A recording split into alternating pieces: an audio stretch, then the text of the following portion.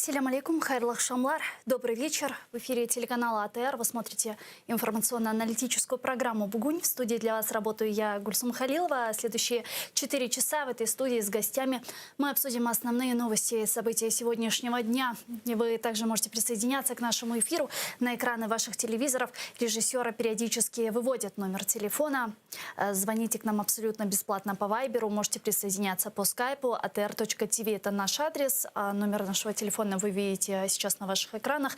Плюс 38067 63 46 130. Подписывайтесь на наш YouTube-канал. Там мы вещаем как в онлайн-режиме, так и выкладываем самые интересные фрагменты из наших эфиров. Не забывайте подписываться на наш сайт и поддержать телеканал АТР. Вы можете, подписавшись на наш Patreon. Сегодня ваша поддержка помогает нам продолжать работу на нашем непростом информационном фронте.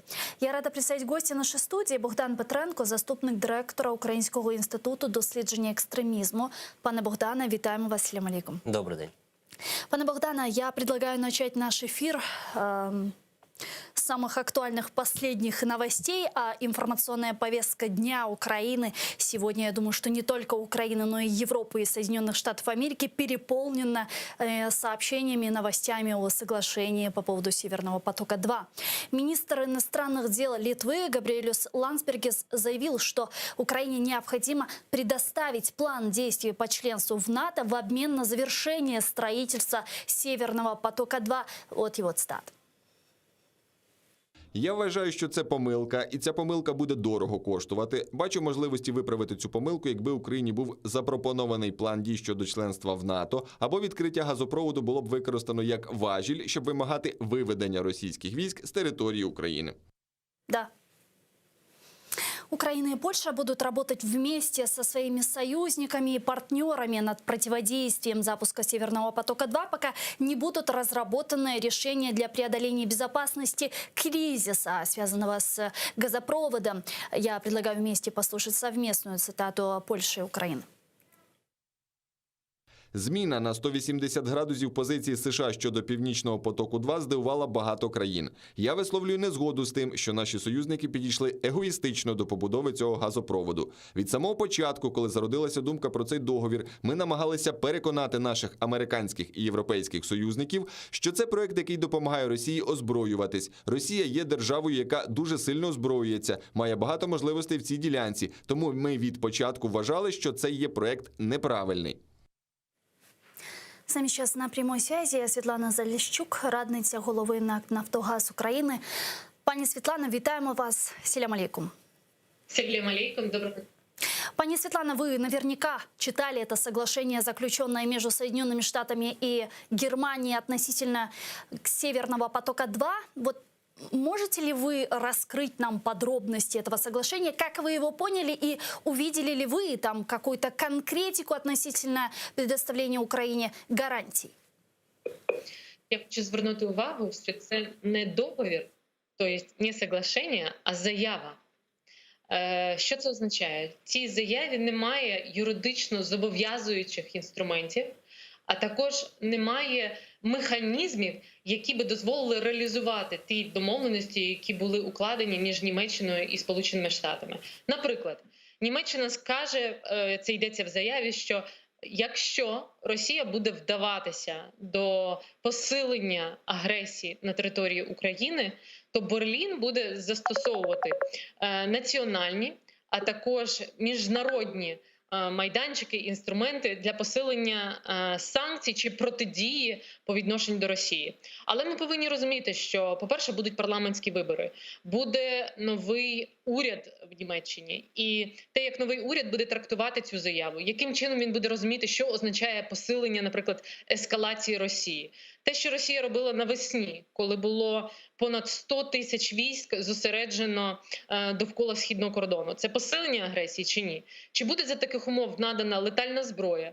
Чи буде за таких умов долучатися і міжнародні військові контингенти для допомоги Україні? Тобто жодної конкретики ця заява не містить. І повторюся, що і уряд, який може прийти до влади після парламентських виборів у вересні, може зовсім інакше розуміти ці політичні домовленості. Тому підсумок має бути такий, що сьогодні це не програна війна, з Росією, я зараз говорю проти Північного потоку, що ми повинні продовжити протидію Північному потоку, і ми повинні продовжити наш діалог і зі Сполученими Штатами, і з Німеччиною для убезпечення загроз в безпековому форматі, а також в енергетичному.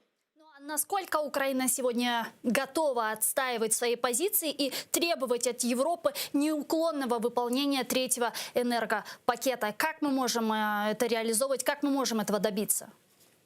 Ну, слава Богу, можу з впевненістю сказати, що в Україні є розуміння важливості цього питання, і влада вся працює спільно. Я не могла так сказати в 2019 році, тільки після президентських парламентських виборів, але зараз, безумовно, є абсолютна єдність всієї владної команди, в тому числі з парламентом, у боротьбі, в тому числі з опозицією, до речі, протидії Північному потоку. Це перше. Друге, які в нас інструменти є? По-перше, я нагадаю, що ми підписали угоду про асоціацію з Європейським Союзом, яка передбачає, що є дві статті, 274, 383, яка передбачає, що Україна може проводити консультації офіційні. І одна зі статей зобов'язує, що Європейський Союз разом з Україною повинні використовувати наявні потужності в газовій сфері для транзиту енергоносіїв. Власне, цим скористався міністр закордонних справ вчора для того, щоб скликати ці офіційні консультації. Ми будемо відстоювати ту думку, що угода про асоціацію – це не односторонній документ. Він накладає зобов'язання не лише на Київ, але і на Брюссель. Більше того, в цьому контексті нам дуже буде допоміжним останнє рішення суду Європейського Союзу, суду справедливості, відповідно до іншого газопроводу, який називається «Північний потік-1», який ухвалив рішення на користь Польщі, що він суперечить безпековим інтересам Польщі, оскільки цей «Північний потік-1» фактично зменшує той газ, який раніше йшов через територію Польщі. Тому я думаю, що це рішення, воно було ухвалене буквально тиждень тому, теж може стати нам в допомозі. Саме в цьому контексті дуже важливо, що Україна співпрацює з Польщею. Ми бачили спільну заяву міністрів закордонних справ двох. Я вітаю це рішення. Далі. Є і інші інструменти, які ми повинні використовувати в сфері антитрастового законодавства, антимонопольного законодавства, в сфері порушення третього енергетичного пакету. Йдеться про європейські правила, які діють на території Європейського Союзу і застосовуються до всіх енергетичних трубопроводів. Ми будемо вимагати, аби Європейський Союз застосовував ці правила і до трубопроводу «Газпрому». Пани Светлана, если мы говорим о запуске и введении в эксплуатацию Северного потока-2, сколько конкретно теряет Украина от транзита? Можете повторити питання? Пани Светлана, чуете? Алло. Так, зараз да. чую. Если мы говорим о запуске Северного потока-2 и введении его в эксплуатацию, сколько Украина в год будет терять от транзита? Це хороше питання. Я хочу нагадати, що наш контракт «Газпромом» працює до кінця 2024 року. І він працює за таким принципом, він був підписаний в 2019 році, він називається «бери або плати». Тобто, навіть якщо Росія буде зменшувати або не качати газ через територію України, вона зобов'язана буде все одно платити ціну за транзит. В рік це 1,5 мільярда, можна говорити про більшу суму, якщо враховувати всі інші служби, сервіси, які працюють в цій сфері, тобто до 2 мільярдів доларів на рік. Тобто ми можемо бути переконані, що до 2024 року ми будемо отримувати цю плату. В іншому випадку, якщо Росія відмовиться це робити, Україна може піти до Міжнародного арбітражного суду. І вже зараз можна з великою впевненістю говорити, що Україна зможе його виграти. А після 24-го... Насправді, головна небезпека якраз полягає в тому, що буде після 2024 року. Так? І в цьому контексті, безумовно, це питання і наших економічних ресурсів, тобто ми будемо втрачати 2 мільярда, якщо Росія не продовжить цей контракт. Але головний аргумент, про який ми говоримо, що наша труба, вона ставила в залежність Кремль, тому що їм треба було качати газ, заробляти гроші через територію України. І ця труба була таким собі, якщо хочете, військовим стримувачем продовження агресії на територію України. Так само від цієї труби залежав і Європейський Союз. І окрім як глибокого незанепокоєння, європейці дуже переживали, щоб в них в домівках було тепло. І це залежало від безпеки української труби. Сьогодні, якщо ми говоримо про те, що Росія піде на такий крок і не продовжить транзит через територію України, ми втрачаємо оцей надзвичайно важливий інструмент саме в безпековій сфері утримувати подальшу агресію Росії. І це наш ключовий інструмент зараз, який в переговорах, так само аргумент, який ми в переговорах піднімаємо зі Сполученими Штатами. І я переконана, що президент Зеленський 30 серпня, коли буде у Вашингтоні, буде дуже серйозно обговорювати зі своїм візаві це питання. Пани Светлана, если мы говорим о том, что Украина после 2024 года теряет половину объема транзита газа через Украину, что нам нужно будет делать со своим ГТС, своей трубой? Можем ли мы его каким-то образом переориентировать на наши собственные внутренние нужды? И есть ли в этом необходимость? Ну, насправді, я би не ставила поки що крапку все ж таки в війні проти Північного потоку. І я вважаю, що так, справді, битву програно, але не програно війну. І в нас є ціла низка інструментів для того, щоб далі боротися проти його запуску. Одна справа – добудова, зовсім інша справа – це його запуск, ліцензування, сертифікація, його сертифікація у відповідності до того ж третього енергетичного пакету. Це може забрати багато часу, а може взагалі не спрацювати. Так? Тобто ми і про це також говоримо. Це перший момент. Другий момент. Ми в цій заяві, з якої ми почали з вами розмову між США та Німеччиною, побачили запевнення, що Німеччина докладе всіх зусиль, аби було підписано угоду про продовження цього транзиту. Ну, безумовно, це один з напрямків розвитку ситуації, коли ми будемо наполягати, щоб наш транзитний шлях продовжував працювати. Окрім іншого, ми говоримо про те, що ми готові качати газ не тільки з Росії. Насправді, до 2006 року через територію України проходив газ, наприклад, з Туркменістану. Але «Газпром» після 2006 року фактично скористався своїм монопольним становищем, аби заборонити будь-яку іншу прокачку газу через територію України. Це така собі енергетична гібридна агресія, якщо хочете. Бо саме в такий спосіб фактично Росія і Кремль контролює Україну в енергетичній сфері. Тому ми звертаємося до наших європейських партнерів, американських партнерів, і ми говоримо, дивіться, ви виступаєте за вільний, конкурентний, немонопольний ринок. Ви користуєтеся послами «Газпрому», ви зобов'язані вимагати сьогодні від Кремля скасування свого монополію і доступу так званих третіх сторін до трубопроводу, до прокачування газу через територію України. Такий крок, насправді, дозволить нам отримувати газ не тільки від «Газпрому». І фактично, навіть якщо «Газпром» не захоче качати через Україну газ, ми будемо мати інших постачальників. І це теж так само один зі способів системного вирішення цієї проблеми.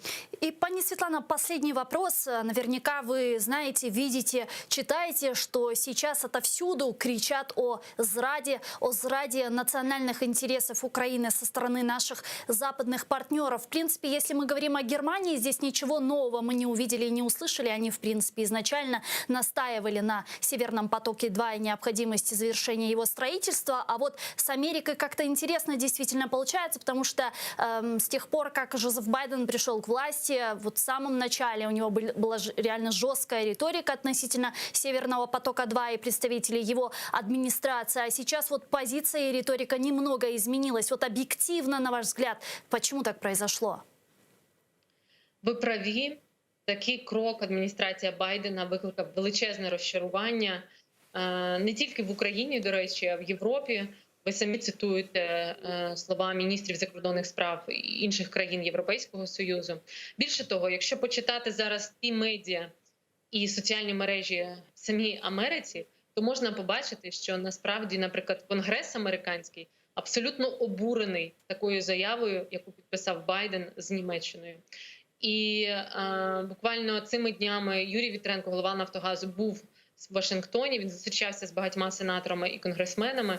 І ми бачимо бажання і готовність конгресменів далі впливати на цю ситуацію і працювати в напрямку посилення санкційного режиму проти Північного потоку-2.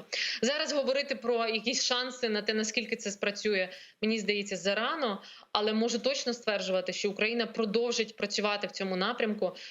І ми вважаємо, що Конгрес досі має законодавчу силу, аби змінити динаміку цього процесу, власне, в самій Америці. І вважаю, що такий варіант теж не можна виключати і знімати з порядку денного. Дякую вам дуже, пані Світлана Чохсагловна. Світлана Залещук була з нами на прямому зв'язку, радниця голови НАК «Нафтогаз України». Пане Богдане, на ваш взгляд, соглашение, заявление, общее заявление, как сказала пани Светлана, которое было заключено между США и Германией, несет ли действительно, на ваш взгляд, какую-то конкретику в обеспечении гарантии безопасности Украины? Ну, конкретику хіба що, воно несе конкретику хіба що в своїх заявах. Тобто, дійсно, пані Світлана сказала, що там немає механізму реалізації цього, тобто то, що там заявлено. Але вот у вас нет дежавю с Будапештским меморандумом? Ничего не напоминает? знаете, Хотя Будапештский меморандум ведь ратифицировали, по крайней мере, в нашем парламенте. Ну, а тут действительно юридически никчемный документ. Будемо дивитися на те, як воно буде продовжуватися далі. Тому що його необхідно затвердити. Необхідно, щоб були певні механізми для реалізації. Тому що те, що прописано там, це чудово, бо ми так чи інакше розуміємо, що Росія в умовах війни з Україною не зацікавлена в тому, щоб наше ГТС діяло в будь-якому випадку, тому що таке ГТС? Це нав'язування нами якихось умов Російської Федерації. Знаєте, ще з часів Кучми у нас велася мова про те, щоб ми диверсифікували джерела постачання, але я думаю, що єдиний, хто про це почув, це Росія. І Росія просто поділила шляхи постачання в Європу. Ми бачимо і Північний потік, і Північний потік, Південний потік, тепер знову Північний потік-2. Тобто Росія створює всі умови для того, щоб не залежати від транзитних країн. Фактично, це єдине, тобто фактично це головне джерело прибутку для її бюджету. Бо навіть в тій же ж угоді прописано, якщо Росія буде використовувати газ як тиск на Україну, військовий тиск на Україну чи ще там якийсь, але давайте будемо відвертими. Той газ, що купує Європа, Росія використовує для того, щоб озброювати власну армію. Хіба не так? Ну так, ми ж не ставимо це під сумнів. Так тут интересный вопрос. А кто решает, какие действия России являются эскалационными? Кто будет это решать? Германия, США, ЕС? По какому принципу? Ми зараз зачепили за один момент. Є ж дійсно, ви ж правильно говорите, є ж Будапештський меморандум.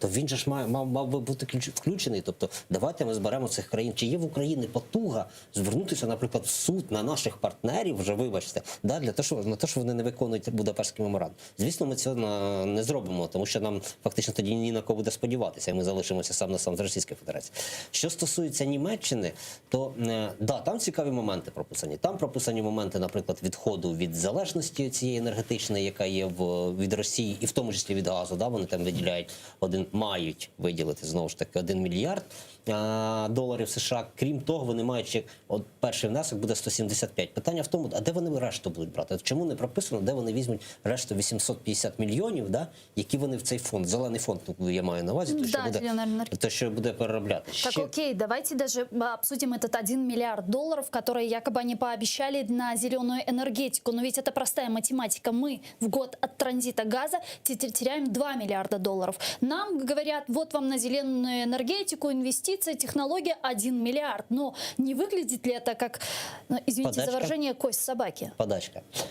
Знаєте, це виглядає, але давайте будемо відвертими. Це потужні гравці. Це настільки потужні гравці, Німеччина і Сполучені Штати, що вони взагалі могли нічого Україні не запропонувати в цих умовах. Тобто могли б просто вкласти угоду, могли б просто включити російський газ до себе і все. Україна б нічого не отримала, але найцікавіше, що все-таки заява ця була. По-перше, що я не бачу тут лише зради. То, ми ж завжди, українці, заточені, щоб зраду кругом шукати. Дай повод. Крім цього, є розуміння, наприклад, в Німеччині, що агресор – це Російська Федерація. Тобто, якби Російська Федерація не провадила політику щодо України, що ми воюємо, що війна у нас громадянська, ми воюємо з ЛНР і ДНР, Німеччина в своїх заявах, і там вже ж друга заява була про Штайнмаєра сьогодні. Да, ми обсудимо ще. Йдеться про те, що сторона все-таки конфлікту Російська Федерація. Вони визнають, що війну ми ведемо з Російської Федерації, а не з Луганськом чи з Донецьком. Тобто це вже в принципі, добре. Вони визнають, що вони готові нам дати кошти. Питання в тому, чи готові українці ми наполягати на тому, відстоювати те, що вони нам пообіцяли. Тобто, чи готові ми, наприклад, їхати в ці Сполучені Штати, там добиватися, чи готові ми добиватися в Німеччині цих коштів. Друге питання. Давайте критерії визначимо. Тобто, приїжджає міністр Кулеба до міністра зовнішніх справ, федерального міністра зовнішніх справ Німеччини, і вони визначають перед цим, перед підписанням, чи там ще затверджувати будуть, ратифікувати, мабуть, угоду цю, затверджують певні критерії щодо того, що визнається тиском Російської Федерації через газ на Україну, що визнається агресією. Тобто, якщо ці критерії порушуються, будь ласка, ми будемо вимагати від Німеччини. Тобто, завжди Німеччина може просто висловити як озабоченість, ситуація, яка склалася, і все, на цьому закінчитися. Тобто, все буде залежати виключно від нас в цій ситуації, наскільки ми будемо наполегливо відстоювати свої інтереси. А какие это могут быть механизмы давления в случае, если Россия нарушит эти договоренности? Что из себя будут представлять эти механизмы давления на Россию в случае ее дальнейших непрогнозируемых агрессивных действий? Ну или шантажа даже через Северный Проблема поток-2. навіть не в механізмі, бо механізм цілком зрозумілий, Європа більше, ніж на санкції, не піде. Ну і чи на якусь там фінансову допомогу Україні. Питання Так санкции по Крыму и Донбассу и сейчас есть, но мы же не видим. Питання в тому, як ці чи будуть задіяні ці, що буде фітільом, чи готова Німеччина визнати, що дивіться, ось фітіль, якщо Російська Федерація його запалить, ми включимо такі-то механізми. Тобто має бути чіткий перелік цих механізмів, чи цих санкцій, нових санкцій, наприклад, які будуть накладені на Російську Федерацію в разі того, що Російська Федерація порушить те чи те. Тобто це буде створювати, знаєте, і виклики для Російської Федерації буде формувати певні. Тобто і Російську Федерацію будуть ставити в якісь там в червоній лінії, як зараз модно казати. Тобто проблема в тому, чи стане цей фітіль, чи ми доведемо, що оцей фітіль, тобто критерії, які запускаються, ці механізми, і чи можна буде його затвердити якось законодавчо. В цьому, мені здається, одне з головних питань, яке на сьогоднішній момент стоїть перед Україною, і в тому, що ми маємо ставити перед нашими західними партнерами. Бо за великим рахунком, давайте, якщо ми навіть відкинемо питання України, кожна з цих сторін, Сполучені Штати, Німеччина, в цій ситуації діяли виключно своїх власних і національних інтересів. Тобто Німеччині треба газ, який би не залежав від того, чи веде Україна війну з Російською Федерацією, чи не веде. Сполученим Штатам потрібна Німеччина як ключовий партнер в Європейському Союзі, щоб протистояти чи то Китаєві, чи то Російській Федерації.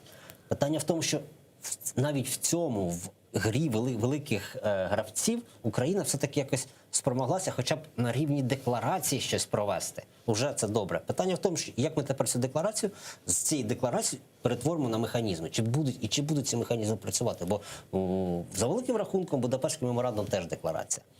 І за великим рахунком саме там не було створено тих критеріїв, які б запускали механізм цього Будапештського меморандуму. І все. Так и сейчас, когда мы поднимаем вопрос Будапештского меморандума, нам говорят, там же прописаны консультации, мы консультируемся 7 лет, а чего вы еще хотите? Правильно, значить, треба прописати не лише консультації, треба прописати чіткий перелік санкцій, чітку фінансову допомогу і, можливо, навіть військову допомогу, яку буде надано Росії. Чого в этом заявлении? Яку буде надано Україні. Чого в цій заяві дійсно немає. Тобто, там є фінансова допомога на зелену енергетику, але питання в тому, як вона, хто буде отримувачем? Уряд? Якась корпорація в Україні? Хто буде отримувати цей зелений мільярд в Україні? Хто є держателем цього золотого мільярда в Україні? Хто буде ним розпоряджатися в Україні? Це ж теж питання за великим рахунком.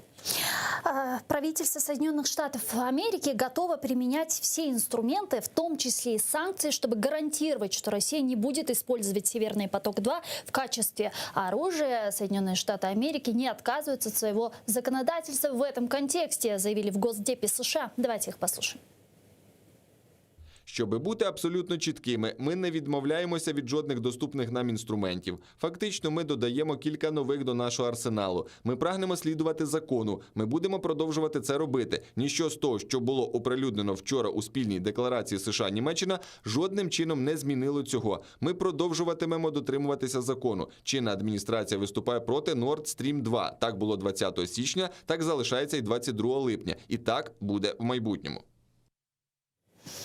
Пане Богдане, давайте попробуем более оптимистично посмотреть на эту всю ситуацию. Действительно, у нас привыкли разгонять зраду, но давайте вот попробуем объективно посмотреть, более оптимистично посмотреть на эту ситуацию и представить, что Соединенные Штаты Америки действительно разыграли такую серьезную шахматную партию, и, возможно, сейчас не все на этапе эндшпиля в пользу противника, в пользу России. Мы понимаем, что для Соединенных Штатов Америки Германия важный союзник, важный партнер, это трансатлантическое сотрудничество и так далее. Естественно, отказаться от взаимоотношений с Германией, подвергать отношения с Германией такому тест-драйву Америка не будет. Это было изначально понятно. Дать возможность распоясаться России Соединенные Штаты Америки также позволить не могут. Может, все-таки Соединенные Штаты Америки через санкции, через третий энергопакет смогут в дальнейшем надавить на Россию, тем более, что третий энергопакет действительно может ограничить и похоронить Северный поток-2. Ну, дивіться, справа в тому, що Сполучені Штати зацікавлені не лише політично, бо ми розуміємо, що демократ і Байден – це цінності насамперед, да? На відміну від Трампа, який все-таки більше на економіку був зав'язаний, і який фактично спортив всі стосунки, в тому числі з Німеччиною, своїми наполегливістю своєму. Він в тому числі досить складні стосунки сталися не лише з головним партнером в Європейському Союзі, складні стосунки в Сполучених Штатах були і в межах НАТО, але прихід Байдена, він змінив це ставлення. І я думаю, що зараз, на сьогоднішній момент, Байден відіграє ключову роль для того, щоб налагодити те, що було до Трампа. Тобто сформувати дійсно Сполучені Штати як не лише як потужну економічну державу, да, а як державу, яка несе свої цінності у світ. І на цьому етапі, можливо, він десь пішов на поступки ФРН в тому, що він дозволив нібито там добудовуватися Північному потоку-2. Але це ж не означає, що його дійсно буде добудовано, бо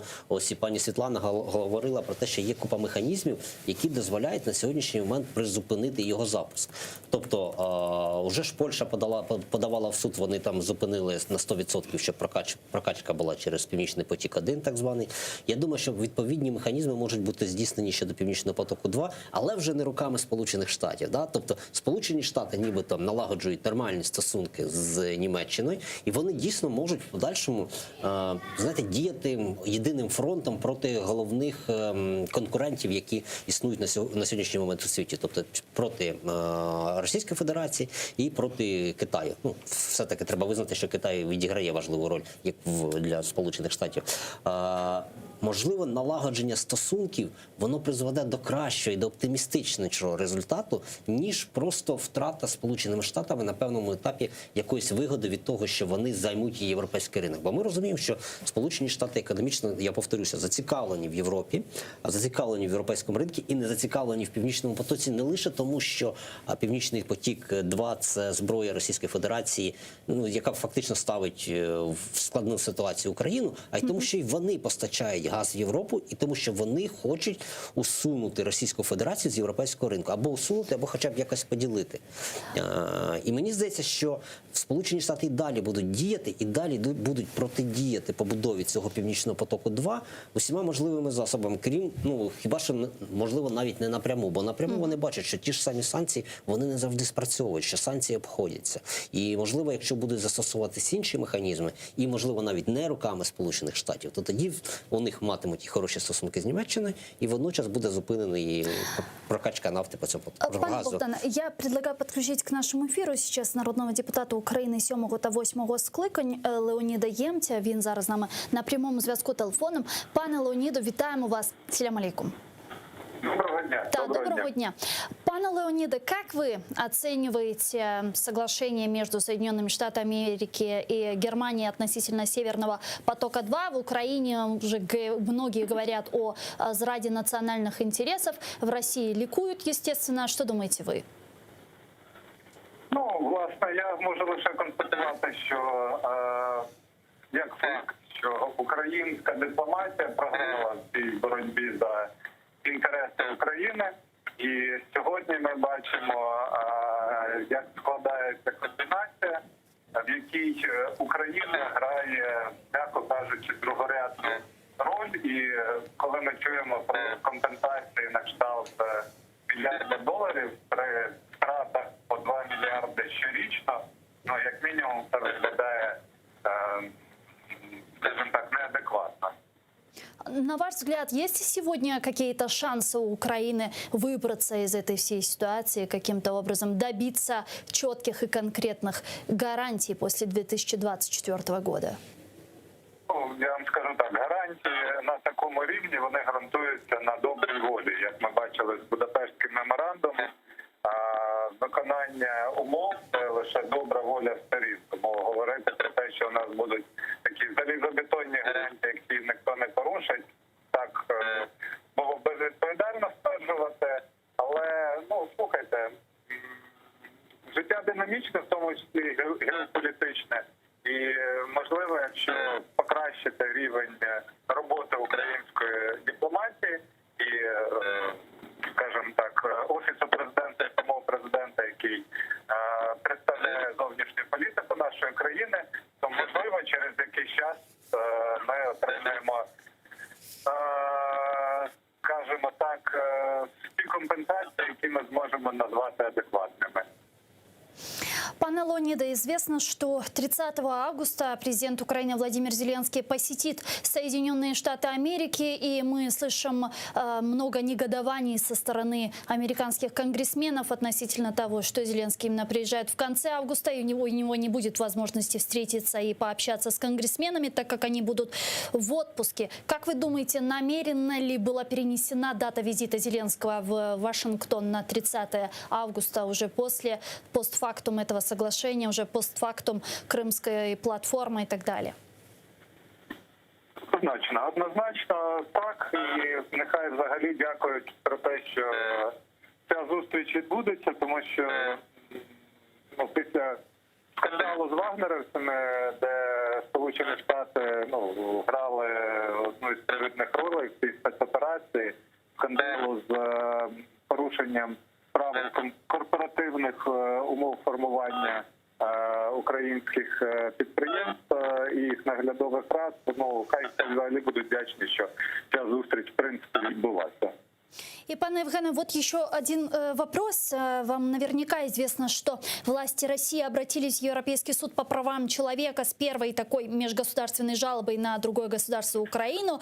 Об этом сообщили в Генпрокуратуре России. Как вы думаете, связан ли этот иск с последними международными событиями? И для чего это вдруг Россия обращается в ЕСПЧ, решение которое она не признает? Дивіться, ви говорите зараз одним із авторів резолюції Парламентської асамблеї Ради Європи, якою було визначено і рекомендовано Європейському суду з прав людини при формуванні рішень про відповідальну сторону за порушення прав людей на окупованих територіях Криму і Донбасу, визначати, що це не офіційна Україна, яка за нашими міжнародними правилами мала б контролювати і відповідати за територіальні, фактично це відповідальна є Росія. І ці рекомендації, вони якраз були прийняті для того, щоб Європейський суд з прав людини враховував в своїй роботі, тому звернення Росії до ЄСПЛ, воно абсолютно ні про що. І результату ніякого не принесе, носить лише політичний характер. При цьому для того, щоб це відбувалося таким чином, свого часу була проведена дуже серйозна робота. 6 резолюцій парламентської асамблеї стоять сьогодні як запобіжники того, що Росія зможе звинуватити Україну. Дякуємо вам дуже, пане Леоніду. Чохсаг у нас Леонід Ємець, народний депутат України 7 та 8 скликань, був з нами на прямому зв'язку. Как мы отметили выше, действительно в Конгрессе Соединенных Штатов Америки обратились в Белый дом с просьбой изменить дату визита Зеленского в Вашингтон. Об этом рассказала конгрессвумен Марси Каптур, сопредседатель группы поддержки Украины при Конгрессе. Накануне в Белом доме, напомню, объявили о том, что ждут украинского президента 30 августа. Давайте послушаем цитату Каптур. Мені не подобається такий час взагалі. Ми надіслали листи президенту, закликаючи, щоб цю дату змінили, для того, щоб члени Конгресу були тут, у Вашингтоні, в один час. Я сподіваюся, що президент це розгляне. Я знаю, що він дуже зайнятий. Це перший рік його адміністрації.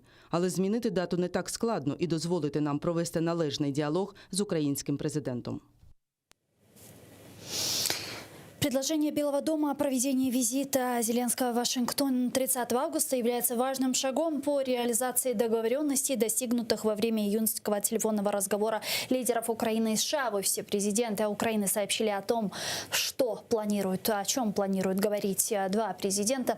Давайте послушаем цитату офиса президента. На порядку денному переговорів насамперед безпекові питання, протидія тривалій агресії Російської Федерації проти України, погіршення ситуації в Чорноморському регіоні та на Донбасі, деокупація Криму, посилення енергетичної безпеки нашої держави та Європи загалом, військова та військово-оборонна взаємодія між Україною та Сполученими Штатами. Очікуємо на конкретні домовленості щодо поглиблення відносин стратегічного партнерства між нашими державами в усіх пріоритетних напрямах взаємодії та узгодження амбітного пакету спільних проєктів та ініціатив у сферах безпеки й оборони, торгівлі, інвестицій, енергетики, клімату, сільського господарства, інфраструктури та цифрової трансформації. Стоит ли нам ожидать каких-то прорывных решений, двухсторонних соглашений после визита Зеленского в Вашингтон? Чего вы ждете? А ви знаєте, мені також не подобається, що зустріч Зеленського відбудеться аж 30 числа, і відбудеться вона після Кримської платформи. Тому що я все-таки... Це плохо. Да, це погано саме для Кримської платформи, тому що це хороша ініціатива за великим рахунком. Не так і багато Зеленського хороших ініціатив, але це дійсно хороша, тому що ми мали повернути Крим в інформаційний простір, ми мали повернути Крим не просто в інформаційний простір України, а в інформаційний простір світу. І чим було б краще представництво на цій Кримській платформі, чим вище було представництво, тим зрозуміло, що це мало б кращий ефект. Але враховуючи, що зустріч з президентом США була перенесена на після, і фактично нам невідомо навіть, хто буде від Сполучених Штатів на цій Кримській платформі, не виключено, що дуже багато світових лідерів чи там представників Міністерства зовнішніх справ просто не приїдуть на цю платформу, розуміючи, що Зеленського так відкидають в часі. До чого це призведе? Це призведе до того, що фактично ця платформа перетвориться в якусь бульбашку. Тобто вона відбудеться на рівні експертів, якихось, і все. І наступного разу запустити її і надати їй дуже такого високого рівня, щоб там були голови держав якихось, буде дуже складно. І ми розуміємо, що це фактично може зіграти навіть на руку Російській Федерації в цьому випадку. Тобто мене в цьому конкретному випадку хвилює саме Кримська платформа. Не стільки Північний потік, скільки Кримська платформа. Понятно, що Байден уже не приїде на Кримську платформу. Так, це зрозуміло. І хотілося б, знаєте, деякі експерти, мабуть, оптимістично говорять, що ми отримаємо тут віце-президента, але я навіть, не сподіваюся на держсекретаря в Україні на цей час, на превеликий жаль. І знову ж таки, я говорю не лише про присутність Сполучених Штатів, а про те, що сам президент Сполучених Штатів відкидає Зеленського на потім, знаєте. І, можливо, з одного боку, це був сигнал після того, як Зеленський, після того, як «Слуга народу», вибачте, почала підігрувати Китаю, да? Можливо, це був сигнал, що ми з цим не погоджуємося, що ми відкидаємо це питання. Але, можливо, це просто через зайнятість пана Байдена, може це з цим пов'язано. Може, з зміненням руководства «Нафтогазу»? Можливо, це з багатьма може пов'язано питаннями, але тим не менше ми зараз говоримо про наслідки. Тобто найважливіший наслідок – це те, що 23 серпня, коли має бути проведена ця платформа, у нас може бути дуже погане представництво. Недостатньо високе для того, щоб ця Кримська платформа могла відіграти в інформаційному просторі. Це, мені здається, найважливіше в цьому питанні. А те, що там відбувається, ці стосунки України і Сполучених Штатів, до речі, в оцій всі цитаті, які ви сказали, я не почув одного. Там не лише питання безпеки у нас стоїть. Питання ще ж корупції Сполучені Штати ставили, що це внутрішня безпека, да? І я не почув в цій цитаті реалізації саме боротьби з корупцією, бо це найважливіше, це також важливий етап, і також важливо нашим партнерам Сполучених Штатів продемонструвати, що ця влада, яка прийшла, вона буде протистояти корупції, і судячи з того, що ми зараз акцентуємо все-таки на безпекових питаннях, мені здається, що саме на питаннях корупції буде такий пробіл, і знову Сполучені Штати будуть ставити одне й те саме питання. А от щодо домовленості, то ми цілком розуміємо, що всі домовленості вони досягаються не на рівні президентів, а на рівні радників. І так чи інакше, зустріч 30 числа це буде просто якийсь підсумок якихось там чергових домовленостей радників. Я не очікую якогось прориву в цьому питанні. Хоча, зважаючи на те, що у нас «Слуга народу» і Офіс президента досить люблять презентувати всі такі події, я думаю, що це буде презентовано як один з величайших кроків, який було зроблено Зеленським за час його президентства. Зустріч з Байденом. Министр иностранных дел Литвы, как мы слушали в начале цитату, Ландсбергис предлагает в обмен на вот это соглашение по Северному потоку-2 предоставить Украине ПДЧ. Это реально? Ні, це нереально. Справа в тому, що не буде надано Україні ПДЧ до того часу, поки в Україні буде військова агресія. Тобто, доки Російська Федерація буде присутня тут. Я розумію, що ми... То есть можно сколько угодно проводить реформы. СБУ, судебная реформа, там, бороться с коррупцией. То в любом случае мы не получим. Да, пресловуті ці стандарти НАТО, ну, за великим рахунком, у нас деякі стандарти навіть вищі, ніж у НАТО. І навіть стандарт, ну, зокрема, стандарт води в армії, да, він набагато вищий, ніж стандарти НАТО. Але за великим рахунком ми маємо розуміти, що це все-таки політичне рішення прийняття України в цей блок. І дуже багато країн не хотіли б мати в блоці, де вони мали б захищати, да, країну, яка вже має територіальні проблеми, країну, яка веде війну. Тому питання тут не лише в нас. Питання буде... Так а Байден же сказал, что наличие территориальной проблемы не является препятствием. Ну, знаєте, ми можемо говорити про будь-що, тому що це ж не прописано в статуті НАТО, що такі проблеми можуть бути обмежувати. Але тим не менше ми маємо розуміти, що це все буде визначатися громадською думкою конкретної країни. Якщо якась конкретна країна, ну гіпотетично, там Франція чи Німеччина, вони будуть, громадська думка не хотітиме, щоб їхні військові в разі там продовження російської агресії мали б захищати Україну, то зрозуміло, що вони будуть виступати проти того, щоб Україну прийняли в НАТО, а відповідно мають виступати проти і політики, які цілком залежні від громадської думки. Пане Богдане, я предлагаю підключити к нашому ефіру зараз Євгена Марчука, українського державного діяча, екс-прем'єр-міністра України та генерала армії України. Пане Євгене, вітаємо вас. Селям алейкум. Доброго дня. Вітаю вас також. Пане Евгене, на ваш взгляд, действительно ли так все плохо для Украины с этим соглашением между Германией и Соединенными Штатами Америки о Северном потоке-2? Ну, я вам скажу так, что никогда нельзя отвечать, что все плохо, потому что тогда будет сигнал плохой для всех участников, тех, кто должен выходить из этой ситуации. Я думаю, что вот нынешний сигнал, который прозвучал вчера, кажется, да, от Министерства иностранных дел Германии в отношении того, что Украина должна обязательно приступить к реализации формулы Штайнмайера, так называемой. Я думаю, что в сочетании вот с позицией Германии, ну, в какой-то мере штатов по Северному потоку, и плюс вот это заявление вчерашнее МИДа Германии, вот это, на мой взгляд, усложнение и ухудшение для нас ситуации. Здесь не надо падать в панику, здесь нужно хорошо, как говорится, сесть и подумать, собрать экспертов, поселить их где-нибудь там в Конче-Заспе, откуда повыселяли многих там бюрократов, и дать им 2-3 дня, привозить им туда воду и перекусить, и чтобы они разработали целый комплекс предложений. Потому что действительно ситуация, на мой взгляд, вот с этим официальным заявлением МИДа Германии, она, на мой взгляд, несколько усложнилась. И не только потому, что это нам усложняет процедурно, а это несколько ободряет Россию. А это, ну, для нас очень нежелательное обстоятельство. Можно ли тогда в таком случае сделать вывод о существовании таких негласных договоренностей между Германией и Россией в этом вопросе? Ну, это вопрос давний.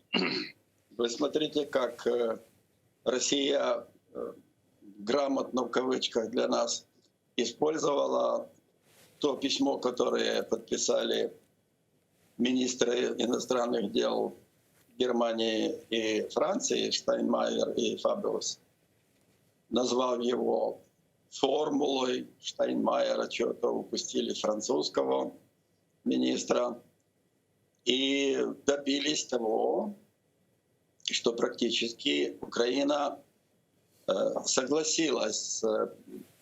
Ну, там есть, правда, целый ряд обстоятельств, которые дают нам возможность и условия для того, чтобы зайти в эту проблему с выдвижением своих проблем, своих интересов, я имею в виду. Потому что если формула написана в формуле этой так называемой Штайнмайера, написано, что выборы будут проводиться там по украинскому законодательству, то я думаю, что здесь украинская власть немного замедлила, выставив, а что означает выборы по украинскому законодательству на оккупированной части Донбасса. И это нужно было не просто чей-то комментарий, а официальная позиция, может быть, даже решение правительства. Вице-премьер Резников очень грамотно, хорошо поиздевался, сказав, что да, действительно, формула Штайнмайера — это прекрасный документ. И в нем указано вот это обстоятельство, что реализация ее будет проводиться на основе украинского законодательства.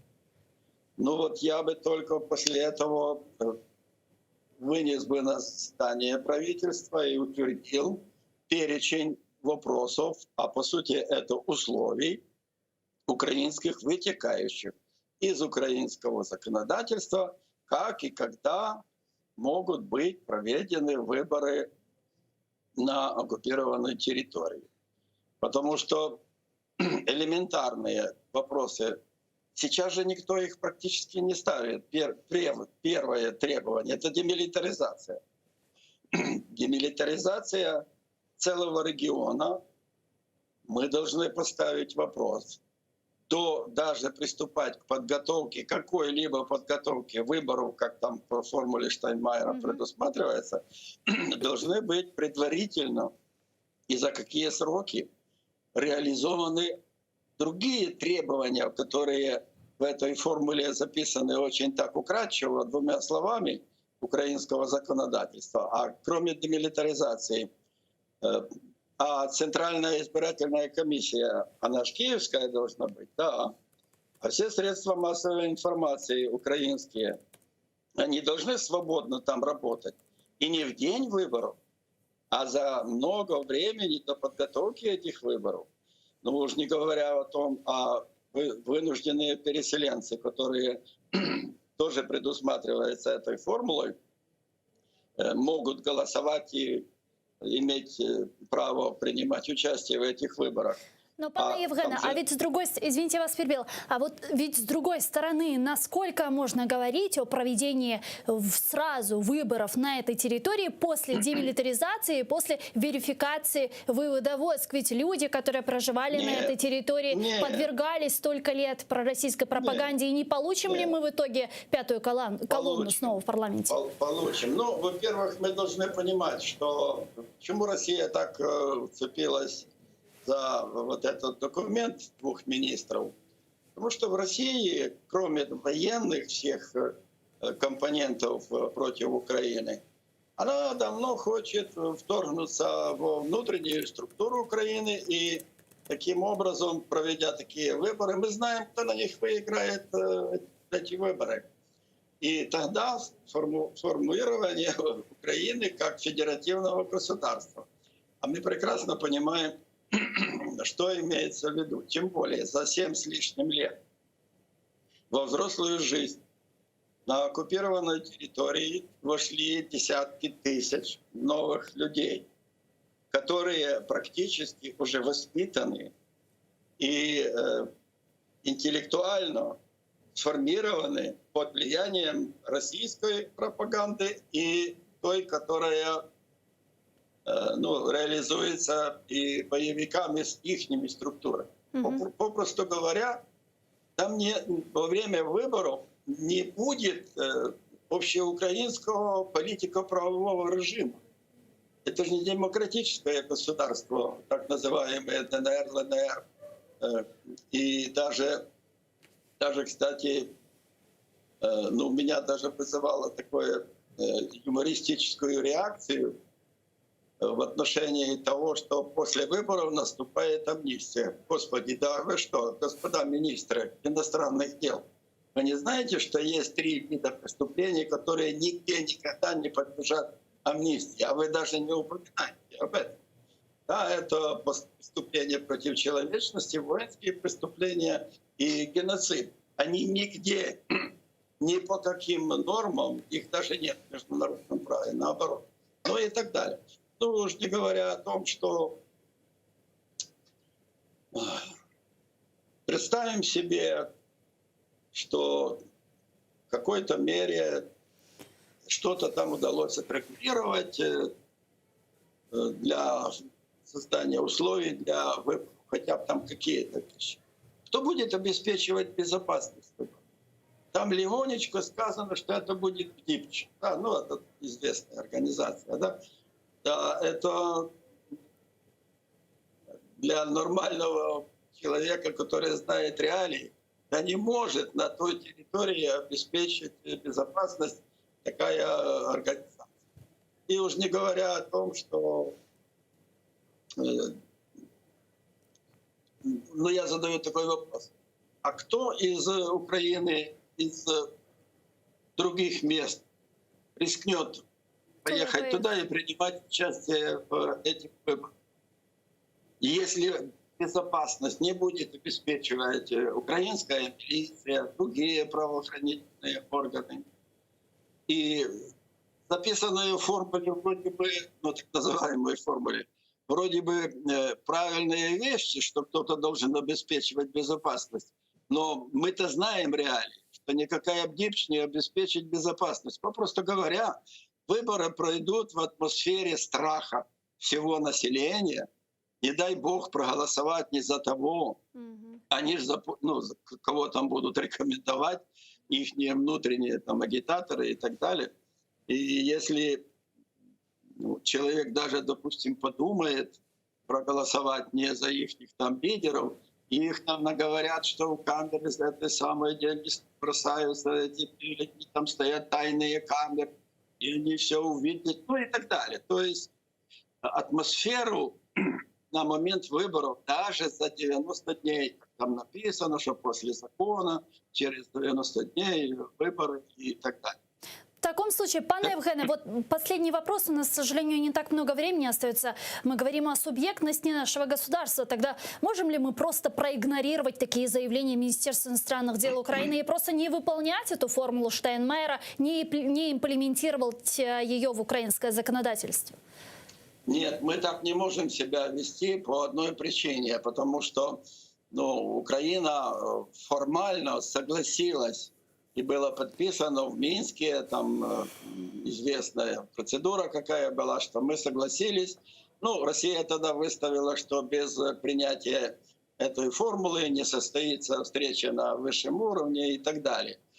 Поэтому мы можем ее не отторгать, а выставить украинские условия на базе тех формул, которые в самой формуле Штайнмайера записаны, дать детализацию, что такое на основе украинского законодательства.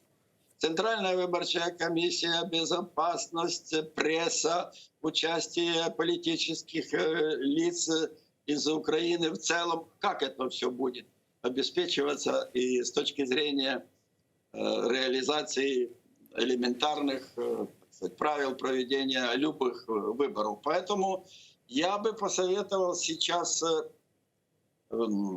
выставить официально перечень вопросов, которые нужно решить до вступления или подхода к началу реализации того, что называется формула Штайнмайера. Спасибо вам большое. Дуже дякуємо вам, пане Євгене, що в наше время і зв'язались з нами. Євген Марчук, український державний діяч, екс-прем'єр-міністр України та генерал армії України, був з нами на прямому зв'язку. Пане Богдане, ну ведь юридически формула Штайнмайера, она ничтожна. Ну, звичайно, вона поки що вона не імплементована в законодавство, то вона фактично не буде реалізована. Але ми маємо розуміти, що дійсно, і пан Євген сказав про це, що ми ж дали на це згоду. Тобто, якщо ми подивимось, наприклад, на ту угоду, яка була підписана 9 грудня 2019 року, ну остання угода, коли Зеленський зустрічав, коли нормандська четвірка зустрічалася, то там було прописано, що сторони домовилися про імплементацію формули Штайнмайера. Тобто там прямим текстом це написано. Йдеться про те, що ми ж самі дали на це згоду, а зараз ми намагаємося зробити там німецьке МЗС винне в тому, що воно нас примушує робити не те, на що ми дали згоду самі. Тобто, да, тут є механізми щодо реалізації. Я хочу сказати про інше. Коли ми говоримо про заяву Міністерства зовнішніх справ Німеччини, варто звернути увагу все-таки на перше джерело. В першоджерелі там вимоги насамперед йшлося до Російської Федерації. Там йшлося про те, що Російська Федерація має відвести війська, там йшлося про те, що Російська Федерація має відкрити КПВВ, і лише після цього і також вони вимагають від України імплементації формули Штайнмайера.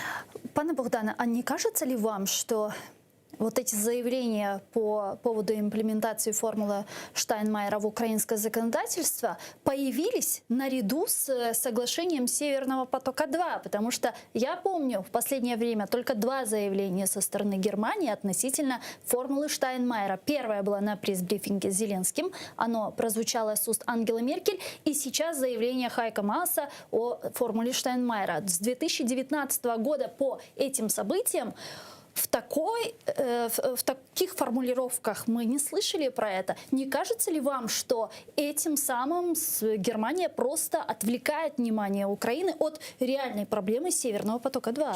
Потому что в США ведь ничего не говорят о формуле Штайнмайера. Можливо. А можливо, якщо ми подивимося на заяву Сполучених Штатів і Німеччини, і прочитаємо перший абзац, там написано про те, що Німеччина буде посилювати тиск і на Російську Федерацію для того, щоб реалізувати Мінські угоди, тобто для того, щоб запровадити мир в Україні. Тобто, можливо, це пов'язано з цим. Но опять же, Минские соглашения можно интерпретировать по-разному. Интерпретация Минских соглашений со стороны России и Украины кардинально отличаются друг от друга. А формула Штайнмайера нет. Безперечно. Питання в тому, що ми ж дали згоду на цю формулу. Тобто Німеччина відкрила просто цей документ, який ми останні підписали, і подивилася, що там записано. Там дійсно записано, що ми маємо її імплементувати. Тобто ми взяли на себе це зобов'язання. Тобто заради зустрічі з Путіним свого часу Україна взяла на себе це зобов'язання. Тобто для чого це взяла? Це вже інше питання. Питання в тому, що да, ми взяли зобов'язання. Тепер ми можемо дійсно розіграти цю формулу до такої ступеня, щоб її розмити в законодавстві для того, щоб вона дійсно висіла так само, як висить сьогодні закон про особливий статус і не запроваджується. Тобто його пролонговують постійно кожен рік, але він не запроваджується як такий. І мені здається, що це буде оптимальний варіант, на який може Україна піти на компроміс. Дали соглашение и забрали обратно. Почему нет? Вот почему Будапештский меморандум сказали, даем гарантии, в итоге ничего не происходит. Опять же, с транзитом газа сейчас Украина. Вот нам говорят какие-то гарантии, но в итоге ничего не происходит. Почему ми не можемо так поступити? Тому що ми маємо так поступати. Ми маємо дійсно проявити свою суб'єктність. Ми маємо говорити про те, що таке формула Штайнмайера. Формула Штайнмайера стосується питань, які в Мінських угодах ідуть там 11 і 12. Давайте ми підемо з першого питання. Росія наполягає, що ми маємо бути послідовними. Давайте підемо з першого питання про розведення військ. Давайте, відводьте війська. Друге питання – виведення іноземців з зони конфлікту. Давайте виводьте. І тоді, коли ми вже дійдемо до цього 10-11 питання, де і застосовується формула Штайнмайера, от тоді ми будемо приймати формулу Штайнмайера. Тобто, якщо ми дійсно будемо послідовно будемо заявляти, що так, тобто, перше, друге, третє ми будемо виконувати послідовно, то давайте почнемо з першого. Давайте почнемо з того, щоб на Донбасі був мир. Бо для того, щоб дійсно там пройшли вибори, на лінії зіткнення не має бути конфліктів, я не знаю скільки, який час для того, щоб люди... Просто если мы говорим о нашей субъектности, если сейчас разыграли такую шахматную партию, то ведь мы тоже где-то должны быть на этой доске. Почему без нас решают наши вопросы? Ну, я думаю, що це не без нас. Я думаю, що тут вони якраз я тут повторюся, пішли просто по списку, який Україна ж і підписала. Тобто для Німеччина зараз грає роль не партнера України, вона грає роль посередника в цьому конфлікті, яким по суті вона є, бо це ми її сприймаємо як партнера. Насправді вона є посередник, в неї є свої інтереси, в тому числі інтереси, наприклад, з постачання російського газу. Зрозуміло, що вона не може просто тиснути єдине на Російську Федерацію, вона буде тиснути на обох учасників конфлікту, в тому числі і на Україну. І зрозуміло, що якщо Україна взяла на себе зобов'язання по імплементації, вона буде заявляти про це. Якщо б ми там взяли на себе якесь інше зобов'язання, то вона б наполягала б на цьому зобов'язанні. Питання в тому, що не лише в тому, що як Німеччина на нас тисне, питання в тому, що ми самі підписуємо і на що ми даємо згоду, бо знову ж таки ми підписуємо цей комплекс дій з реалізації Мінських угод, а потім виявляється, що він фактично це капітуляція України, так? І ми заднім числом знаємо, що ми підписали капітуляцію. Зрозуміло, що ми не будемо її виконувати. Я думаю, що навряд чи ми найближчим часом, якщо ми говоримо про реалізацію формули Штайнмайєра, навряд чи ми найближчим часом побачимо її реалізацію в Україні. Навряд чи. Тому що тут питання навіть не у волі президента. Питання не в тому, що там Німеччина зробила якусь там заяву. Питання в тому, що формула Штайнмайєра – це та червона лінія, яку не дасть перейти вулиці. Як тільки в Верховну Раду внесуть відповідний законопроект, знову під Верховну Раду збереться люди і знову будуть жертви в цих протистояннях, як були минулого разу. Дякуємо вам дуже, пане Богдане. У нас Богдан Петренко, заступник директора Українського інституту дослідження екстремізму, був гостем нашей студии. Я с вами не прощаюсь, мы прерываемся буквально на 5 минут. Далее вернемся в эту студию и продолжим наш эфир. Корушкенч.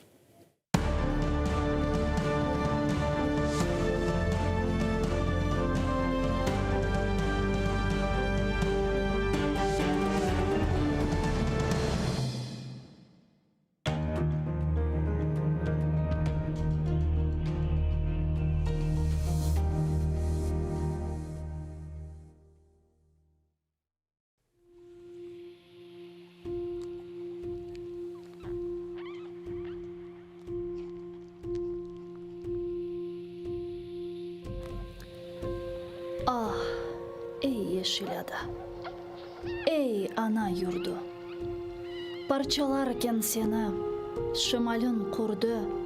Nerede? Yok mu bugün bir altın ordu? İmdatqa koşsun, imdadını isterim. Benzetirim seni saçlar ağa, kudurgan dalgalı bahri siyağa. Öksüzsün, esirsin, dep şimale inleyorsun fakat dinleyin kana.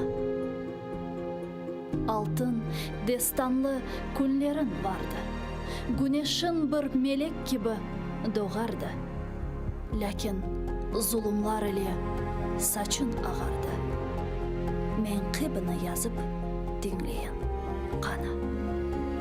Hey vatan, hey ana, ulusun, ulu. Köşeğin karaman, şehitle dolu. Bilirim, sendedir cennetin yolu. Gidip de uğrunda can veren kana.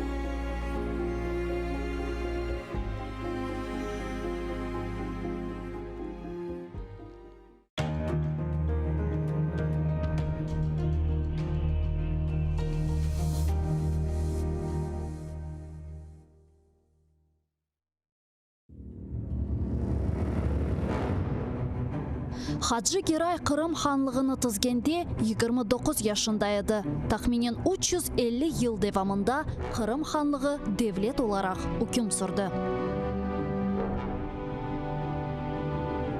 İsmail Gasprinski Tercüman gazetini 28 yaşında neşir etip başladı. Номан Челебиджихан Қырым Татар Milli Kurultayını 33 yaşında tızdı.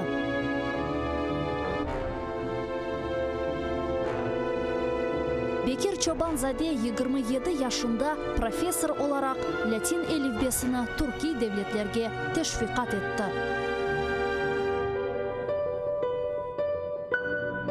Şair Amdi Geraybay 29 yaşında milletçilikte kabatlanıp Moskvada Butyrka hapishanesinde vahşice öldürüldü. Хамитхан Султан бірінші кере қараманлықны 23 yaşında қазанды, 25 yaşında ise 2 defa қараман oldu. Musa Mahmud 1978 senesi hakimiyetке qarşı isyan etip ozunu yaktı. Milli meşal oldu. Ayşe Setmuratova 27 yaşında adalet күрешіне kırıştı ve bütün ömrünü Kırım Tatar milli hareketine bağışladı. Genç ve yaşlar, fedakarlık ve kahramanlık için күреш meydanı açıktır.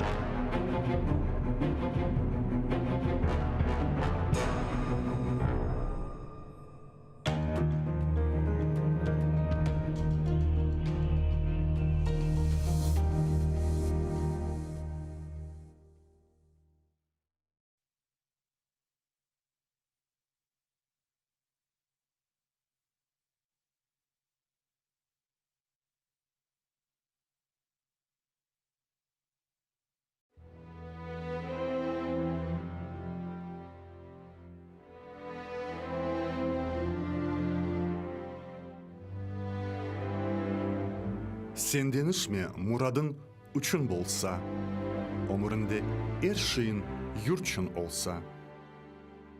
Барсын yıllar айлансын білгеніндей, барсын yolun шашырсын yıldız, күн, ай. Sen айланма достчығым, ақ yolundan, doğru қара, iç үркіме сақ солundan. Халқа байрам шенліклер болған екен, ят еллерге оңғанлық толған екен. Сен ұнытма, сүрінмек ек олғанын. Ақ yolunda ялнызның бек болғанын.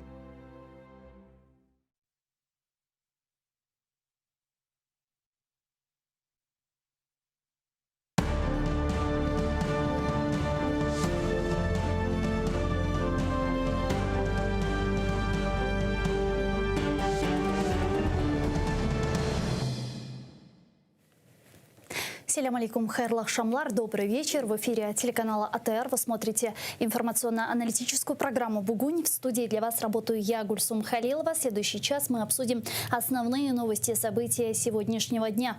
Вы также можете присоединяться к нашему эфиру на экраны ваших телевизоров. Режиссеры периодически выводят номер телефона, который вы видите сейчас, +3 8067 63 46 130. Звоните к нам абсолютно бесплатно по Вайберу. Присоединяйтесь по скайпу atr.tv. Задавайте ваши вопросы нам. Важен ваш голос. Не забывайте подписываться на наш YouTube-канал. Там мы вещаем как в онлайн-режиме, так и выкладываем самые интересные фрагменты из наших эфиров. А я рада представить гостя нашей студии. Это министр инфраструктуры Украины 2016-2019 роках, пан Володимир Омелян. Витаю вас, пане Володимире. Добрый день, Гульсум. Салам алейкум. Да, я предлагаю наш эфир начать с... естественно, самых актуальных новостей – это «Северный поток-2». Министр иностранных дел Литвы Габриэлюс Ландсбергис заявил, что Украине необходимо предоставить план действий по членству в НАТО в обмен на завершение строительства «Северного потока-2». Вот его цитат. Я вважаю, що це помилка, і ця помилка буде дорого коштувати. Бачу можливості виправити цю помилку, якби Україні був запропонований план дій щодо членства в НАТО, або відкриття газопроводу було б використано як важіль, щоб вимагати виведення російських військ з території України. Премьер-министр Польши заявил, что Украина и Польша будут работать вместе со своими союзниками и партнерами над противодействием запуска «Северного потока-2». Вот его цитат. Зміна на 180 градусів позиції США щодо Північного потоку-2 здивувала багато країн. Я висловлюю незгоду з тим, що наші союзники підійшли егоїстично до побудови цього газопроводу. Від самого початку, коли зародилася думка про цей договір, ми намагалися переконати наших американських і європейських союзників, що це проект, який допомагає Росії озброюватись. Росія є державою, яка дуже сильно озброюється, має багато можливостей в цій ділянці. Тому ми від початку вважали, що це є проект неправильний. Я напомню, что на днях Германия и Соединенные Штаты Америки заключили соглашение относительно Северного потока-2. И Германия, там, в частности, речь идет о том, что Германия и США будут продвигать инвестиции, в том числе от частного сектора, на сумму $1 миллиард в Зеленый фонд Украины для ее развития возобновляемых источников энергии Украины и повышения энергоэффективности и энергобезопасности. Германия внесет в фонд первые $175 миллионов. Германия назначит спецпредставителя для продвижения двусторонних энергетических проектов с Украиной, выделит ему $70 миллионов, а также готова запустить пакет мер для поддержки энергобезопасности Украины. Пане Володимире, вы наверняка читали это соглашение между Германией и Соединенными Штатами. Увидели ли вы какую-то конкретику в этом соглашении относительно предоставления Украине гарантий? Ну, дивіться, насправді позиція США, вона абсолютно зрозуміла. Ворог номер один і небезпека номер один для Сполучених Штатів Америки – це Китай. Для того, щоб у 21 столітті залишатися супердержавою номер один у світі, як хочуть Сполучені Штати, вони, безперечно, в першу чергу повинні об'єднати навколо себе своїх природних союзників. Це Європа, європейські держави, Європейський Союз в першу чергу. Далі, що вони мають зробити, це спробувати перетягнути Росію на свій бік або мотивувати Росію невідверто грати за Китай. Чи це вже можливо? Я думаю, ні, тому що Росія давно вже Китаєм куплена, контрольована, і фактично цей тандем Пекіну і Москви ні для кого не є секретом. А що робить Німеччина? Для Німеччини позиція дуже проста, вона диктована інтересами великого німецького бізнесу. І тут класик радянської історії, товариш Ленін, абсолютно правильно казав, що капіталізм нам подасть шнурок, на якому ми його потім повісимо. Тобто вони, керуючись своїми егоїстичними інтересами, наполягають на добудові газогону. А от з Україною ситуація набагато гірша. Бо насправді... Пане Володимир, вот к Украине вернемся, вот по поводу позиции Соединенных Штатов и Китая. Еще в 2019-2018 году, если не ошибаюсь, Соединенные Штаты Америки в своей национальной стратегии прописали, что первым соперником для США является Китай. Но когда Байден пришел к власти, риторика его была по Северному потоку не такая, как сейчас. Он выступал против Северного потока-2. Неужели вначале Байден не предусматривал вот то, что происходит сейчас? Я думаю, що Байден все передбачав. І перші 2 місяці гри м'язами, пам'ятаєте, що відбувалося в Європі, зокрема і в Україні, і навколо України, коли Росія різко почала свої навчання, Байден почав перекидати війська в Європу, наголошувати, що це вкрай небезпечно, що Путін вбивця і багато інших речей. Це була спроба просто показати Путіну, що політика м'якотілої Америки, яка замикається в своїх кордонах і не цікавиться ні Європою, ні Азією, ні нічим іншим, пройшов, як Америка буде активним гравцем, як казав Байден, Америка повернулася. Далі відбувається абсолютно очевидна річ. Після того, як ви налякали гопника, ви гопника заспокоюєте і пробуєте його обійняти, щоб потім задусити в своїх обіймах. Я думаю, що це, скажімо так, середньострокова стратегія Сполучених Штатів. Да, но это происходит ценой национальных интересов Украины. Безперечно. Ми ж говоримо про Сполучені Штати. А коли ми говоримо про Україну, мене найбільше непокоїть ці ситуації навіть не сам факт підписання Вашингтонського меморандуму, який багато ким порівнюється в пресі з Будапештським меморандумом, чи ситуацію, яку ми мали з Бушевським контрактом свого часу, пригадуєте, теж таке було доволі схоже. Мене непокоїть позиція президента України, бо, на жаль, корінь зла і корінь проблем має знову прізвище Зеленський. Чому так сталося? Ще 9 червня цього року державний секретар Блінкен після візиту до Києва на слуханнях в Сенаті публічно заявляє: ми передали повністю інформацію президенту України щодо Північного потоку-2 і планів Сполучених Штатів. Я переконаний, що плани Сполучених Штатів 9 червня і плани Сполучених Штатів от зараз, 20 числа липня, були такі самі, вони не помінялися. Далі сьогодні речник Держдепу заявляє, що цей документ, Вашингтонська декларація, активно обговорювалася з українською стороною.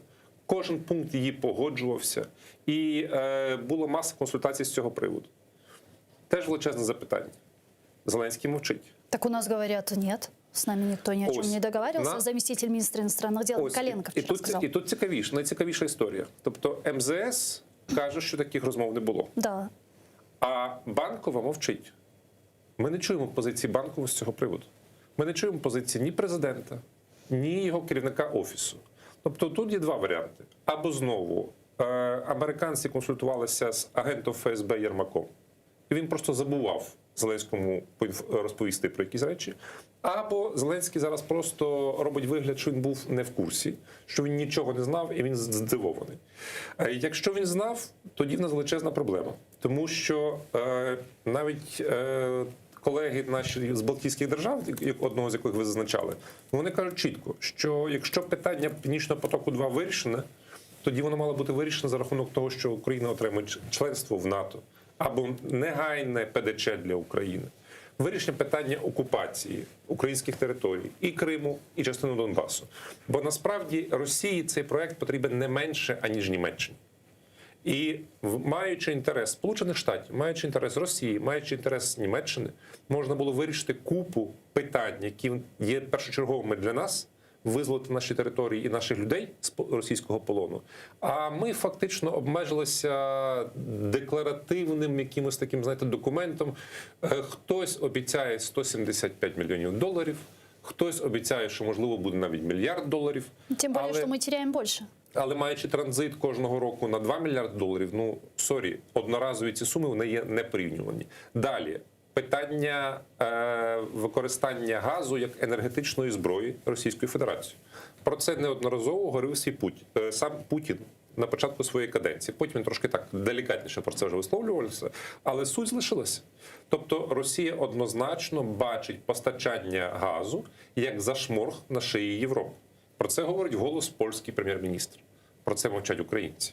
І оці спроби, навіть такі легкі влади, що, ну, так, проблема, ну, як з Чаусом, там, чи з вагнерівцями, там, чи зараз з Північним потоком-2.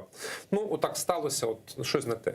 Но ведь не совсем молчат, ведь президент Зеленский во время своего визита в Германию, помните, недавно неоднократно говорила о том, что вопрос Северного потока-2 – это вопрос энергобезопасности Украины и, в принципе, территориальной безопасности.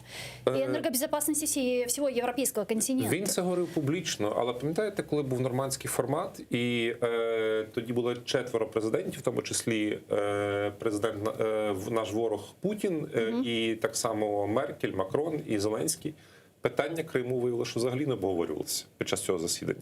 І лише потім на прес-конференції Зеленський, рятуючи ситуацію, щоб його потім не проклинали і кримські татари, і українці, згадує про Крим. Що було на переговорах з Меркель? Знає Меркель і знає Зеленський. Не знаємо ми. Ми чули потім просто повідомлення для ЗМІ.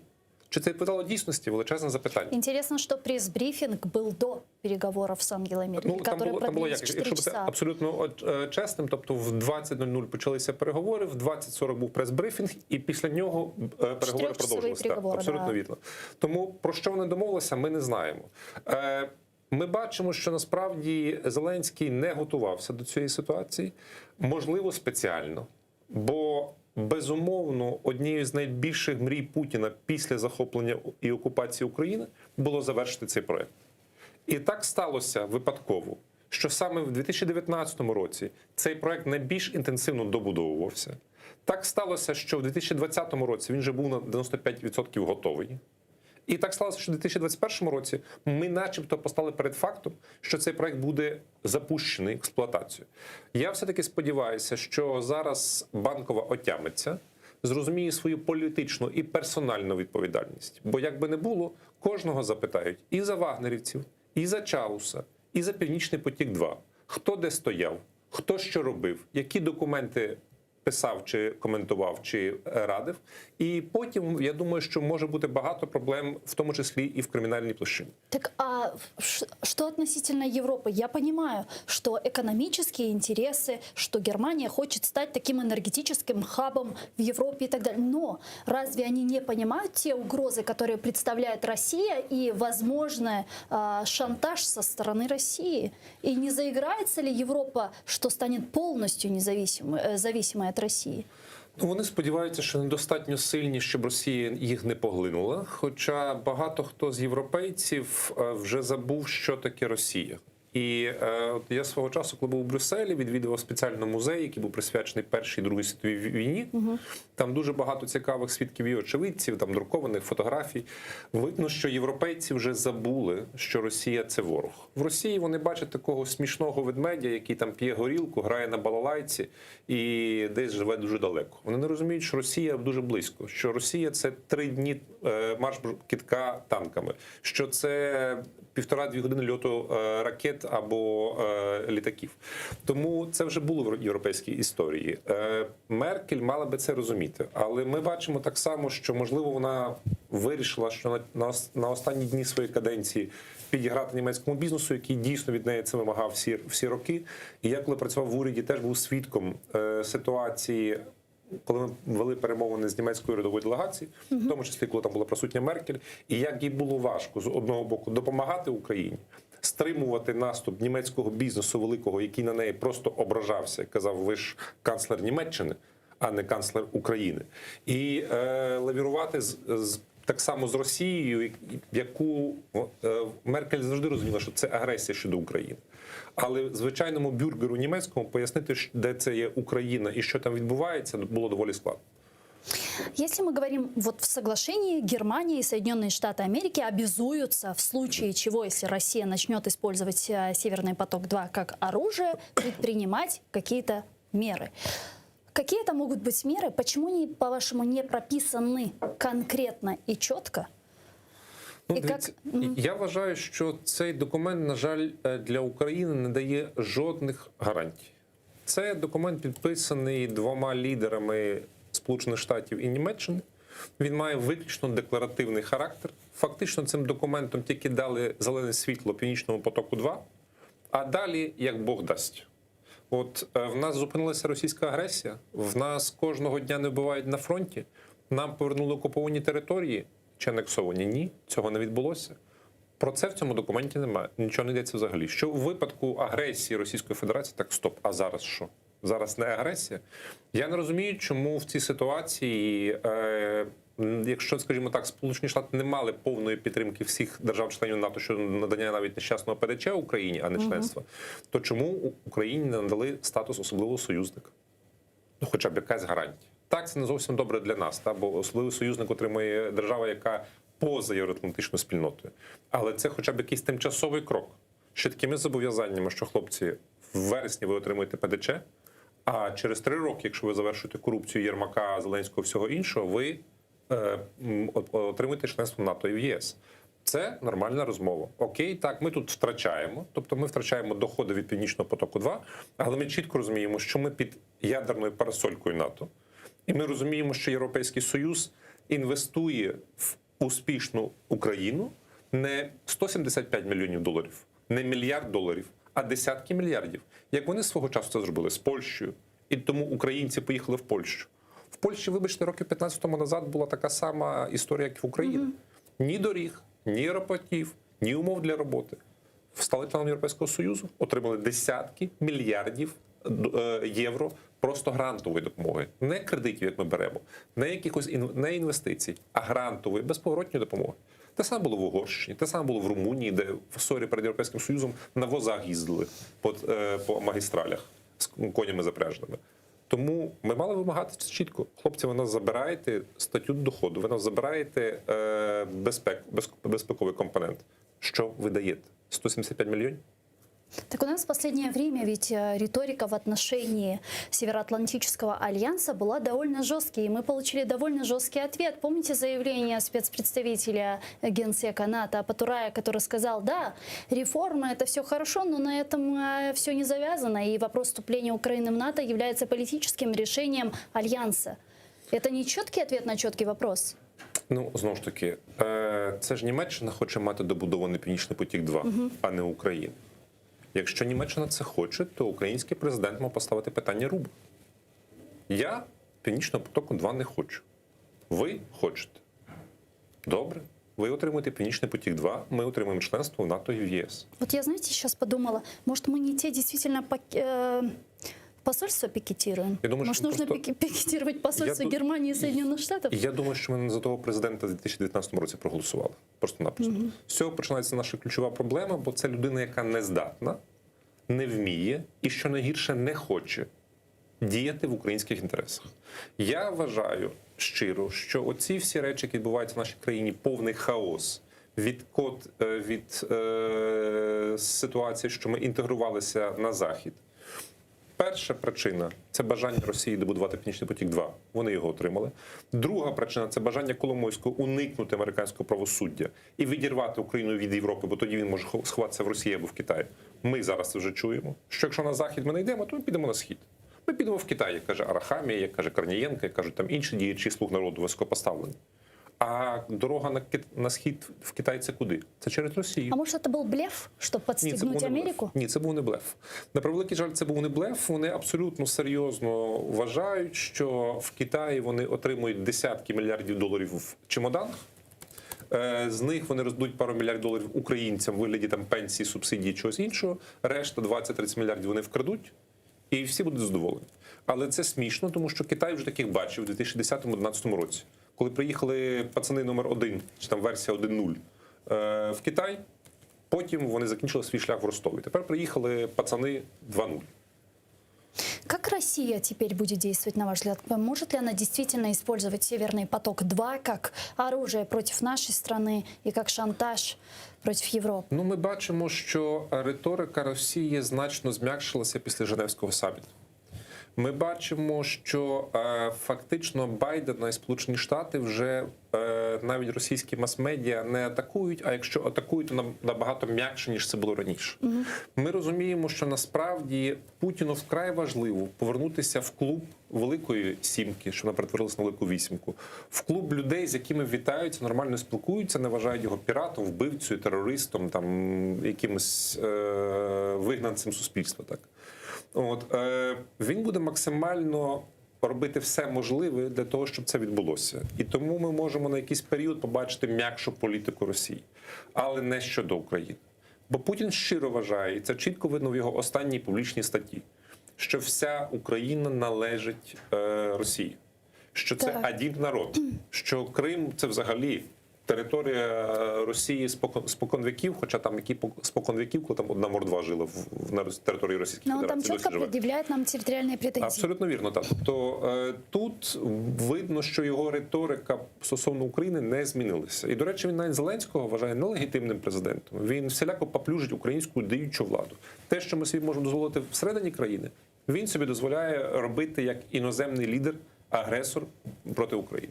Вот, давайте представим, запускают, вводят в эксплуатацию Северный поток-2, проходит какое-то количество времени, и Путин решает шантажировать Северным потоком-2, отключает там на зиму газ и так далее. В Европе насколько диверсифицированы поставки с различных стран газа? Бачите, Трамп всіляко просував, і чому він був проти Північного потоку-2, він просував інтереси американських компаній, які постачали на європейський ринок зріджений газ. В Байдена позиція помінялася, і такої вже політики більше ми не спостерігаємо, хоча, може, вона відновиться, ми цього теж не знаємо. І безумовно, що Європейський Союз зараз буде більш залежним від російського газу.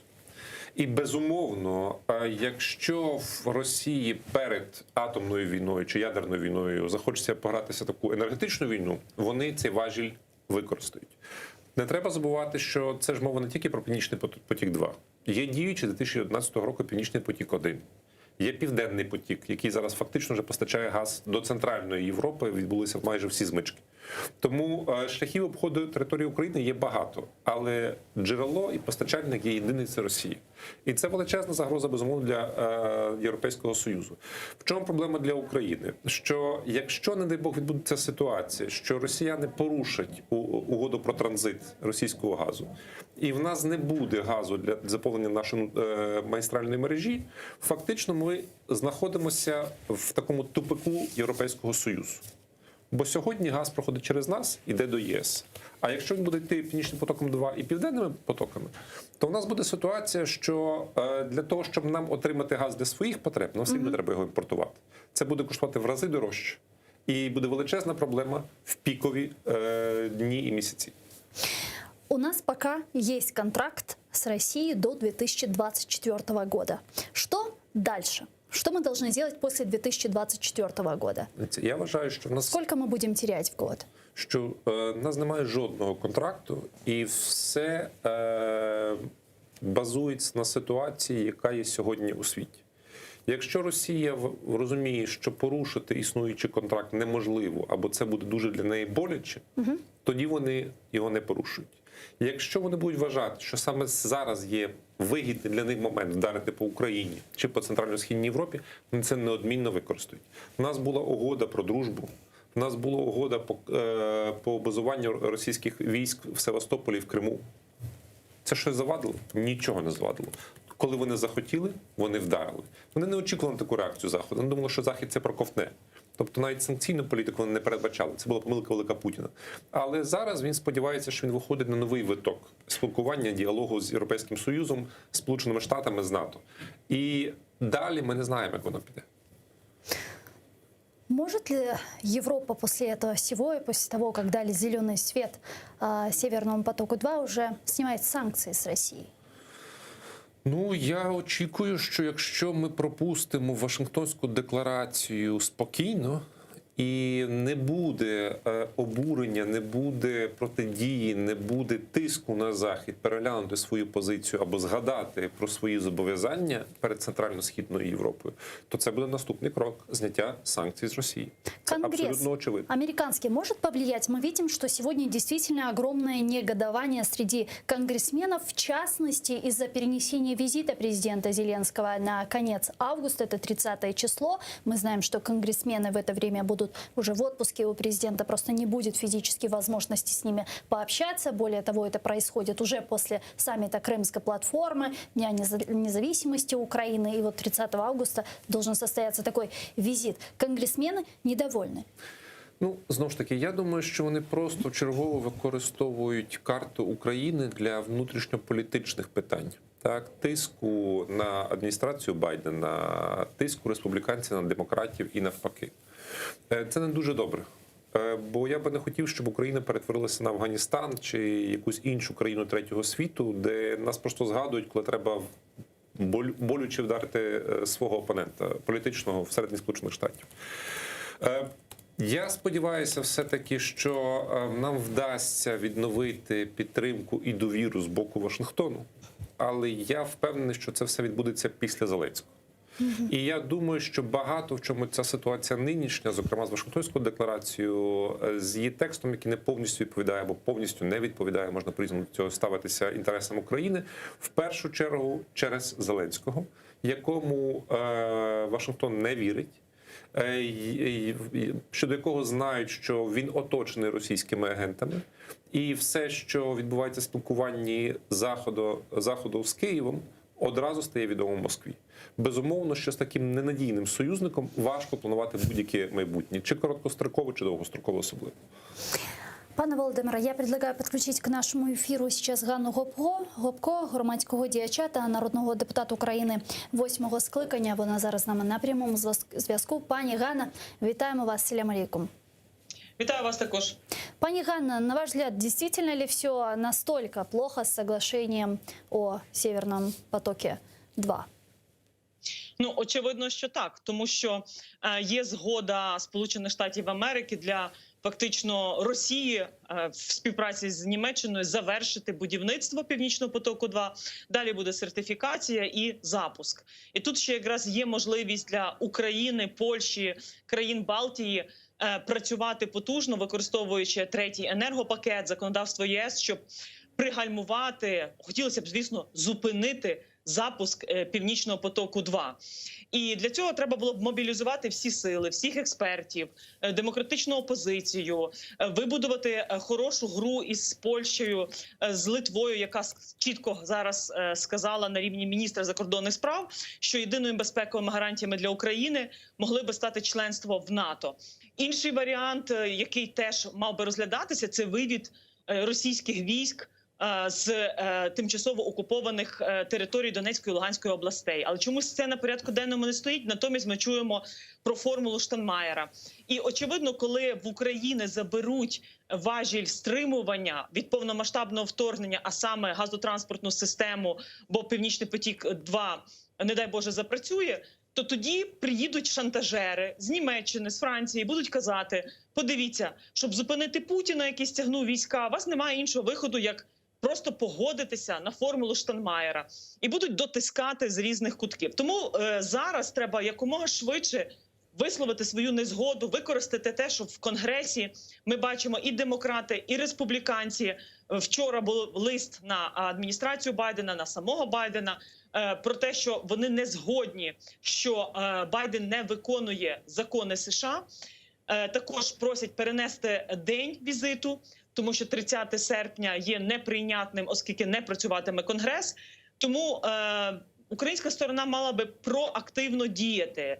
Спікера листи, прем'єр-міністра, заяви президента України, координація із Польщею, Литвою. Тобто це системна 24/7 робота для того, щоб піднімати ставки і для того, щоб змінити, переграти цю псевдоугоду з відсутністю жодних запевнень, там немає ні гарантій, ні компенсацій фінансових, ні якихось безпекових речей. Як поляки охрестили це новим пактом Ріббентропа-Молотова, в Україні кажуть, що це гірше, ніж Будапештський меморандум, тому що вже 8-й рік війни.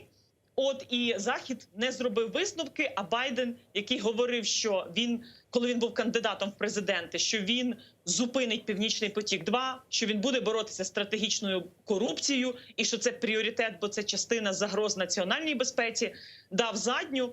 І тут може бути кілька причин, чому американці зараз себе, ця адміністрація так поводить, чому вони вивели війська з Афганістану, чому зараз ми бачимо по Північному потоку-2 така гра під прикриттям, що це відновлення альянсів, от через співпрацю з Німеччиною мати контроль на Європейський Союз, налагодити з НАТО краще відносини, які були порушені з Трампом. Але з одної сторони ми теж маємо відзначити, що Сполучені Штати Америки стали досить вразливими.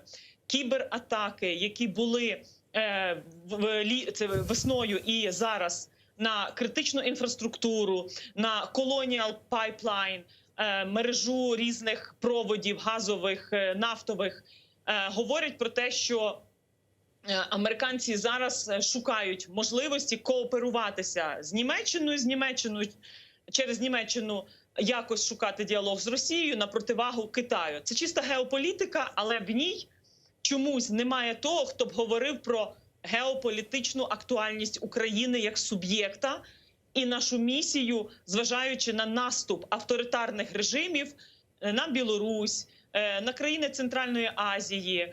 І, знаєте, треба вміти пакувати меседжі, щоб бути переконливими для Заходу, і щоб такі речі не відбувалися за спиною України, хоча тут і за спиною Польщі також. Пані Ганна, вот вы действительно по праву отметили Беларусь, затронули Афганистан, Северный поток, которому сейчас дали зеленый свет, в первую очередь Соединенные Штаты Америки. Как вы думаете, может ли это быть следствием Женевского саммита между Байденом и Путиным? И имела ли место здесь какая-то договоренность о разделе сфер влияния? Ви знаєте, все, що таємне або що відбувається за перемовинами і має якусь таку частину приховану від спільноти, рано чи пізно воно почне проявлятися. І очевидно, коли Байден чітко говорив Путіну, що якщо вони не припинуть атаки кіберхакерські і не перестануть створювати проблеми для американського бізнесу, то американці дадуть відповідь. В той час ми бачимо, як Росія продовжує атакувати США, а відповіді ми не побачили. Плюс є певні інтереси американських компаній. Один з аналітиків України Михайло Гончар, директор Центру глобалістики «Стратегія-21», згадував і про інтереси компанії «Шеврон». І тому ми повинні розуміти, що цей світ стає надто цинічно прагматичним. І ті країни, які завжди себе позиціонували як демократії, для яких верховенство права, цінності фундаментальні є основою зовнішньої політики, зараз демонструють з позиції сили. Тобто Сполучені Штати Америки, Німеччина, яка чомусь Меркель від імені всього Європейського Союзу полетіла до Вашингтона, і провальний візит президента України Зеленського в Берлін підіграв Меркель, тому що, очевидно, вона це використала для посилення своєї позиції. Но мы видим, с другой стороны, как сегодня поляризируется Европа и делится на старую и новую. Мы видели очень жесткие заявления Литвы, Польши и других стран Балтии. Вот, может, Украине стоит сейчас вот, создавать какой-то свой альянс с странами новой Европы? Ну, насправді, Україні давно треба, і для цього є Люблінський трикутник, для цього є Nordic Baltic Eight, купа форматів, які є, Вишеградська четвірка, інші, Тримор'я. Тобто ми повинні чітко зрозуміти, що якщо Україна – це демократія в дії, тому що дійсно 8-й рік ми протидіємо агресору. Попри всі наші там внутрішні проблеми і звинувачення нас в корупції, яку дуже часто наші західні партнери використовують, щоб не давати нам перспектив членства в НАТО чи в ЄС.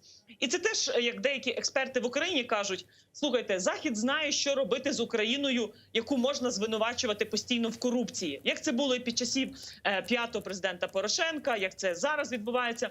Але Захід не має відповіді, а що робити з успішною Україною. І є політична воля в Заході відчинити двері НАТО, не боятися, що там в тих дверях стоїть Росія, чи стоять російські проксіс, які гальмують наш євроатлантичний шлях. Ми постійно чуємо і розуміємо, що спочатку нам кажуть, не забудьте про ПДЧ, робіть реформи, типу реформи first. Потім, коли ти кажеш деяким представникам НАТО, так назвіть список цих реформ. Давайте зробимо як з безвізовим режимом. Складаємо таку дорожню карту з конкретними реформами. Наприклад, там реформа СБУ, ухвалити. Парламент має зібратися на позачерговій, наприклад, сесії і в другому читанні проголосувати. Імплементація законів для того, щоб в нас запрацювала суддівська реформа, там ВККС, Вища рада правосуддя і так далі. Тобто, якщо б ми домовилися, що ми складаємо список, як це було після Революції Гідності, там 144 критерії, ми виконали і тоді отримали безвіз, тоді я розумію, що це предметна розмова. І тоді можна всередині громадянському суспільству, таким як пан Володимир, там рух опору капітуляції, антикорупційні організації, різні реформаторські мережі, разом об'єднатися і тиснути на владу для того, щоб вона ухвалила важливий пакет законів, як це було, пригадуєте, скільки було нюансів. І я в 8-му скликанні бачила на власні очі, коли не хотіли ухвалювати закон про електронне декларування, але публічний тиск, громадський, які хотіли безвіз, переміг. Так само і тут можна було би. Але в мене виникає питання, а якщо ми ухвалимо важливий пакет реформ, то самі ж деякі представники Альянсу кажуть, ну ви розумієте, а ми не знаємо, якщо ми почнемо вам давати ПДЧ, чи Росія на вас реально не нападе тоді, бо ми її роздраконимо. І що ми будемо тоді робити, і що ви будете робити? Скільки із наших західних партнерів готові діяти так, як це зробив недавно міноносець Defender в Чорному морі, і ми бачили, яка була реакція росіян. Це фактично був такий геймчейнджер, коли британці чітко сказали, це freedom of navigation, це свобода пересування, це українські території. І хто ще готовий так системно допомагати Україні, проводити різні навчання і так далі. Тому я вважаю, що... Да, вот такой еще вопрос. Действительно, сегодня мы видим, как Германия уже дважды за последние несколько недель настаивает на имплементации формулы Штайнмайера в украинское законодательство. Вот в случае, если под этим давлением украинское руководство внесет в парламент Украины закон об имплементации этой формулы, как вы думаете, может ли это спровоцировать очередную волну протестов и какие-то бессрочные акции, по-вашему, готовы или эти организации, которые вы отметили выше, выводить людей на улицу? Ну, дивіться, ми бачили це в 2019 році, коли Зеленський летів до Парижа. Тоді якраз ці організації намагалися зупинити формулу Штайнмаєра, commitments, як би скажу, зобов'язання. І очевидно, що це елемент гібридної війни. Штовхнути Україну до цього сценарію, щоб всередині почалися протести, і фактично це сценарій дестабілізації України. Тобто зараз в чому прикрість цієї псевдоугоди між США і Німеччиною? Що завершення Північного потоку-2, воно забирає в Україні важіль стримування від повномасштабного вторгнення. Україна ослабне позиція. І після цього приїдуть якісь німецькі представники і будуть казати: слухайте, ну або ви погоджуєтесь на формулу Штайнмаєра, або буде повномасштабна війна, і у вас виходу немає. І ми прекрасно розуміємо, що тоді будуть нам пояснювати, що ось, щоб було менше жертв, треба піти на компроміси і так далі. Тому треба зараз якомога голосніше на весь світ спільно з поляками, країнами Балтії і союзниками в Конгресі США, а також в Європейському Союзі апелювати до, знаєте, розуму, нагадувати уроки 20-го сторіччя, говорити про 8-й рік війни, називати безпекові наслідки, які будуть для всієї Європи, і тим більше країни Балтії уже разом із натівцями говорять, що Путін використає Північний потік-2, щоб збільшити присутність військову на Балтійському морі під таким прикриттям, що він буде захищати інфраструктуру Північного потоку-2. А ми всі бачили раніше фільм «Окупація» про спроби захоплення Норвегії, такий уявний сценарій, і що для цього може стати аргументом.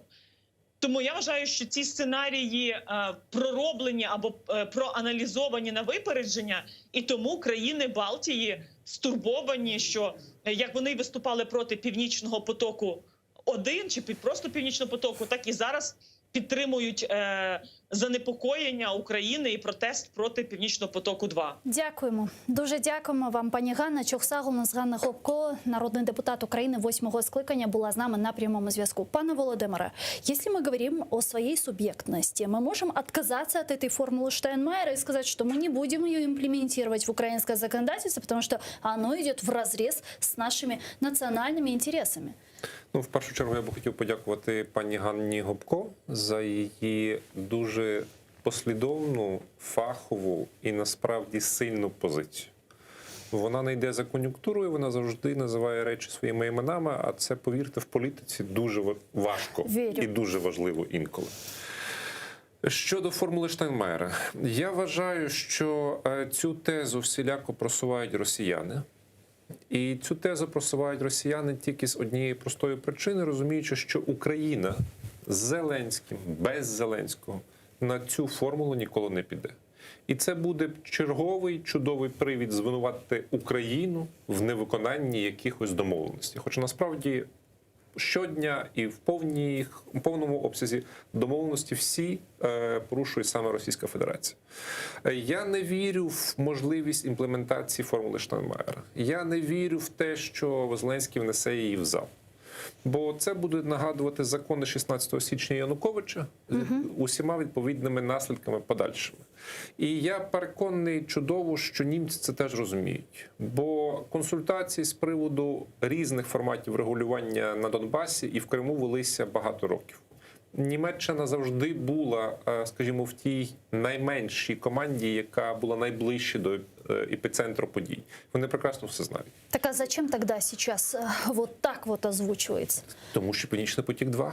Тому що Німеччина і Росія. маневр? Тому що спершу був пакт Молотова-Ріббентропа, а потім війна між Гітлером і Сталіним. Так буває в житті. Что нам делать с этим? Вот что нам делать с Минскими соглашениями, с нормандским форматом, с формулой Штайнмаєра, которые находятся в полной стагнации? Все. Я переконаний на 100%, що корінь усіх проблем саме в Україні. Допоки ми не зможемо обрати якісний менеджмент, якісну владу, ми будемо весь час ходити по замкнутому колу зрад і поразок. Коли ми будемо мати президента, який відповідально ставиться до своєї посади, а не приїжджає на роботу в 10-й годині, проводить якісь вечірки з друзями, потім від'їжджає на відомому напрямку до своїх друзів-олігархів, у нас не буде вирішення жодного ні міжнародного, ні внутрішнього запитання. Так, пане Володимир, это же проблема не только Зеленского. Давайте посмотрим на хронологию событий. 1994 год. Мы подписываем Будапештский меморандум, сдаем свое ядерное оружие, по сути, меняем на Филькину грамоту. 2007 год. Нам не дают ПДЧ, при том, что в 2007 году у нас реально была возможность. В 2014 году на нас нападает Россия, оккупировала Крым, начинает военные действия на востоке Украины. Нам западные партнеры говорят о том, что, ребят, не надо воевать, подождите. 2021 год, сейчас мы видим запуск Северного потока-2. Ведь это совпадение? Мене так само, як і вас, болить ця ситуація. Але ви описуєте події і факти, я кажу про процес. Повірте, якщо запитатися в пересічного француза думка про Німеччину, то він вам таке розкаже про Німеччину, про несправедливості, які робив Берлін щодо Франції. Якщо запитатися в бельгійця пересічного думку про Францію, він теж багато чого неприємного розкаже за останні 5, 10, 30, 100 років.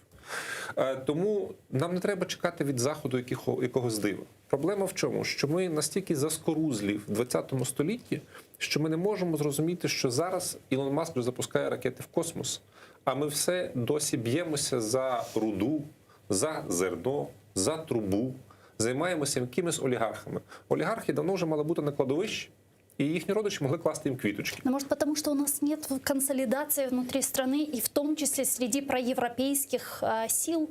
Ну, я не думаю, ви знаєте, подивіться на Сполучені Штати, ми ж чуємо зараз позицію республіканців чи демократів, які критикують Байдена, але це не 100%. Там так само є любителі Росії. Там це так само є в Франції. Тому не є суспільство будь-якої держави консолідоване. Проблема в тому, що ми не можемо для себе визначити цілі. Якщо ми хочемо Європейський Союз і НАТО, значить ми чітко виконуємо те, що вони робили свого часу, щоб стати Європейським Союзом і НАТО. Безумовно, мене теж тривожить, Ганна абсолютно правильно сказала, що нам кажуть, робіть реформи, а потім ви станете членом. А потім, ви знаєте, може ви реформи зробіть, але не факт, що ви станете членом. Мене це теж тривожить. Але якщо ми не зробимо реформи, то ми 200% ніколи не станемо членом.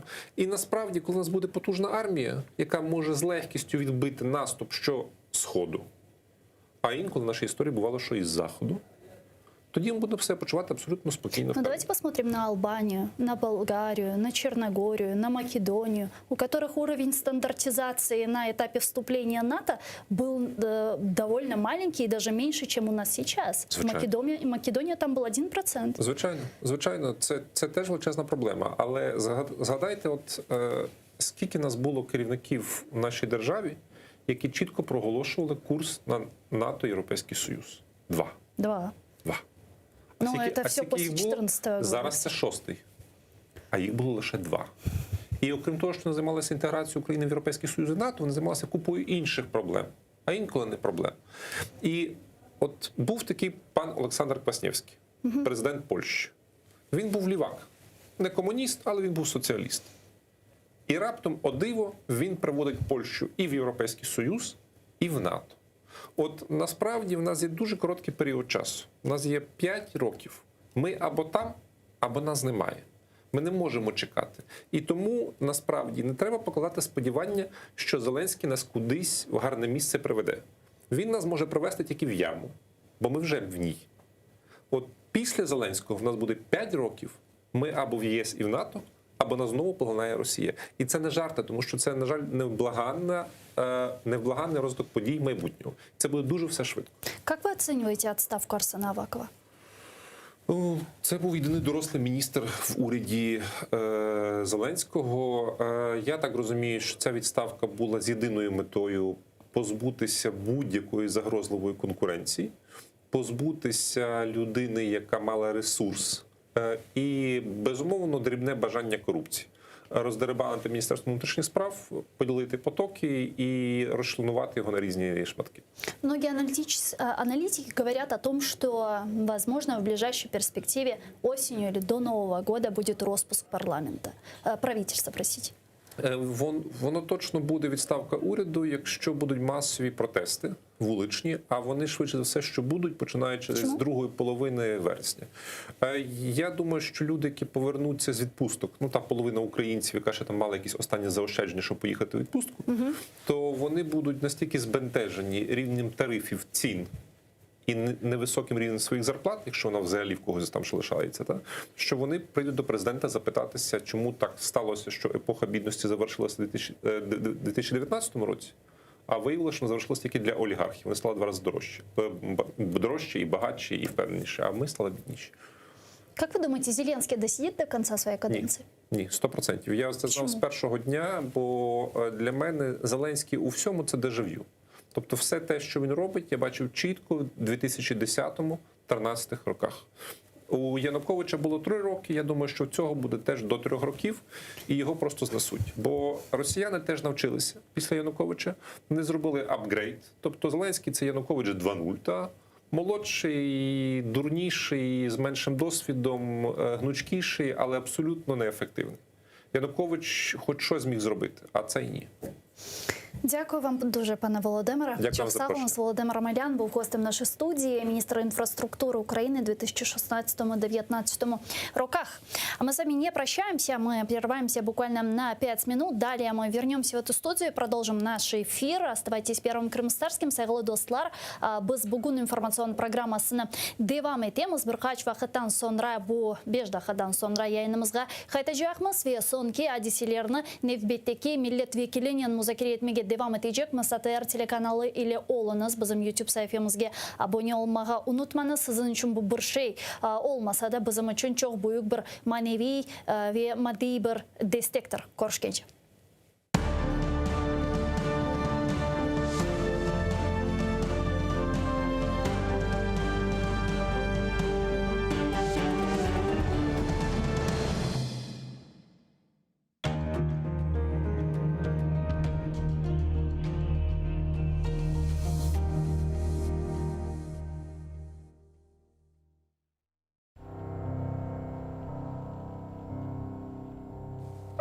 Bu dünyadan gider olduk. Kalanlara selam olsun. Bizim için hayır dua kılanlara selam olsun. Ecel buke belimizi, söylemeye dilimizi. Hastayken alımızı soranlara selam olsun. Tenim ortaya açıla, yakasız gülmek biçile, bizi bir asan veçile yuvanlara selam olsun. Silah vereli kazdığımıza, gider olduk dostumuza. Namaz için üstümüze duranlara selam olsun. Derviş Yunus söyler sözü, yaş dolmuştur iki kozu. Bilmeyen ne bilsin bizi, bilenlere selam olsun.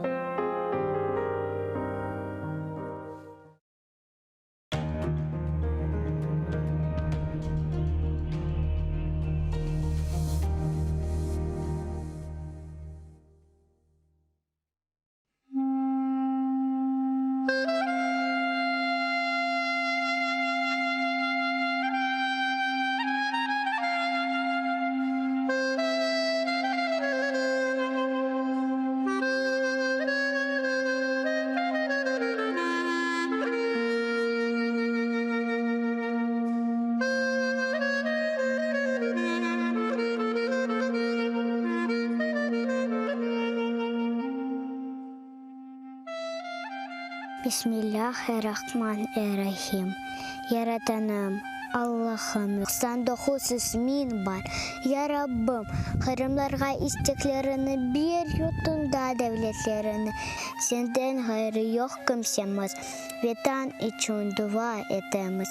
İmdad bekle, haram hürmette. Rahim eyle açsın hizmette. Bizni haramda yarattın, yardımın ile. Sürgünden hayttık. Endi halkımız haramında devletli olsun ve ватанымызға.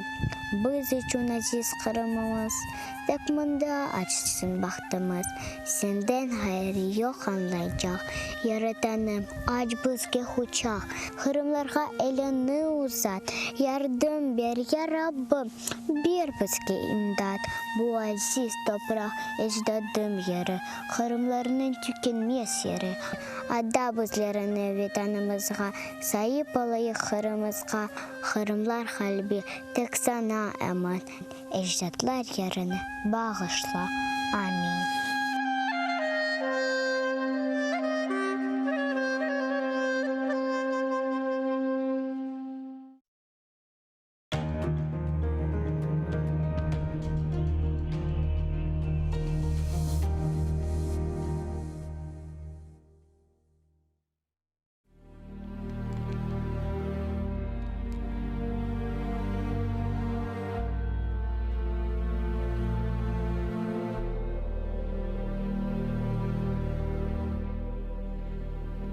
Сен olmasаң, азиз халқым, кім қорчалар, шәвле сачар yoluma.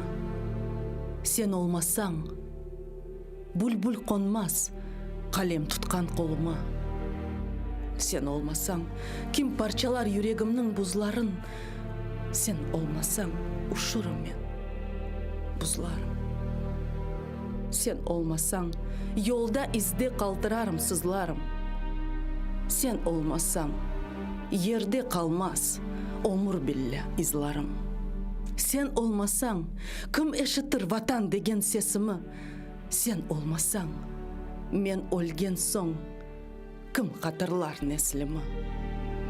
Sen olmasan ne ay doğar ne taң atar dünyada. Sen olmasan ne vatan var ne ana var ne baba. Sen olmasan яңғырамас ерде көкте yırlarım. Sen olmasan yansın batsın felaketli şukurım. Sen olmasan aziz halkım, kimge gerek bu dünya? Sen olmasan güzelim, oksuzum men Kırım'da.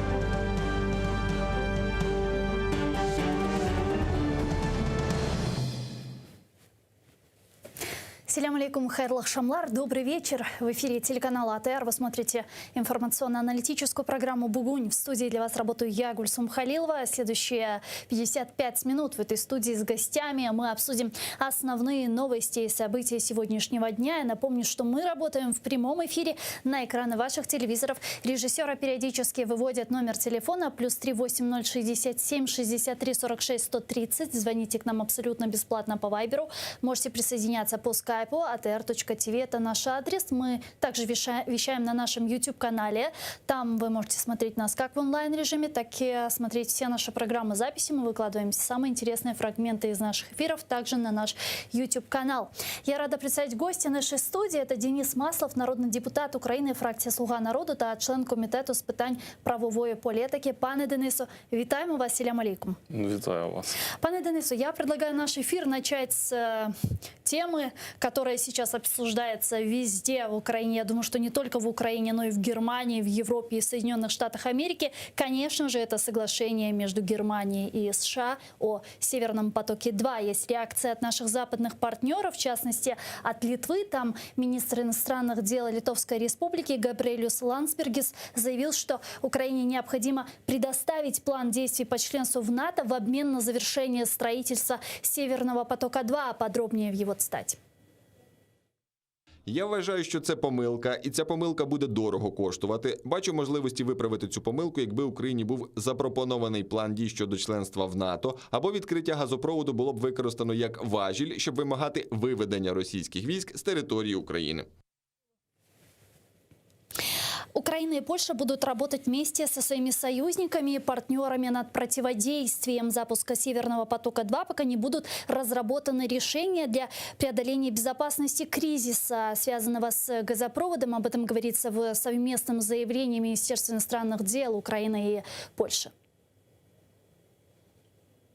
Зміна на 180 градусів позиції США щодо «Північного потоку-2» здивувала багато країн. Я висловлюю незгоду з тим, що наші союзники підійшли егоїстично до побудови цього газопроводу. Від самого початку, коли зародилася думка про цей договір, ми намагалися переконати наших американських і європейських союзників, що це проект, який допомагає Росії озброюватись. Росія є державою, яка дуже сильно озброюється, має багато можливостей в цій ділянці. Тому ми від початку вважали, що це є проект неправильний. Я напомню, что несколько дней назад Соединенные Штаты Америки и Германия подписали соглашение о запуске «Северного потока-2». И, в частности, в этом соглашении речь идет о том, что Германия и США будут продвигать инвестиции, в том числе от частного сектора, на сумму $1 миллиард в зеленый фонд для развития возобновляемых источников энергии в Украине и повышения энергоэффективности и энергобезопасности. Германия внесет в фонд первые $175 миллионов. Также Германия назначит спецпредставителя для продвижения двусторонних энергетических проектов с Украины и выделит ему $70 миллионов, а также готова запустить пакет мер для поддержки энергобезопасности Украины. Но если посмотреть на то, сколько мы теряем от транзита газа через Украину, это 2 миллиарда. Нам дают 1 миллиард на зеленую энергетику. Не выглядит ли, по-вашему, это как подачка? Дивіться, що стосується цього питання. Ну, перше, ми не втрачаємо від транзиту поки що, тому що діючий контракт передбачений до 2024 року. Да, но мы уже должны смотреть вперед. Зараз. Окрім того, в заяві і в тій угоді між Сполученими Штатами Америки та Німеччиною мова йде про те, що вони вчинять ці дії для того, щоб, і в першу чергу Німеччина, для того, щоб подовжити транзитний контракт ще на 10 років, тобто до 2034 року. Я просто хочу завершити свою думку. Так. Але давайте окремо поділяти питання транзиту і втрат від зменшення, припинення транзиту. Да? Тут плюс-мінус якісь гарантії є, можуть бути і так далі.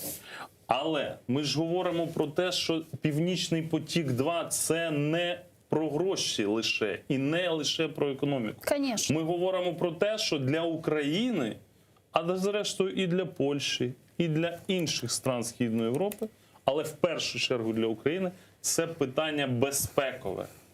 Це не тільки гроші, це безпека.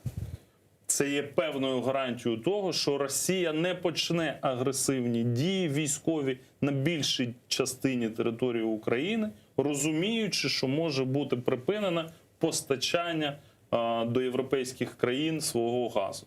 Ми чітко розуміємо це, тому ми кажемо, окей, транзит транзитом, але для нас це безпека на першому місці.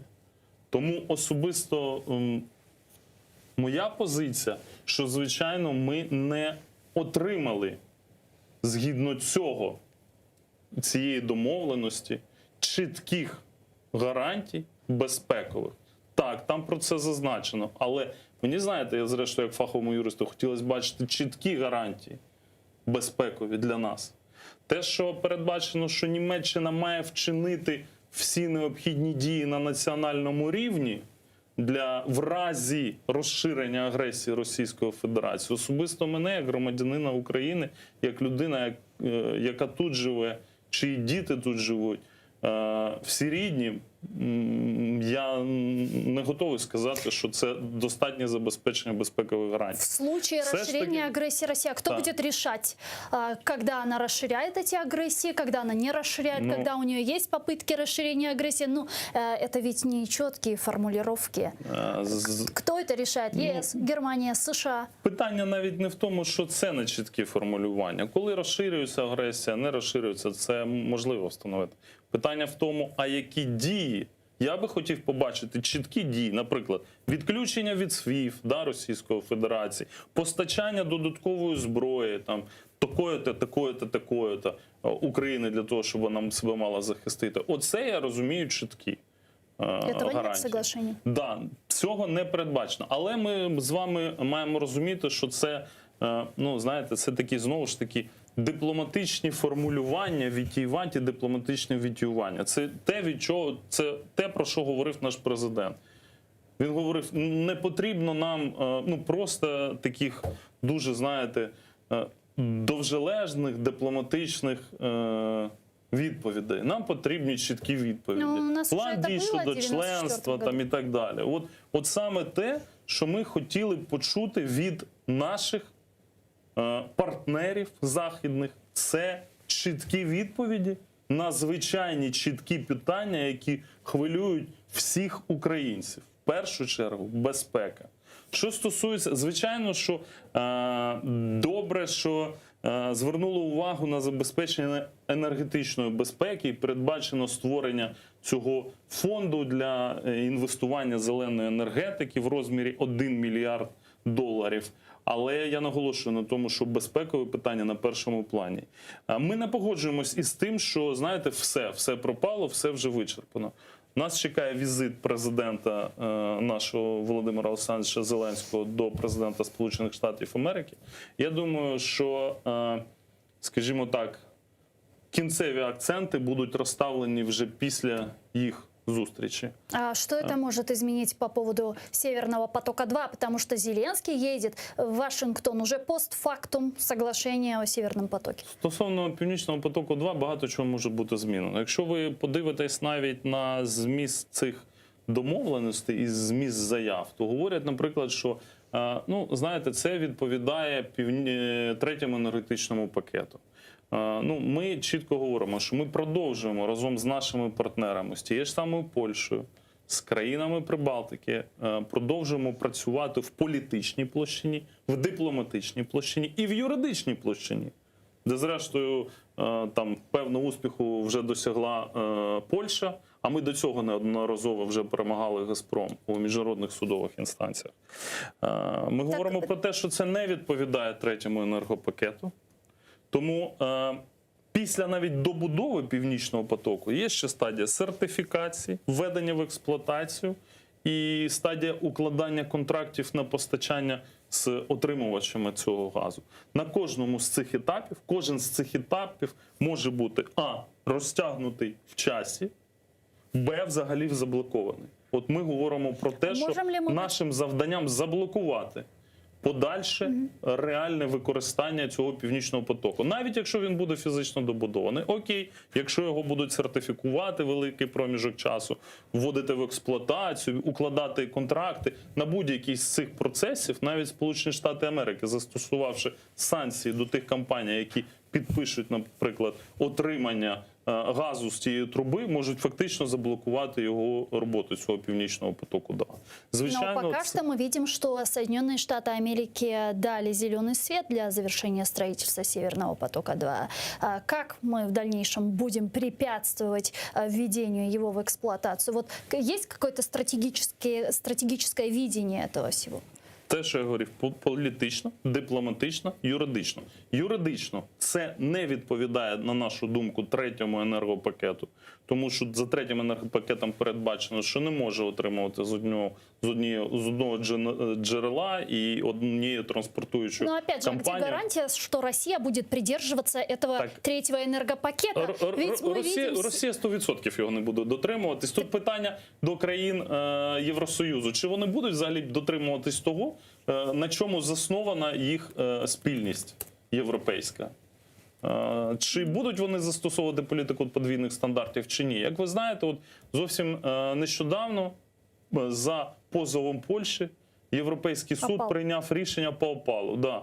Там, де хотіли вивести опал з-під дії там, до 31-го, чи якого, не пам'ятаю, року, фактично з-під дії енергетичного пакету, от газопровід, що Європейський суд сказав? Ні, не вдасться. Давайте працювати в юридичній площині, ми до цього готові. Нам не звикати працювати в юридичній площині в міжнародних судових установах з «Газпромом».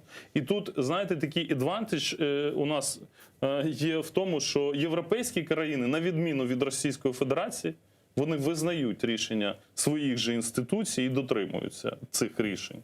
Тому в цій частині також продовжуємо працювати. Как вы думаете, все же, почему так сильно изменилась риторика Соединенных Штатов Америки в этом вопросе? Потому что если мы говорим о Германии, то Германия, в принципе, изначально настаивала на необходимости завершения Северного потока. Мы знаем, что Северный поток для Германии – это такая священная корова. Но для Соединенных Штатов Америки ситуация чуть-чуть изменилась. Изначально, когда Байден пришел к власти, он довольно жестко высказывался относительно этого российского газопровода. Говорил о том, что Америка вернулась и так далее. А вот сейчас риторика очень сильно изменилась. Почему? Що произошло? Знову хочу поділити. Перше, коли ми говоримо про Сполучені Штати Америки, там є президент, але там є ще і парламент двопалатний. Ось обидві палати парламенту абсолютно стоять на позиціях тих, що Північний потік-2 – це не про гроші, це конкретно є політичним проєктом і загрожує європейській безпеці. І, зокрема, весь час це транслюють представники парламенту, Україні загрожує. Тому там двопалатна у нас підтримка. Президент і адміністрація президента, так, на сьогоднішній день фактично йдуть, так би мовити, трошки в розріз з тим, про що говорить парламент Сполучених Штатів Америки. І це, до речі, ще один напрямок, за яким активно працює і має працювати наша дипломатія. Представники нашої держави – це з представниками парламенту Сполучених Штатів Америки. Для того, щоб вони тиснули на адміністрацію президента, для того, щоб все ж таки не було можливості повноцінно використовувати цей Північний потік. Чому? Так. Ну, Китай, тому що ви бачили, це знову ж таки моя думка. Я роблю такі висновки, що президент Сполучених Штатів Америки вирішив, що загроза для Сполучених Штатів Америки є номер один – це Китай. А может, вашим коллегам не стоило заигрывать с Китаем? Ні, слухайте, ось знаєте, там одне висловлювання голови фракції, чи заява голови, не голови навіть, а речника ТСК, сфера повноважень якої взагалі до іншого відноситься, просто-напросто в нашому інформаційному просторі, знаєте, інформаційний простор потребував якоїсь такої, знаєте, теми для того, щоб її обговорювати. Вибачайте, але ні один, ні другий не формує зовнішню політику. От давайте по-чесному. Но вы не согласны с такими формулировками? Так з якими формулюваннями? Якщо ми говоримо про Давіда Арахамію, що він сказав, що потрібно переймати досвід, то я вам скажу, що я читаю... Компартії. Дивіться, я читаю книгу, яка в тому числі описує економіки і розвиток азіатських країн. Там в тому числі описаний розвиток Китаю.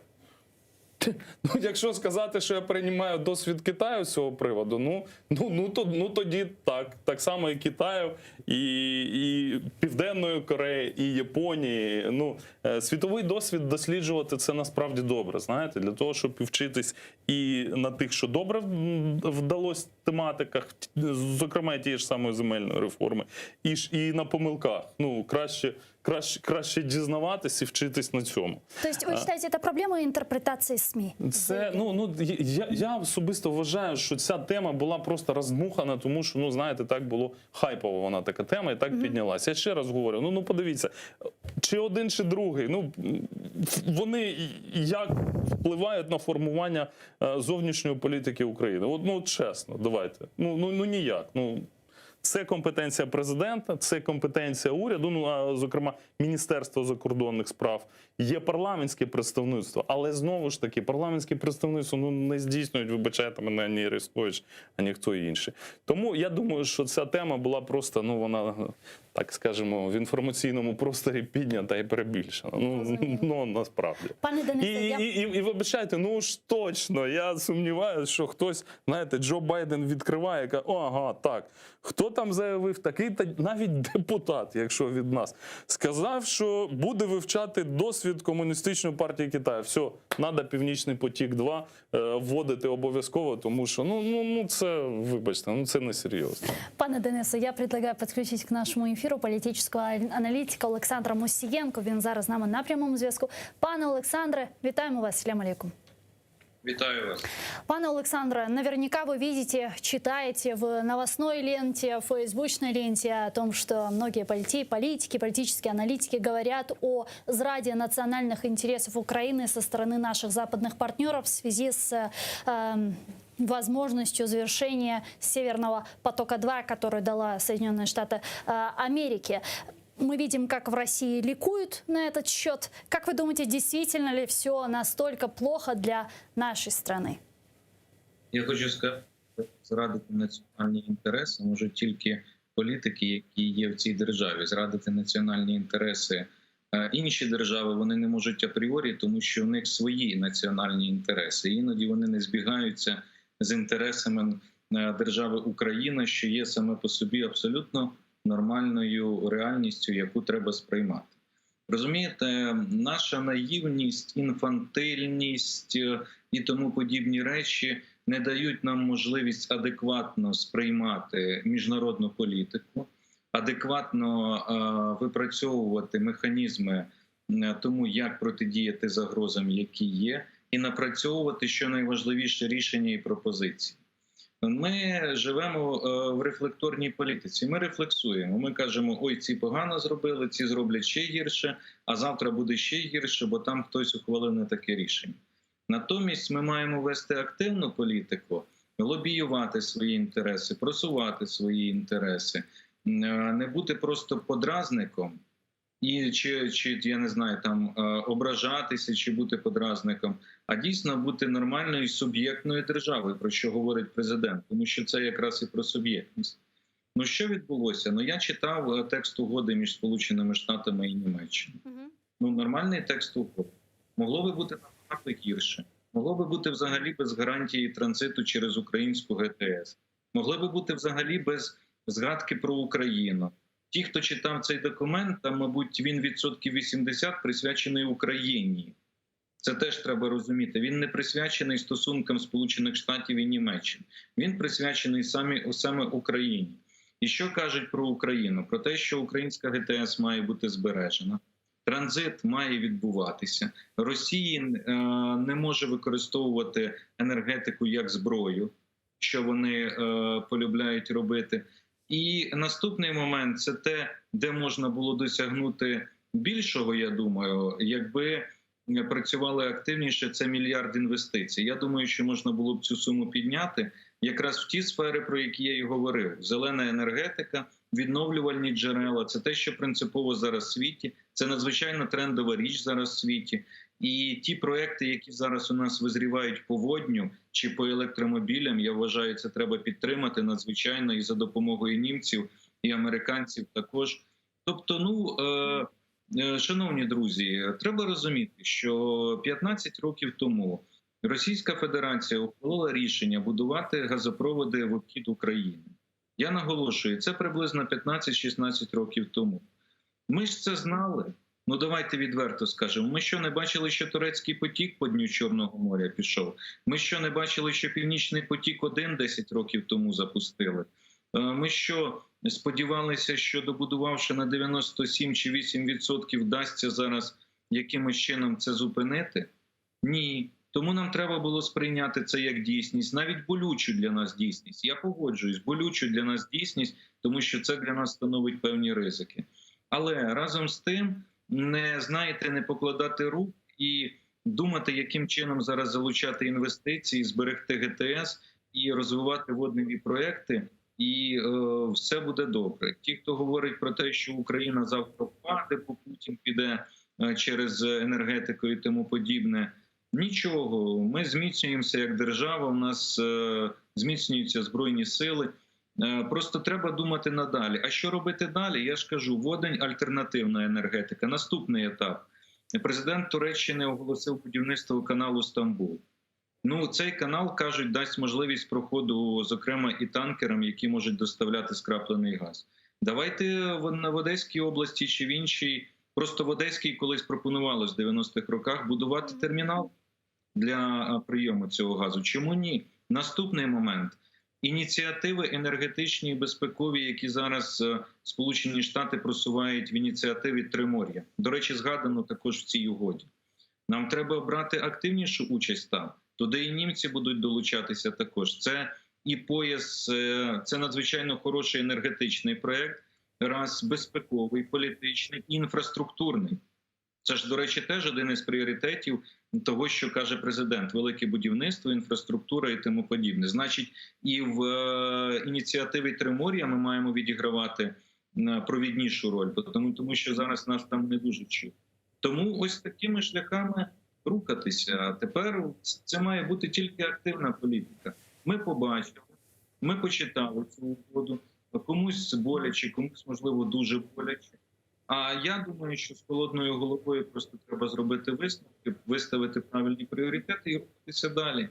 То не все ще втрачено. Пане Олександре, дякувати Богу, на землю не впало. Життя триває. Да, пане Александре, в конце августа запланирован визит президента Украины Зеленского в Вашингтон. Как вы думаете, вот по итогу, можем ли мы увидеть какие-то двусторонние соглашения, какие-то прорывные решения или возможное получение статуса союзника США вне НАТО? Ну, хотілося б, звичайно, щоб такий статус був наданий Україні, тим більше це якраз, в принципі, ініціатива президента має бути. Або він, або міністр оборони, керівник Пентагону можуть приймати такі рішення. Ну, для нас було б це надзвичайно важливо, тому що це дає доступ до військових технологій США і до кооперації. Це, я думаю, дало би серйозний поштовх для оборонної промисловості України. А це важливі речі, зрозуміла держава в війні. Ну, наскільки я чув, там зараз готують якісь проекти оборонних угод, які мали би бути підписані. Не знаю, побачимо за результатами візиту, чи будуть вони підписані і що це будуть за угоди. Ну, у будь-якому випадку, мені здається, що для нас зараз принципово мають бути 2-3 моменти. Перше, це все, що стосується оборонної промисловості. Зараз, до речі, ті реформи, які підтримували американці по реформі Укроборонпрому, перший етап пройдений, ухвалений закон відповідний. Я думаю, що це правильно. Це відкриває можливості для збільшення нашої співпраці. Друге, це потрібно розуміти, потрібно вже наповнювати предметними контрактами і договорами. От Канада не боїться і все-таки ризикує інвестувати і побудувати спільно з нами патронний завод. Я думаю, що нам потрібно реалізовувати амбітні проекти і зі Сполученими Штатами. Наступний момент – це, звичайно, питання енергетики. Воно нікуди не зникає, ми маємо це обговорювати зі Сполученими Штатами. І інвестиції, підтримка реформ – це те, що нам потрібно, як і транші МВФ. Я не знаю, яка позиція уряду, я різне чув про те, що, можливо, нам і не потрібно і тому подібне. Ну, я все-таки думаю, що потрібно, тому що і наслідки ковіду, і загалом ті явища, які були в економіці, скоріш за все, нам без цього також не обійтись. Дякуємо. Дякуємо дуже, пане Олександре. Олександр Мусієнко, політичний аналітик, був з нами на прямому зв'язку. Пане Денису, мы слушали в начале нашего эфира заявление министра иностранных дел Литвы Ландсбергиса, который сказал, что в обмен на «Северный поток-2» НАТО должно предоставить Украине ПДЧ. НАТО нам говорят реформы и так далее. Вот я бы хотела спросить у вас, как у компетентного в этом вопросе народного депутата, что у нас с судебной реформой? Судова реформа у нас почалась з верхнього шабля, чого ніколи не було. Ми прийняли 3 законопроекти. Вони направлені на те, щоб перезавантажити на абсолютно нових умовах дві інституції найвищі, які в судовій системі, це Вища рада правосуддя, Вища кваліфікаційна комісія. Щоб було зрозуміло глядачам, за що вони відповідають. Так. Це добір суддів, це кваліфікаційне оцінювання діючих суддів, в тому числі і з предмету доброчесності. І третє, за що Вища рада правосуддя, це притягнення до відповідальності суддів, надання згоди на притягнення до кримінальної відповідальності, дисциплінарну відповідальність застосування і так далі. Тобто призначення, оцінювання, відповідальність. Вперше лише Володимир Олександрович Зеленський, як зрештою наш парламент, відмовився від такої, знаєте, дуже спокусливого інструменту впливу на судову гілку влади, напряму призначення своїх людей, своїх представників в ці вищі судові органи. Ми сказали, хай це буде відкритий прозорий конкурс, ба більше конкурс, в якому в конкурсній комісії, і я підкреслюю, виключно в конкурсній комісії, без можливості заходу в ці органи, будуть представлені також представники іноземних авторитетних міжнародних організацій. І самі по собі авторитетні фахівці з міжнародним досвідом. Ось хай вони визначать в першу чергу по питанню доброчесності тих, хто може займати виключно з українських громадян, достойні займати посади у Вищій раді правосуддя, Вищій кваліфікаційній комісії. А після того оці найвищі органи будуть виконувати функції добору, кваліфікаційного оцінювання і притягнення до відповідальності суддів. Судова реформа – це базова реформа. Це як фундамент в будинку. Ти нічого не зможеш збудувати стійкого, якщо в тебе немає повноцінного фундаменту. Немає повноцінної третьої гілки влади судової. Тому президент Зеленський сказав чітко, що це пріоритет, його пріоритет і пріоритет роботи нашого парламенту в цьому році. Голова Верховної Ради, звертаючись на відкритті цієї сесії, так само заявив, що це буде пріоритетом роботи цієї сесії. Ми виконали і прийняли ці законопроекти. В подальшому і активно працює комітет, який я представляю з питань правової політики. Ми продовжуємо працювати в напрямку вдосконалення процесуальних кодексів для того, щоб більше 4 мільйонів українців, які кожен рік звертаються до судів перших інстанцій, от до тих районних судів, Так. отримували свій захист, щоб вони бачили зміни там. Для цього ми працюємо в питаннях процесуальних кодексів, забезпечення дотримання прав. Так само в питанні електронного суду, для того, щоб суд був зручніший. Зрештою, якщо навіть віддалений суд від якогось населеного пункту, людина могла дистанційно приймати участь. Для того, щоб суди були комфортними для людей.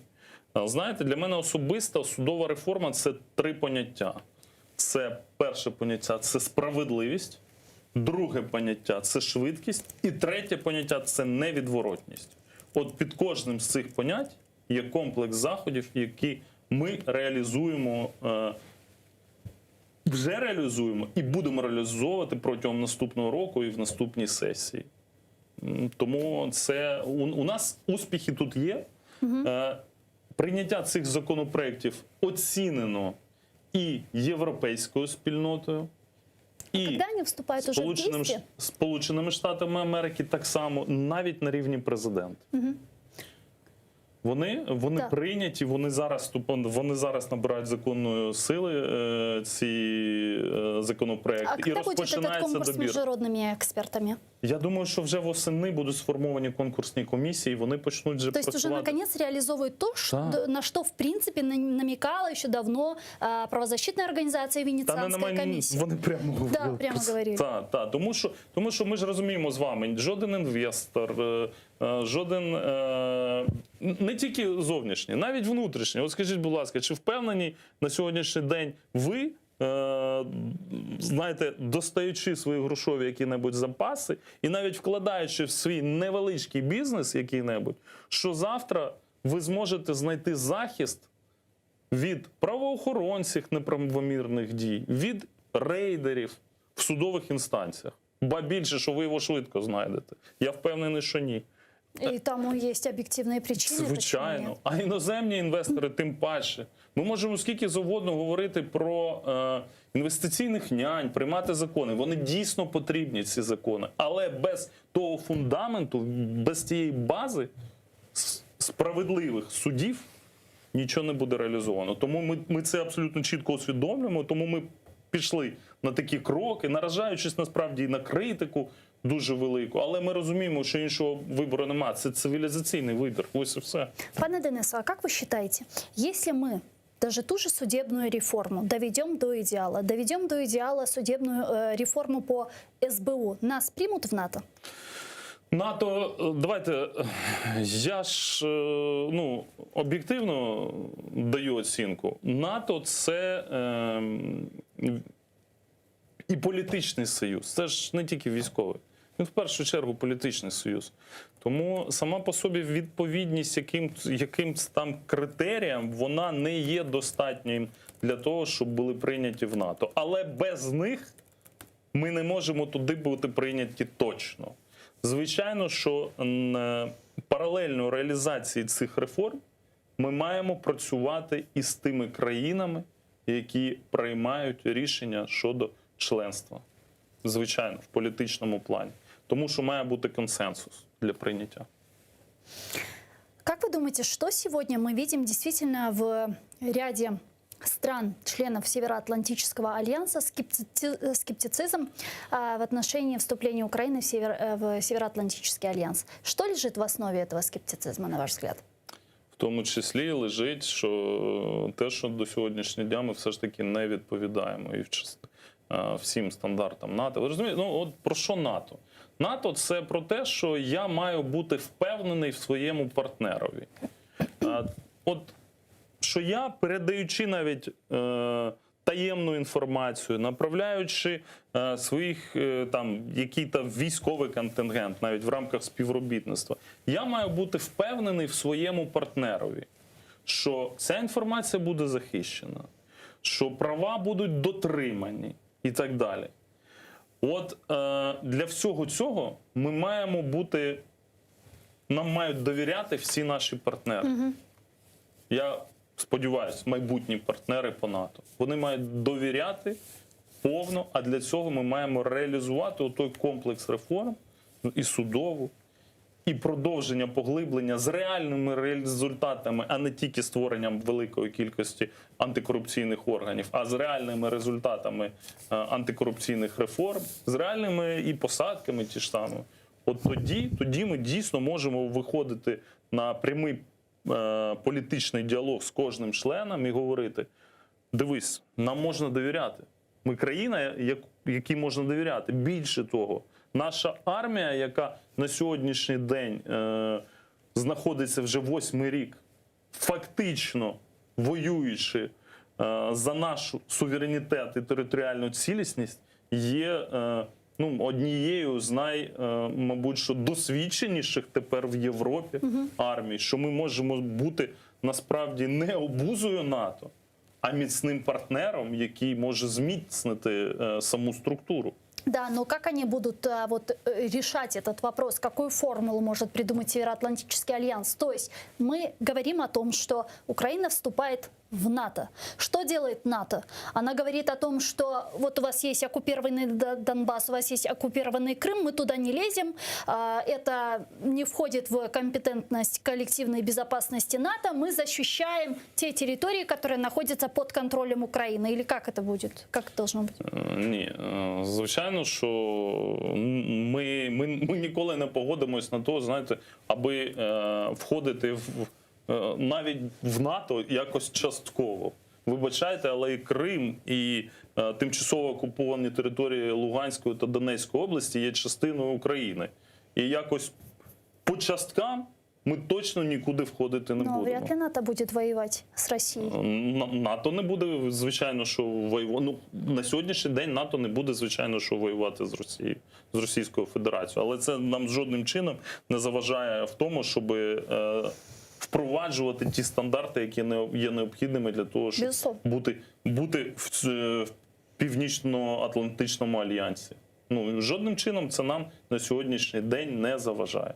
Пане Денисе, Питання насправді тимчасово окупованих територій Луганської, Донецької області і питання Криму, воно дуже болючим є для України, надзвичайно складним. Тут знаєте, таких от, ну, ніхто не тішить себе, знаєте, даремною надією.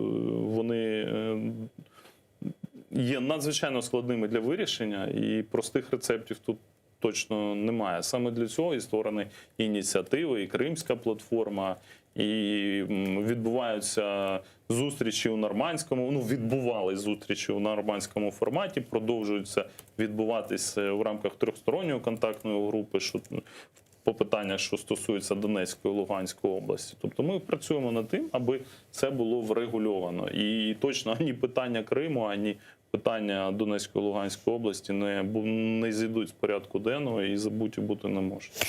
вы считаете, что деоккупация наших территорий лежит только лишь в политико-дипломатической плоскости? Деокупація наших територій, знаєте, в політико-дипломатичній площині, я хочу сказати, що це в першу чергу через політико-дипломатичну площину ми можемо деокупувати наші території. Так. Ну, на прямі військові дії, вибачайте, ми не готові, тому що там наші люди. Ну, давайте от чесно подивимося, хто від цього постраждає найбільше. Постраждають наші люди, тому що нашому північному сусіду, йому якби то байдуже до наших людей, байдуже, скільки там загинуть українців, от чесно. А нам ні. Тому ми поставлені в рамки, що і з однієї, з другої сторони є наші люди. Тому, звичайно, що вирішувати це питання ми маємо політико-дипломатичним шляхом, в першу чергу. Звичайно, ми маємо показати, що жити в Україні є набагато комфортніше і краще, аніж жити в ДНР, ЛНР чи навіть в окупованому Криму. Розумієте? Ну, якщо чесно, я думаю, но ведь люди не выбирали отделяться от Украины, чтобы потом говорить о том, что вот как в Украине круто экономически, мы хотим возвращаться. Ведь такого не было. Ні, такого не було, вибачайте, їх силою відділили, ось і все. Ну, тут силою вони були відділені, але повертатись і спонукати те бажання повернутися ми маємо яким чином? Окрім політико-дипломатичних шляхів, показувати, що в Україні є майбутнє. Там, де ви, і під протекторатом, чи як хочете назвати, під окупацією північного сусіду майбутнього немає. Все. Германия призвала Украину выполнять свои обязательства, согласованные в ходе саммита в Париже в декабре 2019 года, и имплементировать свое законодательство в формулу Штайнмайера. Об этом говорится в заявлении Министерства иностранных дел Германии. Давайте послушаем.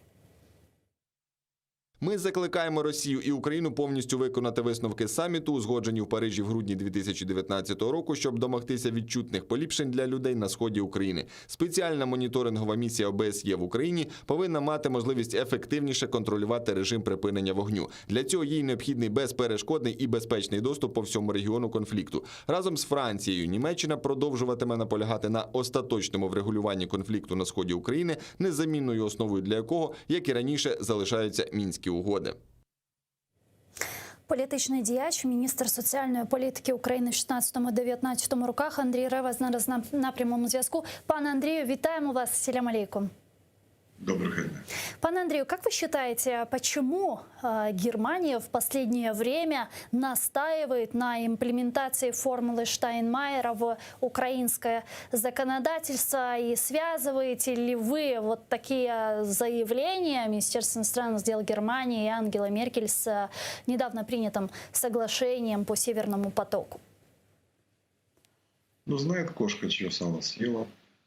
Поэтому, в общем-то, что им остается после того, как они так дружно с Путиным объединились, и никакой политики, чистая экономика, вы нам газ, мы вам деньги. Вот. У нас чисто экономически, как говорится, работаем. Поэтому в данном случае, насколько я понимаю, это хорошая мина при плохой игре. И в данном случае, если Украина будет слушать вот такие вот советы, то мы очень плохо закончим. А что с... Да, я сейчас буду. Да, пан Андрей, чуєте?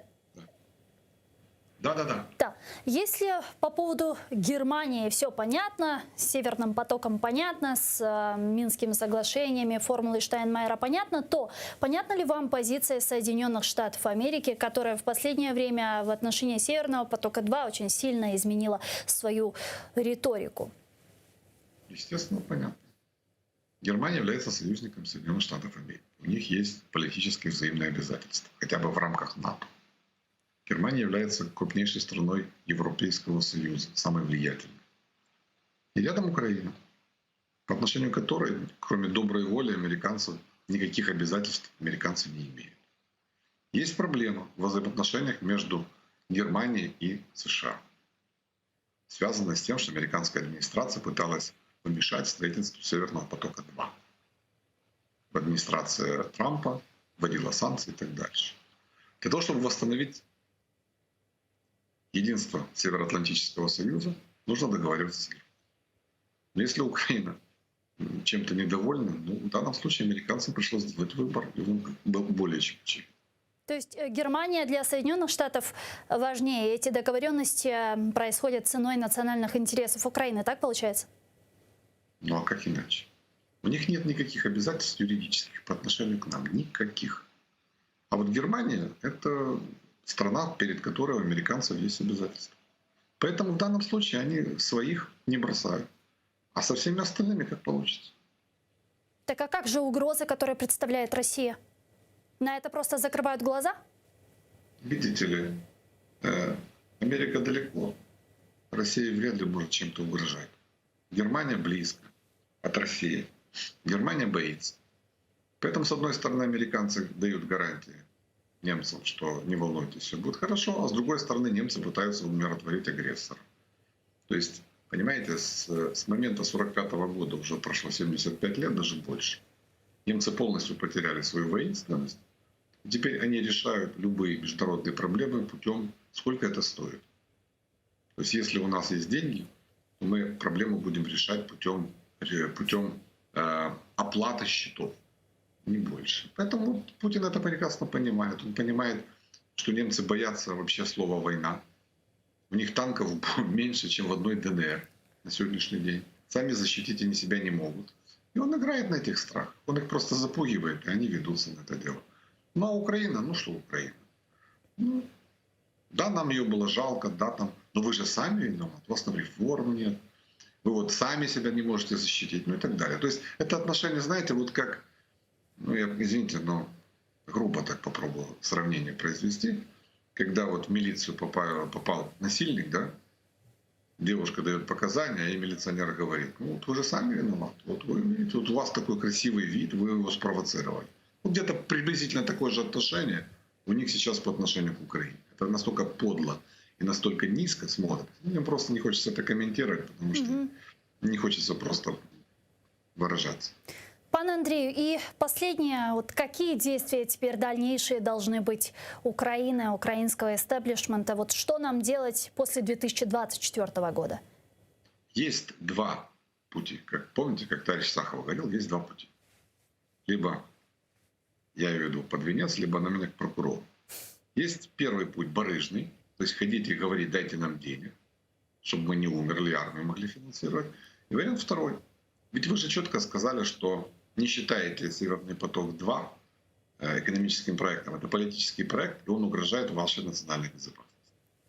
Если бы вот эту линию господин президент Зеленский провел в Вашингтоне и сказал, хорошо, окей, вы поддержали немцев в строительстве Северного потока-2.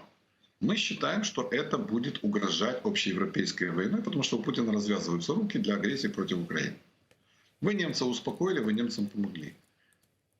Сегодня, чтобы предотвратить войну, только вы можете это сделать. Каким путем? Ну хорошо, немцы там боятся, с французами они заблокируют, скажем, вступление Украины в НАТО. Но вы же можете признать нас главным союзником вне НАТО и дать нам соответствующие гарантии безопасности, военной безопасности.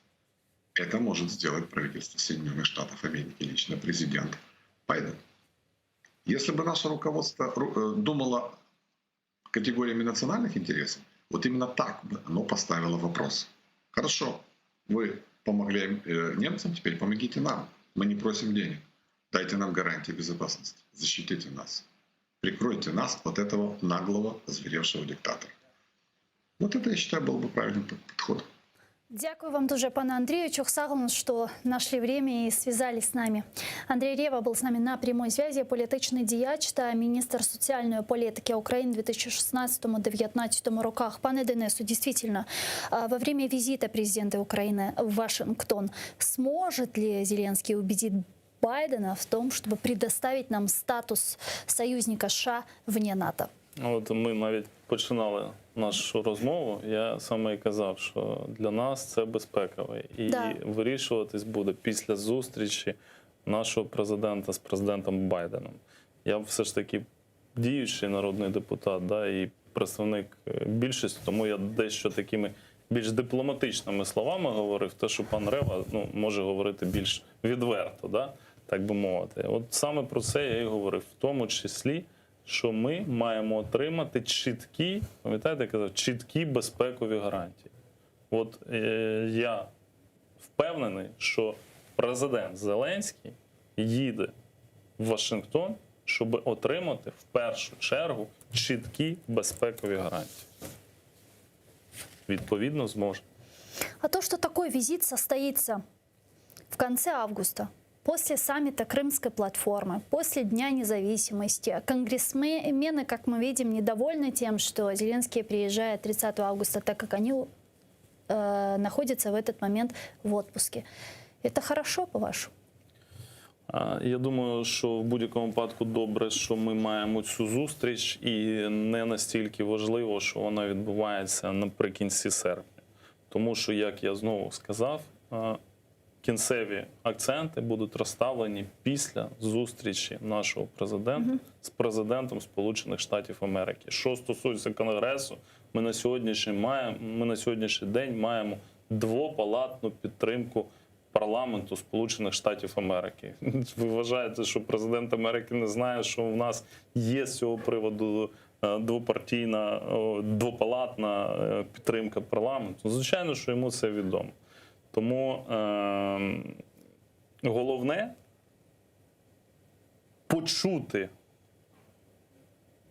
не просто почути, а отримати чіткі безпекові гарантии. Если мы не получим, о чем это будет говорить? Будет ли это свидетельствовать о том, что были такие негласные договоренности во время Женевского саммита между Байденом и Путиным, и действительно два президента договорились о разделе сфер влияния?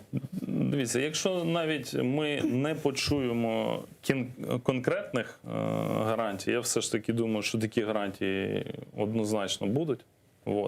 Якщо навіть ми не почуємо конкретних, то ми ж з вами розуміємо, що найбільшою гарантією безпеки України на сьогоднішній день є наші військові сили. Це наша армія. Ще б нам другий аспект важливий – це внутрішня єдність перед обличчям ворога мати. Тут з цим у нас проблема, на жаль, всередині України. З єдністю внутрішньою. Але найбільшою нашою гарантією є на сьогоднішній день зміцнення своїх Збройних сил. Це той законопроект, який ми прийняли про територіальну оборону. Це зміцнення територіальної оборони. Тому що воювати за нас ніхто не буде. Це ж абсолютно зрозуміло. Воювати за себе будемо лише ми. Тому це йде паралельними шляхами. Зміцнення внутрішнього, зміцнення нашого військового потенціалу. Це домовленості, співробітництво на зовнішньополітичній арені. Вони йдуть паралельно, але доповнюють один одного. Недавно в моем эфире был очень известный политический аналитик, международник с Соединенных Штатов Америки. Он включался к нам в эфир, Рамис Бей Юнус. И это довольно известный азербайджанский политический деятель, который на данный момент проживает в США. И он сказал о том, что Украине нужно изучать опыт Азербайджана в вопросе Нагорного Карабаха. Вы знаете, что в прошлом году, в ноябре месяце, в течение 44 дней национально-освободительной войны за Карабах Азербайджан деоккупировал те территории, которые были под оккупацией на протяжении 26-27 лет. Вы согласны с такой позицией? Якщо ми говоримо в аспекті того, що воювали новітнє озброєння проти старої радянської армії, то звичайно да, то есть так. 26 лет Азербайджан готовился То к этой звичайно войне так. І международной. я про це і говорю, що ми маємо розбудовувати свій військовий потенціал чи більше. І тут згадана і реформа Укроборонпрому, і яка прийнята реформа Укроборонпрому, і війська територіальної оборони, те, що ми прийняли так само.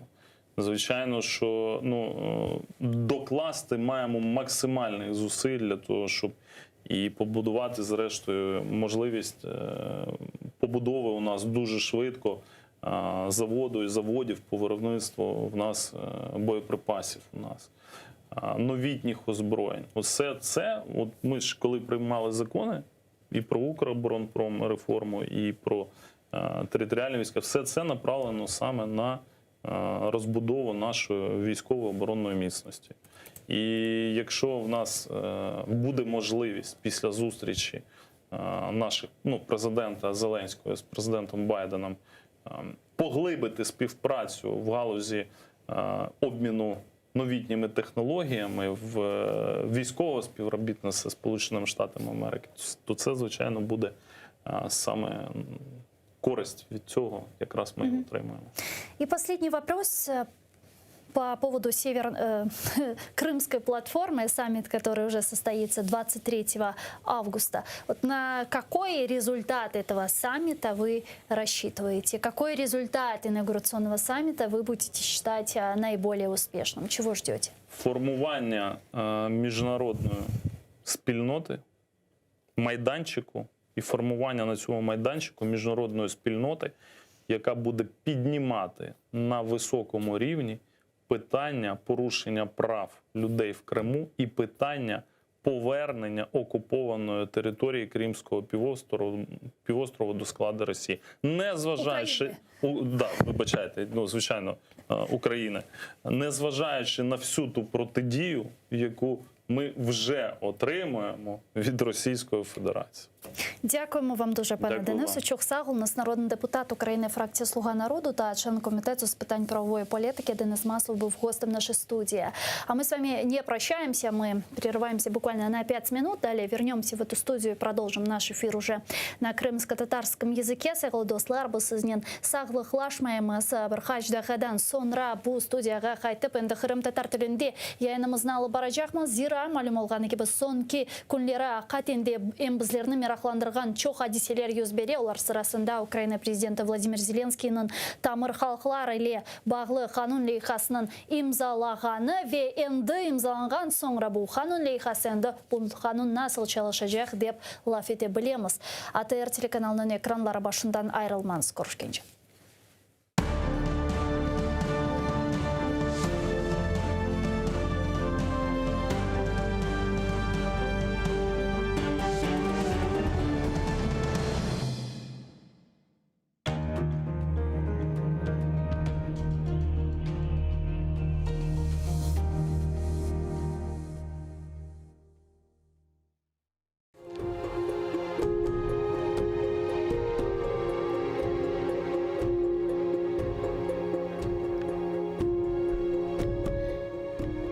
Сем дефні еленіс мені қабірде.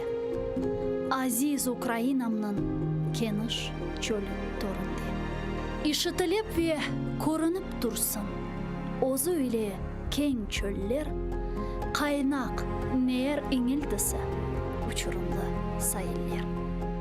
Озы душман қаныны ақызған сон деңізге, чеменлерні ве қырларны терк етіп ер yüzünde. Мен Tanrıға yol tutarım, kalben dua etmek için. Şimdi ise Yaradan'ı bilmeyim ben akçın. Defneyleniz ve kalkınız, buğavlarını uzunuz. Halis düşman kanını hürriyet üzerine suzunuz. Ulu serbest ailenizde unutmanız meni de. Хайриетлі созыңызде тұтыңыз, әп хатырде.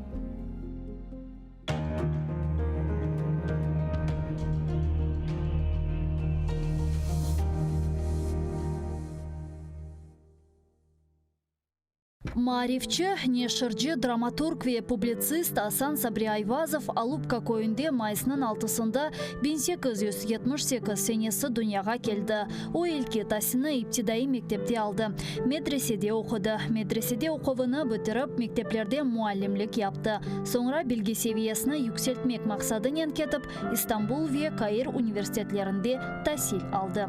Асан Сабри Айвазов четел мемлекетlerden қайтып келген сон, башта Баку шерінде нешір етілген Хаят адлы газетада муарир олып çalıştı. Sonra Қарасу базар шерінде Абдурашид Медиев ile beraberlikte Ветан Хадимы намында газета çıkardылар. Асан Сабри Айвазов Ветаны Қырымға авдет olған сон 1913 senesinden başlap Қадими Бақчасарайда Исмаил Газпралы tarafından çıkarılgan Tercüman gazetasında çalışa başladı. İsmail Газпралы 1914 senesi vefat etken sonra Асан Сабри Айвазов tercümanın baş muharriri oldu. Sonra o Ahmetçit şehrinde Millet dep adlandırılgan gazeta neşir etti ve aynı zamanda Kırım Milli Kurultayı reisi vazifesinde bulundu. Асан Сабри Айвазов publicist olmak ile beraberlikte hem yazıcı, hem dramaturg, hem de acayip edebi tercüman edi. Anneciğim neredesin? Kel, neden bu alga kaldık? Gibi bedi eserler ile bir sırada Ivan Turgenev, Anton Çekhov, Lev Tolstoy, Avrupa edebiyatından Knut Gamsun, Longvili gibi müelliflerinin işlerini Kırım Tatar tiline tercüme etti. Асан Сабри Айвазов'ның icadi umur faaliyeti gayet gürlegen vakitte o Bolşevikler tarafından represiyaga uğrab 1938 senesi aprelinin 17'sinde vahşice öldürüldü. Асан Сабри Айвазов'ның Neden bu alga kaldık piyasasından küçük bir parça. Seyitbek, şimdi biz ne işleyelim? Avrupalılarının kulturası fenadır diye cahil mi kalalım? Abdülislam, hayır evladım. Hoşa sim hoşa. Hazreti Fahir-i Kainat Efendimiz sallallahu aleyhi ve sellem beşikten mezara kadar ilim aranız buyurdukları gibi ilim nerede olsa da gidip alınız buyurmuştur. Avrupalılarının ilimi ve marifini, fenoni ve sanayisini alınız. İhtirat ve keşfiyetlerini de öğreniniz. Milli mekteplerimize sokunuz. Ana lisanınızga tercüme ediniz. Binaenaleyh Avrupa'ya gideceğinizde bir-birinize lisan-ı milli bulunur ise size büyük bir siladır. Her yerde sizi selamete çıkarır. Elinizde İslamiyet, lisan gibi bir kuvvet olur ise Avrupa'nın ateşi sizi yakamaz. Mamafih ne Frankistan'ın Paris'i, ne Almanya'nın Berlin'i, ne de İngiltere'nin Londra'sı, ne de Avrupa maişeti millet ve kavmiyetinizi unutturamaz. İşte bizim fikrimiz budur evlatlarım.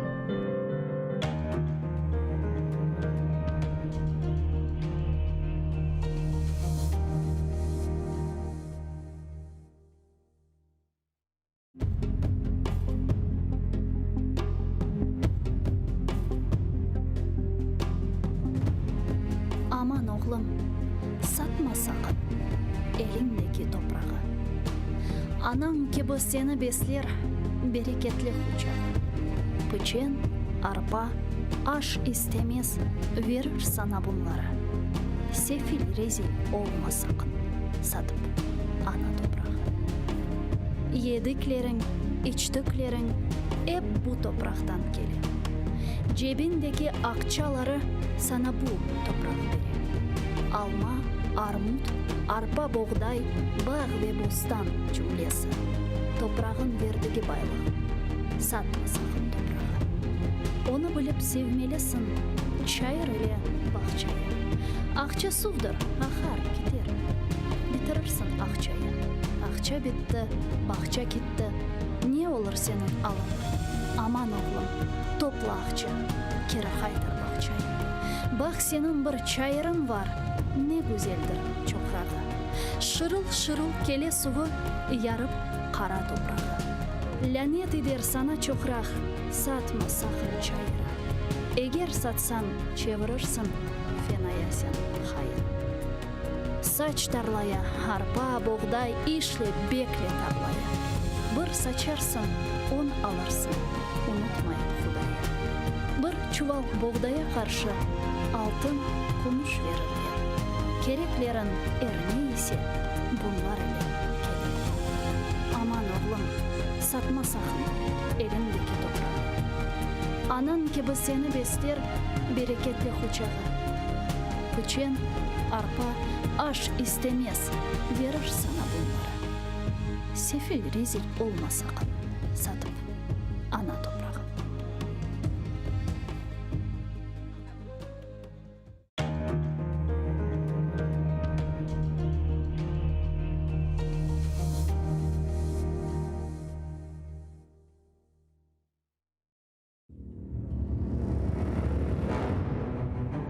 Hacı Giray Kırım Hanlığını tizgende 29 yaşındaydı. Tahminen 350 yıl devamında Kırım Hanlığı devlet olarak hüküm sürdü.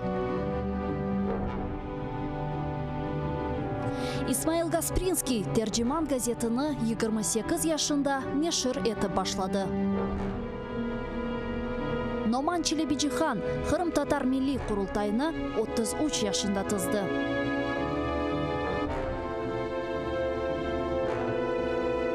Bekir Çobanzade 27 yaşında profesör olarak Latin elifbesini Türkiye devletlerge teşvikat etti.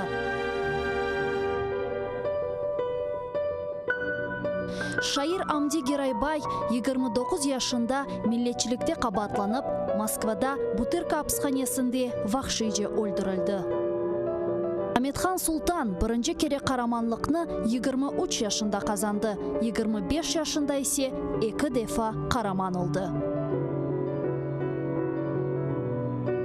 Musa Mahmud 1978 senesi hakimiyetke karşı isyan etip o'zini yaktı. Milli meşal oldu.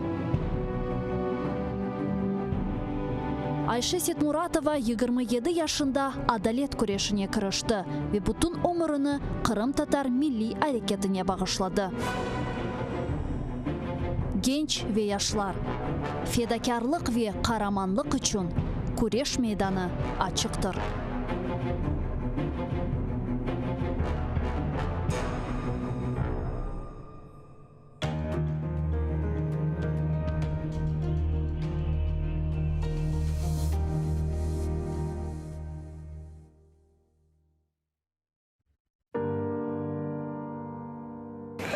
Bugünkü vasiyetimiz Kırım'da kıyın.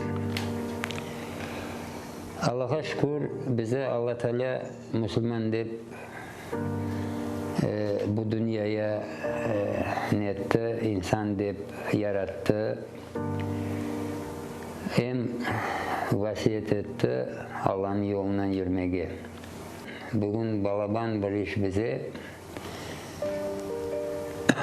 Allah'ın yolundan çıkmayıp birlik olmak, birbirimize arka olmak, milletimizi millet gibi, dinimizi din gibi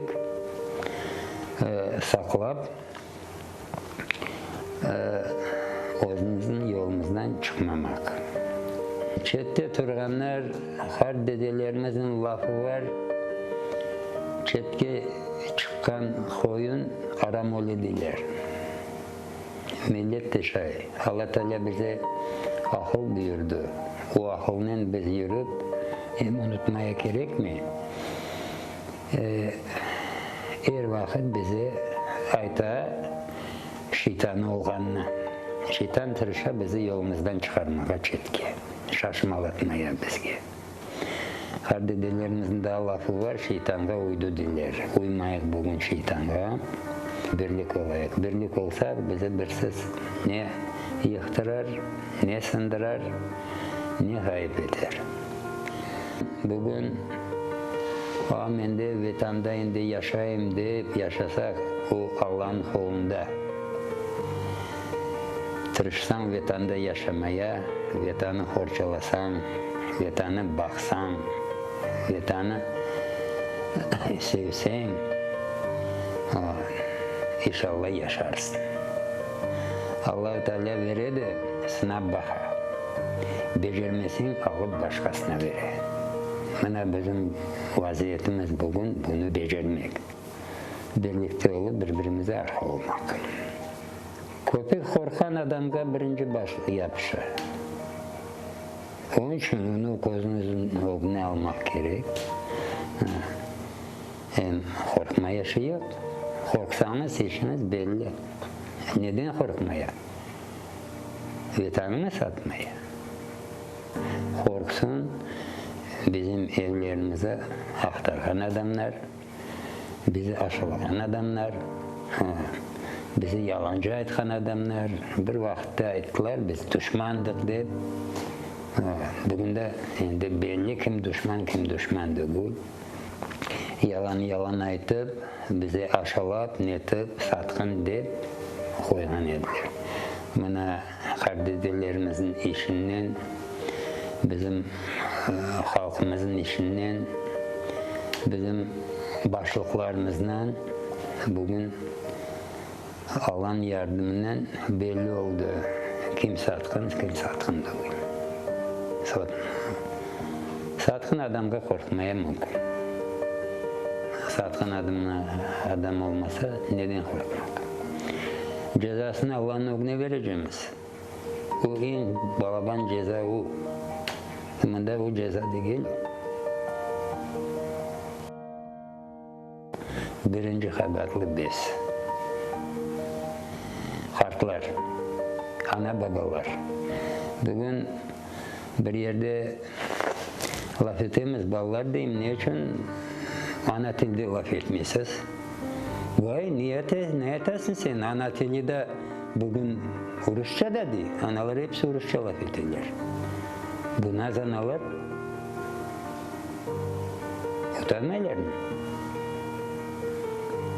Harbabalar, bitalar, onların torunları Rusça laf etse utanmaylar mı? Ya onların dedeleri mezarlarca yatkan söyleri bir gözden görseydiler bugünkü vaziyeti. Kırım'da Kırım Tatarı Kırım tili yoktur dese onlar ne netecekler? Allah'ın önüne ne eteceğimiz biz? Millet olarak bizi Allah Teala yarattı. Çaremize göre kimin çaresi var şunu, kimin çaresi yok şunu vaktinin netip devletke misal elbette bu işlerge koşulup yazmak gerek, aytmak gerek, korkmamak gerek.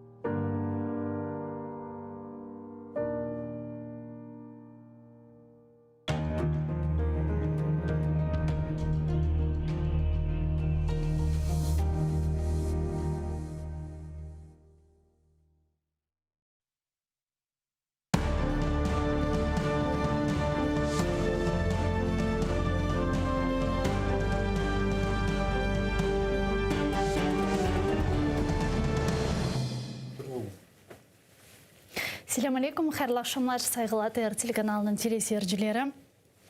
Бүгін информацион программасыны сейретесін. Студияда сіздер үшін мен Гульсум Халилова çalışам ве студиямызға тешриф бұйырған мұсафирімізні тақдим етмеге азырым. Бұл Қырым татар милли межлис азасы ве Қырым татар ресурс мерkezінің ел басшысы Ескендір аға Бариев. Селам алейкум, қош келдіңіз, Ескендір аға. Қош болдық. Ескендір аға, ең баштан мен сізні бүгін студиямызға келгеніңіз үшін сау болыңыз деп айтмаға істеймін. Зира сайғылы достар, бүгін милли межлис азамыз Ескендір ағаның доған күні. Бұл мунасибет или өз адымдан, халқымыз адымдан сізні хайырлаймыз. Құрбан байрамыңыз да хайырлы болсын. Сау болыңыз. Сіздің де хайырлаймыз. Біз телесерджилеріне Құрбан байрамын хайырлаймыз. Ескендір аға, келіңіз сонки демек yüz берген адиселер ақында лаф етек ве әлбетте ке менің лаф етмеге башлайжағым мәселе бұл сізлерінің, яғни Қырым татар ресурс мерkezінің кечен күнлері işgal etilgen Kırım'da insan hakları ile bağlı hazırlanan esabаты oldu. Siz böyle press-konferensiya bu mesele etrafında geçirdiniz. Sonki yarım yıl.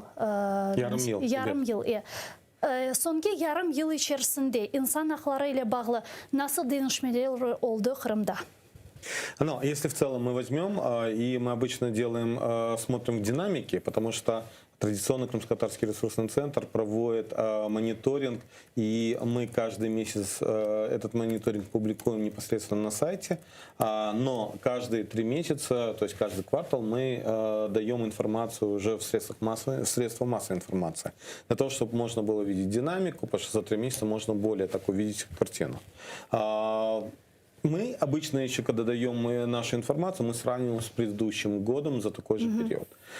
Если сравнить за первое полугодие 2020 года и 2021 года, то такие показатели, такие категории, как обыски, как задержания, они, конечно же, увеличились. Так, например, если мы возьмем обыски, то в 2020 году обысков было всего 23, из них 13 в отношении крымско-татарского народа, представителей коренного народа. В этом году было за полгода уже 32 обыска, и 13 из них в отношении крымских татар. Хотел бы обратить внимание, когда мы говорим об обысках, что же происходило или что могло отличать от предыдущих обысков. Но, во-первых, впервые именно за это полугодие во время обысков применялось, скажем, оружие, и был убит, хоть и узбек по национальности, но убит человек. И вот эти вот тенденции, на них мы очень негативно смотрим, потому что подобные действия проводятся на Северном Кавказе, когда выводят женщин, а в отношении мужчин могут применять оружие. Это первый случай. Да, это уже другой вопрос, что гражданин Узбекистана, который оказался после 2014 года в Крыму, это уже другой вопрос, это уже пусть разбираются украинские правоохранительные органы. В данном случае мы должны говорить, что во время обыска уже есть жертвы, когда стреляют люди в погонах. Второе, на что я хотел бы обратить внимание, когда мы говорим об обысках, то понятно, что также занимаются подбросом литературы или каких-то предметов. Эти случаи были и в 2014 году, и в 2015 году. Помните, и патроны пытались подбрасывать и так далее. Я хотел бы обратить внимание, что также продолжается, причем вот совсем недавно был обыск в отсутствии человека. Заранее знают, что этот человек находится непосредственно на материковой части Украины, и это не секрет, этот человек и не скрывается, но в доме у него проводят обыск для того, чтобы запугать в первую очередь семью. Или проводят обыски у родственников политзаключенных. Это происходило вот за вот эти полгода.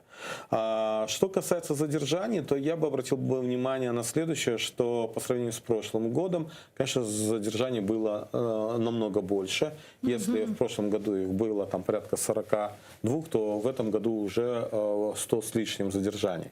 Это связано с тем, в первую очередь, что мы к категории задержания отнесли те массовые удержания наших соотечественников именно по этническому признаку, когда наши соотечественники ехали в Ростов-на-Дону на суд поддержать наших соотечественников, и у Керченского моста у них забрали документы, их удерживали более 8 часов, то есть, по сути дела, конечно, люди не были задержаны непосредственно в каком-то помещении, но и не были предоставлены им какие-то постановления о задержании и так далее. Но мы видим следующий момент, что их документы личные были изъяты, и непосредственно им не выдавали на протяжении длительного времени. Даже когда задержание происходит, или вернее выяснение личности, то более 3 часов не имеют права удерживать людей, а здесь более 8 часов. Далее, когда мы говорим о каких тенденциях, то опять же мы обратили внимание на то, что все-таки продолжают преследовать женщин.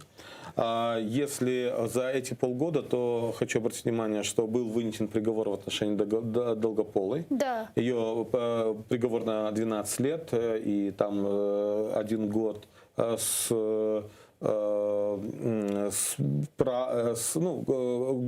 без права на свободу.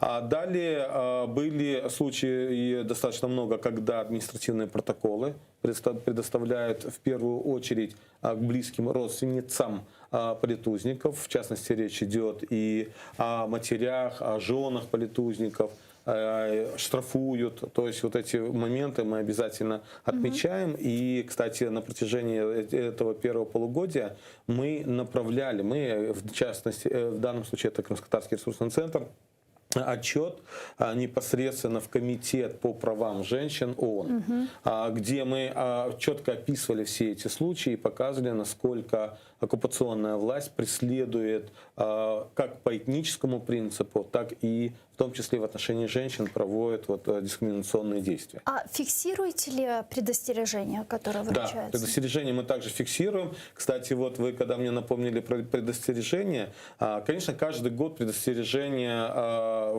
первое полугодие всегда их много. Это связано в первую очередь с тем, что даты в первом полугодии, такие как 26 февраля, такие как 9 марта, такие как 18 мая, 26 июня. И, конечно же, оккупанты пытаются предупредить какие-то активные действия. В первую очередь они пытаются выявлять тех активистов. Это в первую очередь члены Меджлиса, это люди, которые социально активные. Они это все отслеживают и стараются приносить заранее данное предостережение, чтобы не допустить каких-либо активных действий.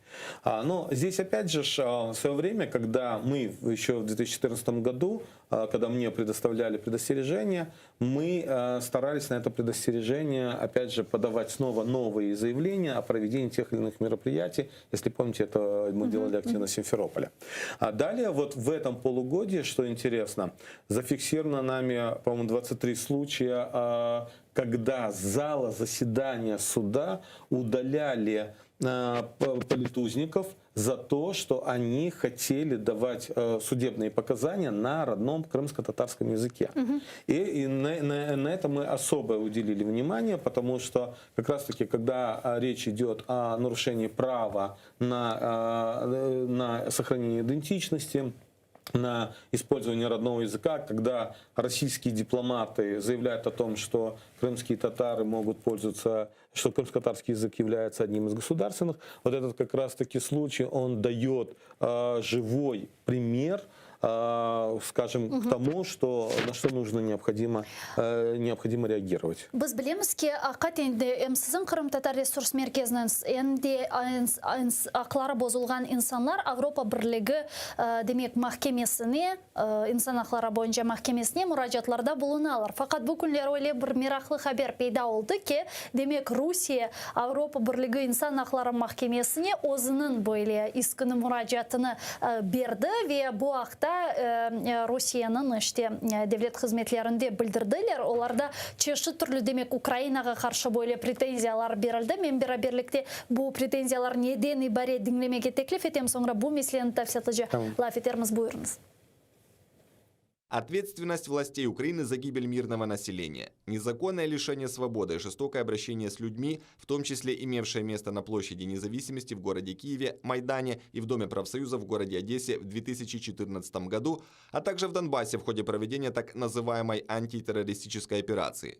Политика дискриминации русскоговорящего населения, вытеснение использования русского языка из общественной сферы, прежде всего из сферы среднего и высшего образования и системы обслуживания потребителей, гибель людей, причинение вреда здоровью и уничтожение имущества в результате обстрелов вооруженными силами Украины сопредельной территории Российской Федерации, лишение жителей отдельных территорий Юго-Востока Украины возможности участия в выборах в центральные органы власти, блокирование Северокрымского канала как основного источника пресной воды для жителей Крымского полуострова, крушение самолета авиакомпании «Малайзийские авиалинии», выполнявшего рейс MH17 17 июля 2014 года вследствие незакрытия властями Украины воздушного пространства над зоной боевых действий и гибель 298 человек, всех пассажиров и членов экипажа.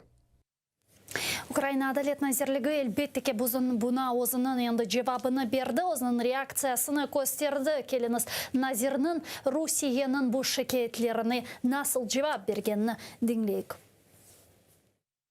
Судячи з прес-релізу Генпрокуратури країни-агресора та їхнього ж МЗС, Росія сплутала ЄСПЛ з шоу на російському телебаченні. У заяві до суду виклали усі міфи російської пропаганди, але з юридичної точки зору їх очікує неминуча поразка. Але хоч намагаються контратакувати у лоуфеєр, де поки що усі голи у їх ворота.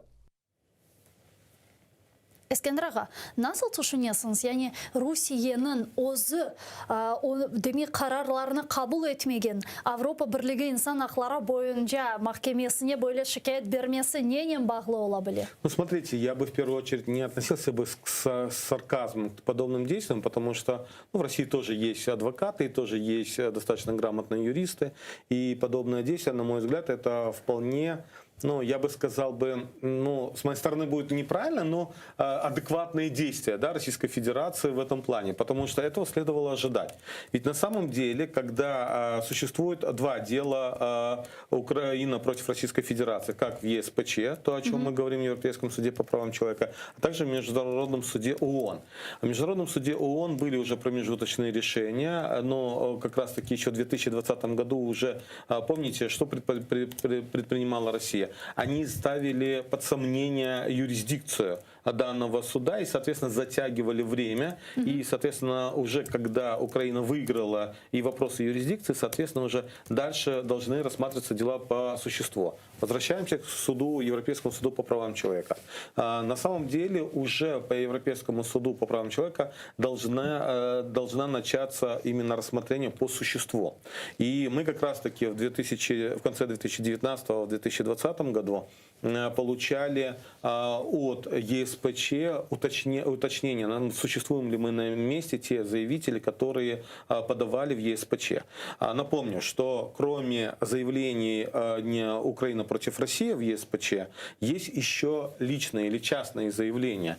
В данном случае вот Крымско-Татарский ресурсный центр в этом плане работал, и нами были направлены порядка 20, по-моему, 4 заявлений в Европейский суд по правам человека. Это из 13 из них связаны с деятельностью, с запретом Меджлиса крымско-татарского народа.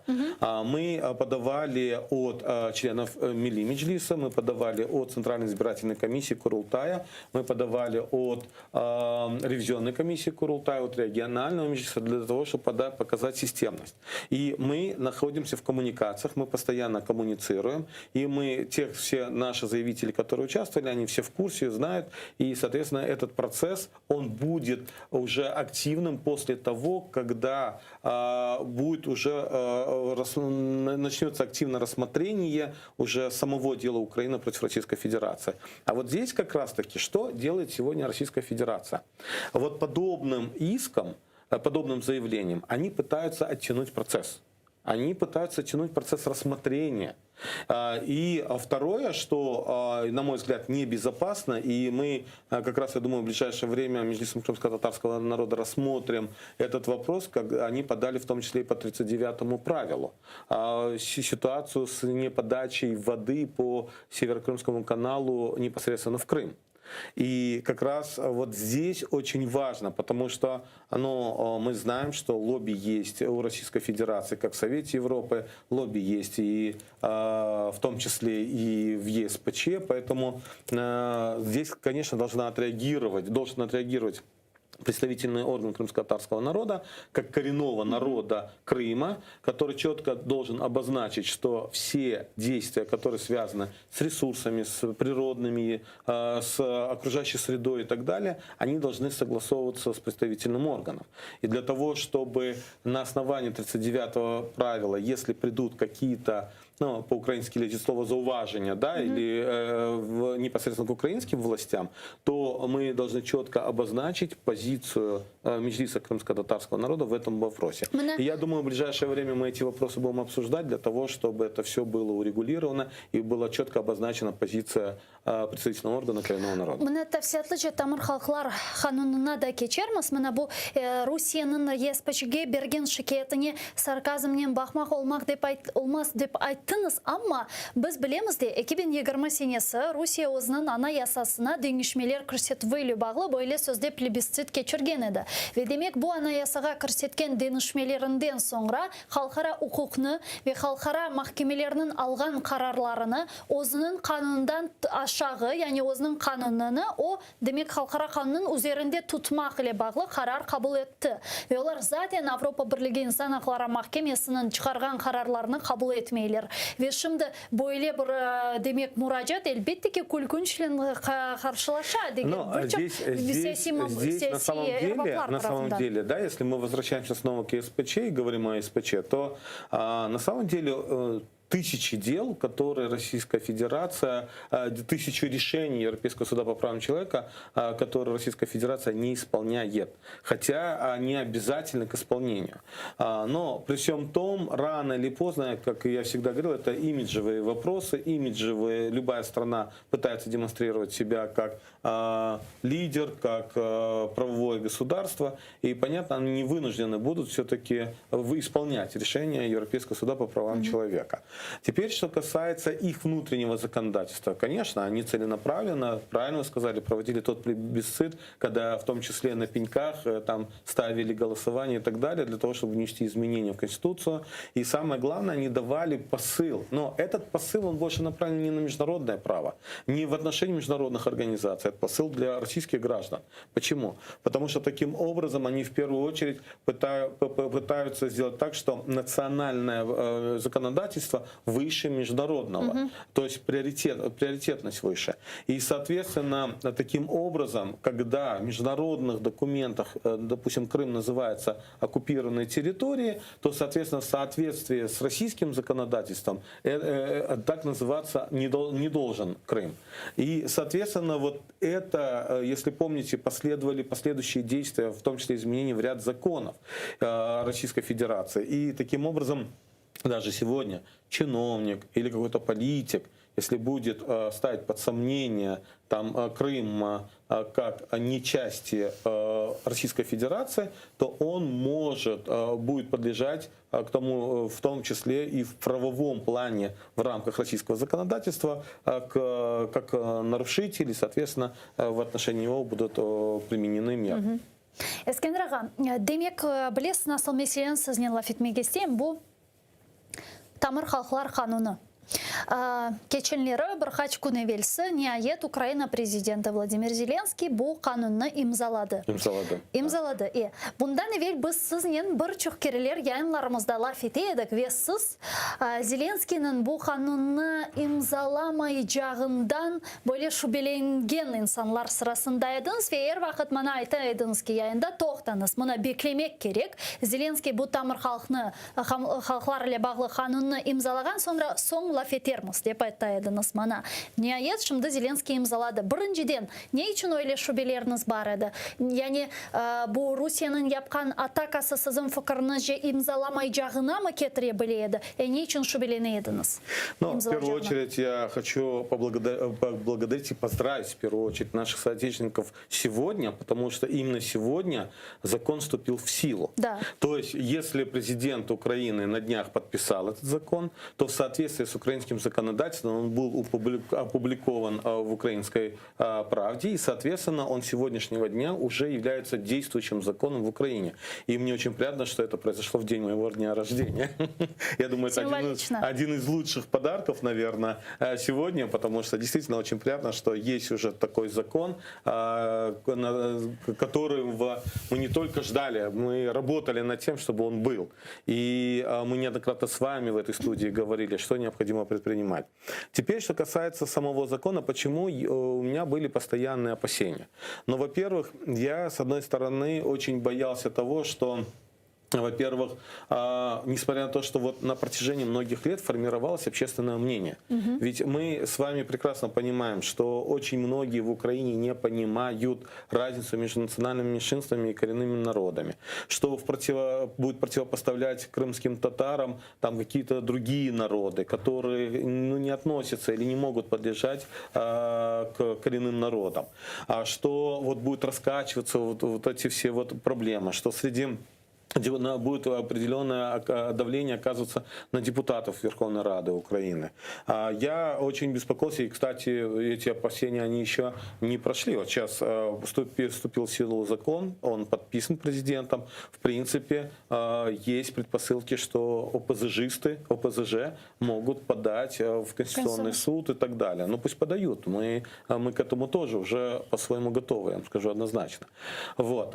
Поэтому вот здесь, вот в этом плане. Мы же видели, какая реакция была на самом высоком уровне политического истеблишмента Российской Федерации. Первое, когда Госдума приняла заявление. Второе, когда президент Российской Федерации, это, ну, скажем, достаточно высокий уровень, страна, которая претендует быть глобальным лидером, обращает серьезное внимание на принятие закона о коренных народах непосредственно в соседнем государстве. Я вам уже не скажу. говоря о том, что в самой России более 42 народов считаются малочисленными коренными народами. У них есть свой закон. Так я вам больше скажу. Пару дней назад Путин пожаловался Ангеле Меркель Да, Меркель, на я как этот раз хотел об закон и этом тоже назвал сказать. его дискриминационным. Да. Вот И ему делать поэтому- нечего, кроме Северного потока, он еще жалуется на коренные Дело в том, народы. что, если помните, мы активно работали над тем, какой шаг дает этот закон. Во-первых, мы об этом еще говорили активно и пытались работать в 2014 году, когда еще мы встречались с представителями фракции «Удар», и тогда они разработали законопроект. Кстати, у них он тоже был неплохой, но тогда в комитете он не прошел. А когда Геннадий Геннадьевич Москаль зарегистрировал 2 законопроекта для того, чтобы обозначить коренные народы. По большому счету, само постановление Верховной Рады Украины от 20 марта, оно давало задачу в ближайшее время разработать, урегулировать на законодательном уровне статус крымско-татарского народа как коренного народа и, соответственно, урегулировать эти вопросы. Далее было поручено Кабинету министров Украины в лице Министерства культуры Украины до 4 квартала 2016 года разработать законопроект. И все эти процессы, они шли очень медленно. Приходилось это все проталкивать, приходилось инициировать круглые столы, писать письма, подавать, готовить законопроекты, подавать их для того, чтобы все это было. И на определенных этапах постоянно происходили какие-то тормоза. Но, слава богу, что Аллашко, что сегодня он подписан, сегодня он вступил в силу, он опубликован, сегодня он уже 23 июля 2021 года, он есть действующим законом. Ескендерова, Теперь ким нас язды ждут, бұл қанунны? следующее. Суалим. Ким язды қанунны? Конкретно вот этот закон, который мы сейчас видим, это закон президента Зеленского и его команды. Ну, очевидно, что не понятно, он только его писался. команда Нет, писала этот конечно, закон. конечно. Кто Конечно, писал? он писался не из, скажем, не из пустого места, да, потому что здесь мы можем видеть и ряд пунктов, которые подавались еще законом Украины, подавались еще при встрече Мустафа Ага, Рифата Чубарова с президентом Украины, и непосредственно подавались, и была просьба о том, что один из трех законов, чтобы был принят. Здесь есть эти пункты. А также еще после того, как президент пришел, президента Зеленского избрали, вернее, здесь есть пункты и законопроекты, которые разрабатывал Крымско-Татарский ресурсный центр, потому что он был более полный. Это более такой ближе к рамочному, более полным. Мы его еще подавали в Министерство культуры в 2016 году.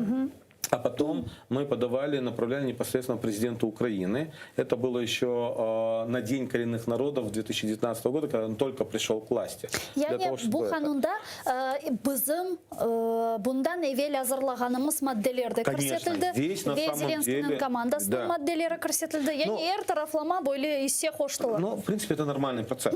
Нормальный процесс, что в этом законе, который сегодня уже действующий, есть здесь работа ряда экспертов, которые на протяжении многих лет работали. Ну, я назову такую там и Юлия Тищенко, да, вот, к примеру. И мы на Меджлисе обсуждали ряд статей и так далее. Были разные мнения, были разные варианты. Вот. И поэтому здесь это надо учитывать. И говорить о том, что этот закон, который там просто там сели и кто-то там написал, но судя по формату, судя по тому, как, скажем, построены некоторые вещи, соответственно, некоторые пункты, статьи, здесь чувствуются, видны те статьи и пункты, которые были из предыдущих законов, но видно, что это все-таки была работа команды президента. И Но здесь и я видно, не что могу есть ряд отрицать. пунктов, на которые бы Меджлис точно не написал.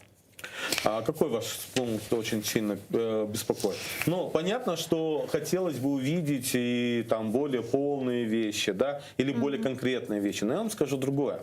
Я, например, почему стал активно поддерживать эту последнюю версию? Потому что для нас очень важно, чтобы в первую очередь приняли этот закон. Это раз. Потому что мы действительно ломаем многие вещи, которые дают нам возможность приблизить деоккупацию. А во-вторых, самое главное в любом законе, можно много законов принять. Вот, например, я вам приведу закон о восстановлении лиц, депортированных по национальному признаку. Восстановление прав лиц, депортированных по национальному признаку. Он был принят еще 17 апреля 2014 года, я хорошо помню, потому что как раз, кстати, все процессы, мы хотели больше, чтобы закон о коренных народах был, но появился этот закон.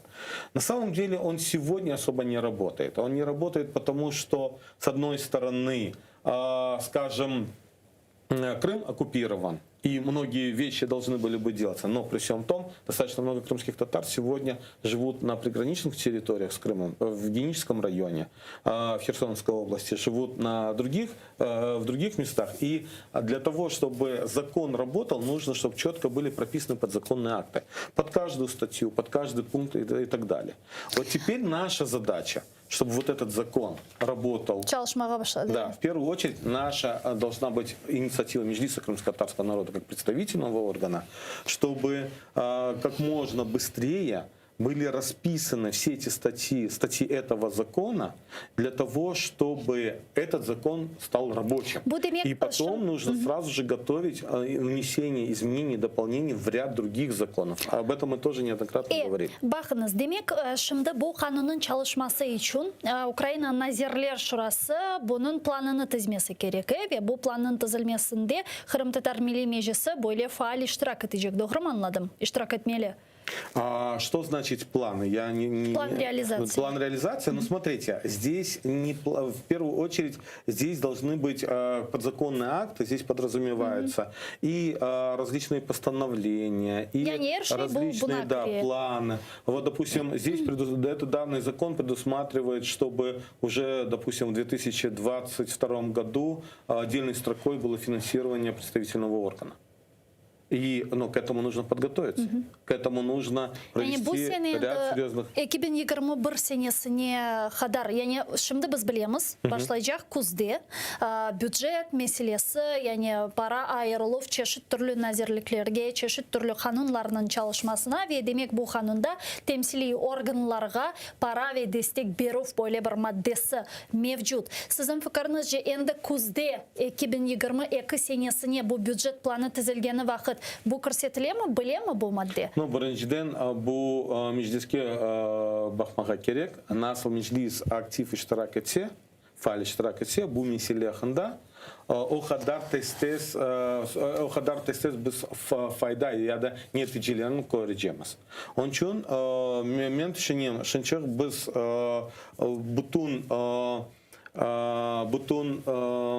со всеми центральными исполнительными органами Украины нужно входить активно сейчас в коммуникации для того, чтобы мы могли максимально быстро прописать подзаконные акты под этот закон Украины. Я пара миқдарны кім белгілейчек? Не қадар межлисінің çalışması için, темсили органның çalışması için пара керек? Ребят, здесь вот опять же должен Меджлис проработать.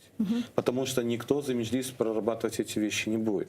И поэтому мы здесь должны четко разработать специальную программу. И, соответственно, чтобы эта программа уже рассматривалась непосредственно при принятии закона о бюджете.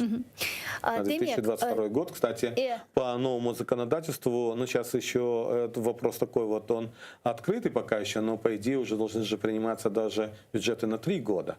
Но сейчас еще как бы по законодательству уже должны приниматься, но сейчас эти процессы идут достаточно вяло, но я думаю, сейчас осенью начнутся активно эти процессы, и там будет видно. Демек, темсили органға бойле бір мадди дестек берілмесі үшін біріншіден темсили органның Назирлер Шурасы тарафындан таздықланмасы керек. Doğru mu? Yani Nazirler Şurası temsili organı tazdықлай, темсили органы таздықлаған соңра, енді бюджетке bu demek maddelerini көрсетілмек. Там дело в том, что, опять же, вы практически процитировали 8-ю статью, И да? Вот, речь идет о 8-й статье. Вот здесь как раз-таки здесь должен быть процесс. Орган, центральный исполнительный орган, в компетенции находится, которого данный этот вопрос, скорее всего, это будет Министерство культуры, потому что там есть отдельно госслужба по национальной политике. И, соответственно, конечно же, с подачи данного органа, центрального исполнительного, уже Кабинет министров должен уже, скажем, издать постановление. Я не був орган, був центральний орган виконавчої влади, що забезпечує формування та реалізацію державної політики у сфері міжнаціональних відносин, релігії та захисту прав національних меншин України. Где этот орган? В каком министерстве находится? Находится непосредственно государственная служба. Это и взаимодействует, имеет прямое отношение к Министерству культуры. Ага. Поэтому основным исполнителем этого вопроса, скорее всего, будет Министерство культуры. Yani bu nazirlik belgeleyecek. Ну, я думаю, да.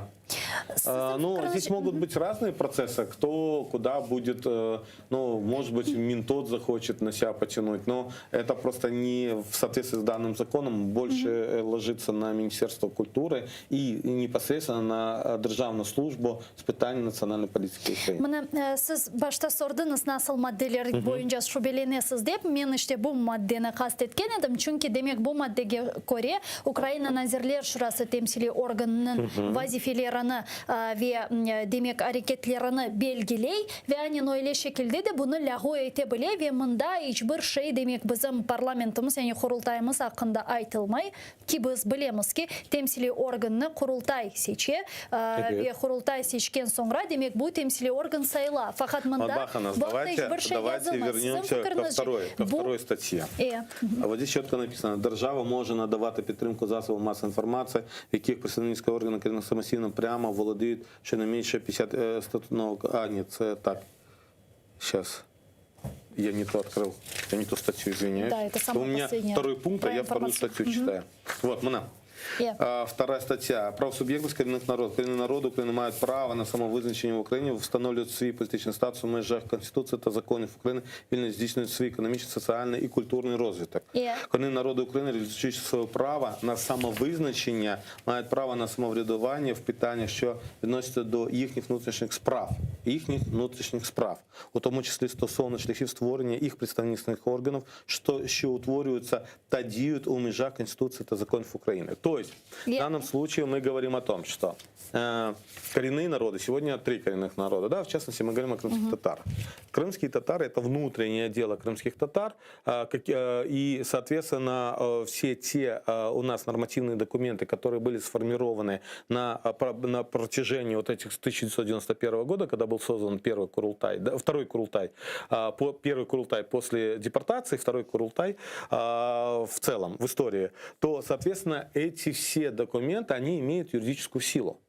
И, соответственно, вот все выборы и все, что происходит, формирование представительных органов, они строятся на правилах этих документов. И эти документы в свое время нашими соотечественниками или нашими институтами строились, опять же, в рамках украинского законодательства. Потому что если мы возьмем регламент Курултая, положение Меджлиса и так далее, то в первую очередь у нас что написано, что делегатами Курултая могут быть граждане Украины и так далее, что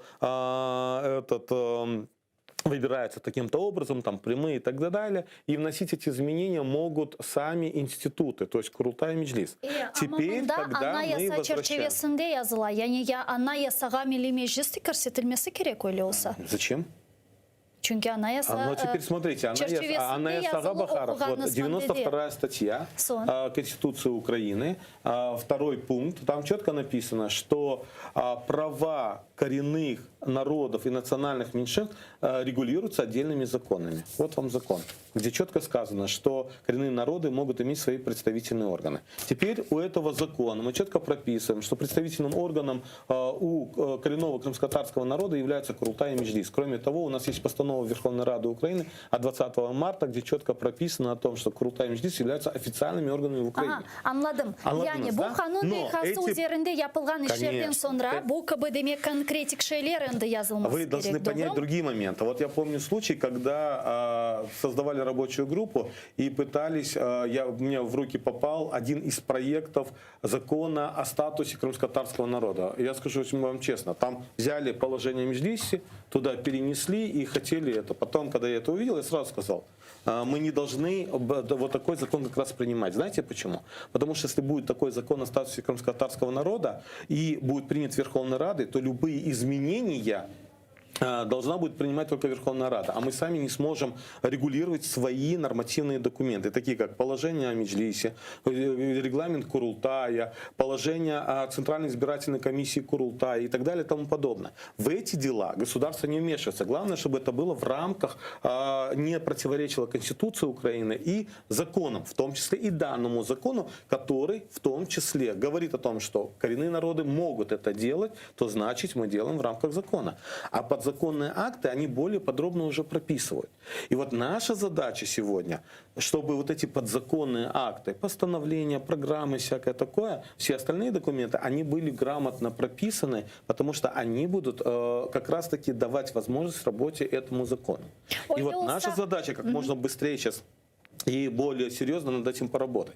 И я думаю, что вот сейчас, в ближайшее время, опять же, Меджлис крымско-татарского народа, во всяком случае, управление по правовым вопросам, которое я возглавляю, будет активно инициировать определенные процессы для того, чтобы Меджлис в разработке вот этих подзаконных актов имел прямое уже отношение и, соответственно, скажем, коммуницировал со всеми центральными исполнительными органами Украины, которые ответственны за этот процесс.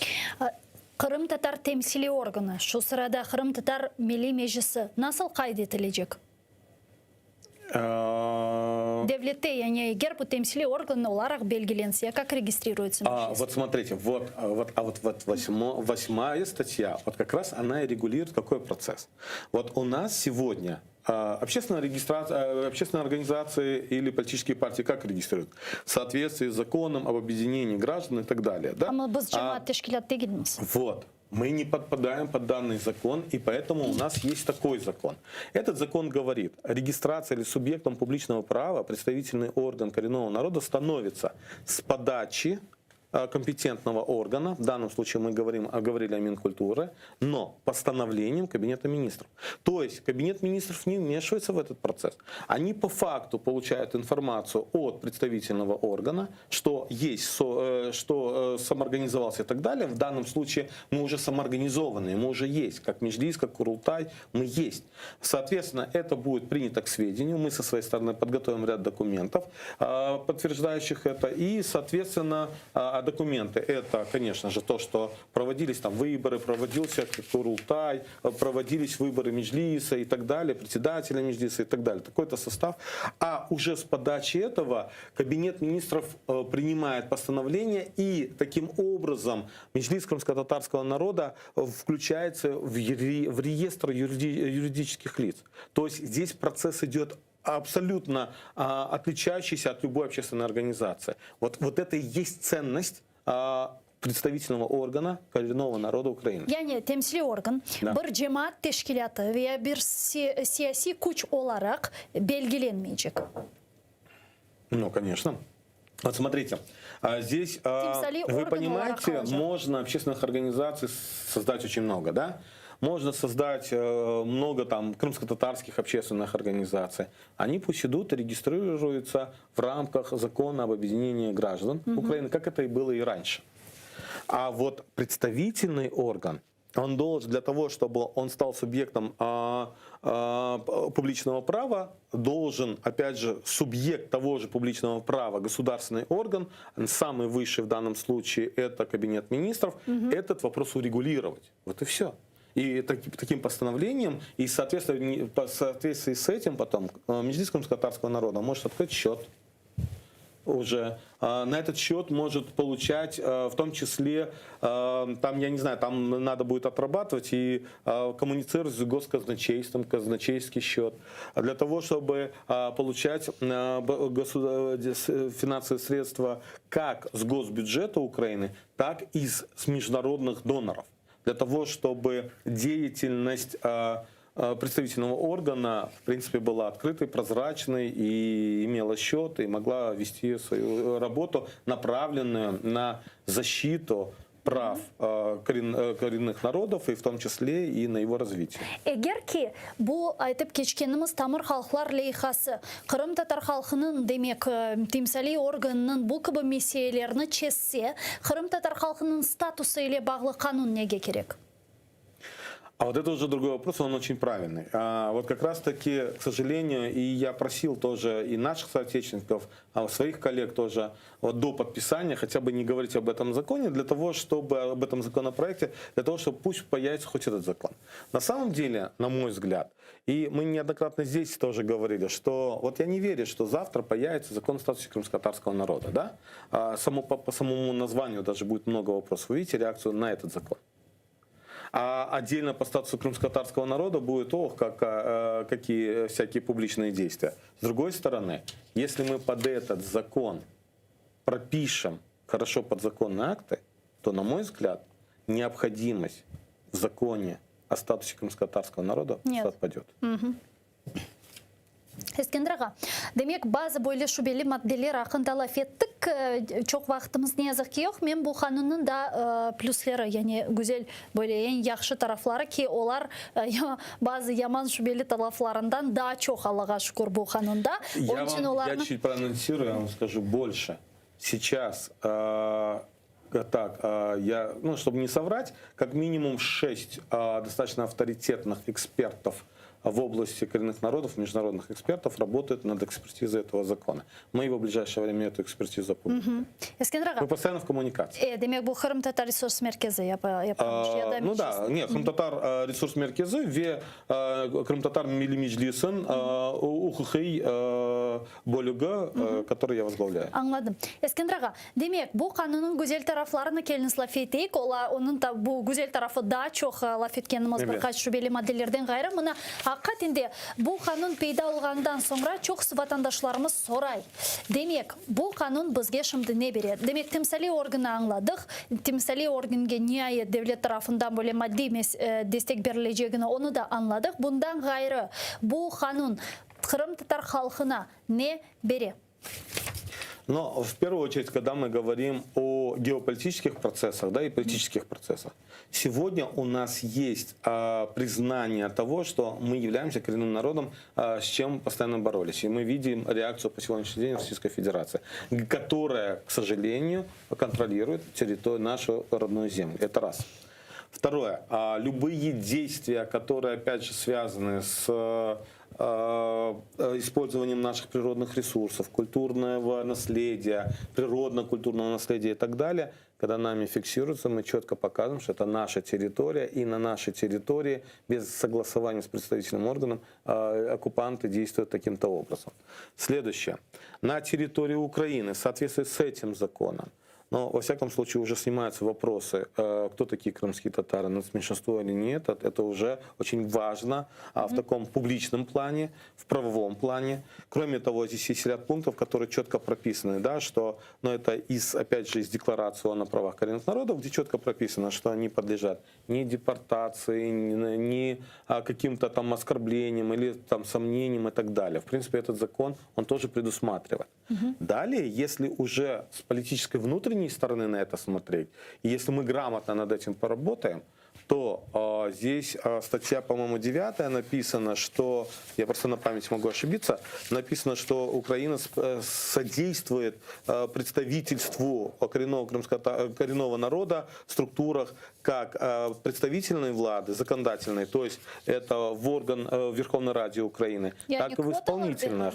А это уже как подзаконным актом мы пропишем. Я думаю, что здесь как раз таки должны быть квоты. Чем кодекс, Конечно, да, здесь нужно будет вносить и дополнение изменений в закон о выборах. Кроме того, опять же, насколько грамотно, если мы проработаем, учитывая то, что Крым все-таки всегда должен быть представлен в Верховной Раде, сколько бы он не находился под оккупацией оккупантов, но, наверное, коренные народы могли бы быть хорошим примером того, что они могут быть представлены в Верховной Раде Украины. И в Крым как раз-таки по мажоритарному принципу он был представлен 12 мандатами. То есть, если грамотно над этим всем мы поработаем, то мы как минимум сможем иметь гарантированное представительство, в том числе и в высшем законодательном органе Украины, без каких-то внутренних политических процессов. Потому что сегодня у нас депутаты Верховной Ради Украины, они связаны с политическими процессами, там, одной той или иной партии. Коренные народы должны быть над внутренними политическими процессами Украины. Ескендерға соны олар, сіздің фікіріңізше енді не вақыт бұл чешет түрлі юқарда айтып кешкеніміз актлар, бұл чешет мадделерінің üzerinde yapılacak işler gerçekleşe bilет, де бұл қанун аққатында çalışа başlar. Но если мы просто похлопаем сейчас в ладоши, скажем, да, вот есть закон, вот это хорошо, и давайте будем думать о других законах, закон о статусе и так далее, то поверьте, он будет лежать, никто им не будет заниматься и так далее. И тот мы будем тоже, остальные законы будем ждать. Давайте мы сейчас засучим рукава, мы начнем активно работать над этим, и я думаю, если мы активно проработаем, то во всяком случае к октябрю, к концу октября наша задача это сделать, начиная с сентября и до конца октября. Это будет непросто. Это на самом деле большой такой и самый сложный объем работы, потому что это действительно работа, за которую не каждый готов будет взяться. Но я думаю, в этом должен быть в первую очередь заинтересован Меджлис крымско-татарского народа, и я думаю, Меджлис крымско-татарского народа это будет делать. Çok sağ olun Eskender ağa, stüdyamızga kelgeniz için, bu gün bizge vaqt ayırganınız için ve suallarımızga cevap bergeniz için teşekkürler. Kırım Tatar Milli Meclis Azası ve Kırım Tatar Resurs Merkezi'nin yıl başçısı Eskender Bariyev bizim stüdyamızda bulungan. Sevgili dostlar, men size bu bölükni yekunlemek mecburiyetinden bir kaç dakikadan sonra Zaman informasyon programması Ukrayna tilinde seyretiniz. Sonra bu stüdyada sizni meslektaşım Aydar Mujdabayev selamlayacak.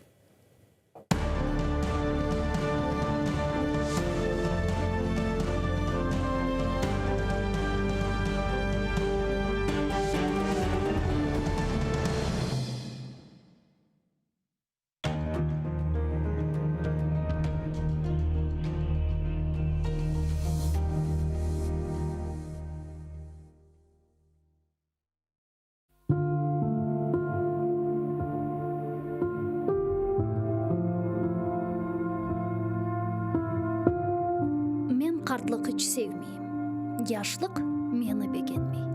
Milletke kol ayaklıyım, ama o da hiç bilmey. Öz başıma kalam yolda bir şey kelmey elimden. Ağlayım. Aytam alımını kimse anlamay dilimden.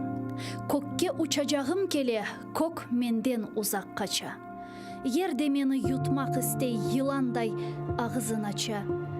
Ürke yutulmaktan canım, yaşamak isteyim men. Düşman olsa canıma halk, vallahi dostuyum men. Şaştım artık, bilmeyim men ne işlemek gerek. Pek aylana başım billa, titre içimde yürek. Gözlerime perde ola türlü şeyler avalar, gözüm ile koramayım, kimler meni saralar. Yumsam eğer gözlerimni, içim yanmaktan kuye.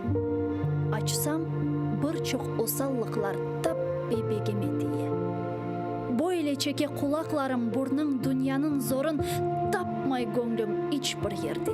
Tutmağa rahat orun. Çölge çıksam tek başıma ağlanam ölenlere. Aylanam taf kenarların yaslanam çerenlere. Duygularımını toplayım kökke yerge bakınam. Her şeyde bir hoşluk görem deyim. Ne için sıkınam? İşte tavlar, işte göller birbirine bakışa. İşte sular yerden çıka her bir yakka akışa. İşte güneş hiç kızganmay, sıcak yaraklar saça.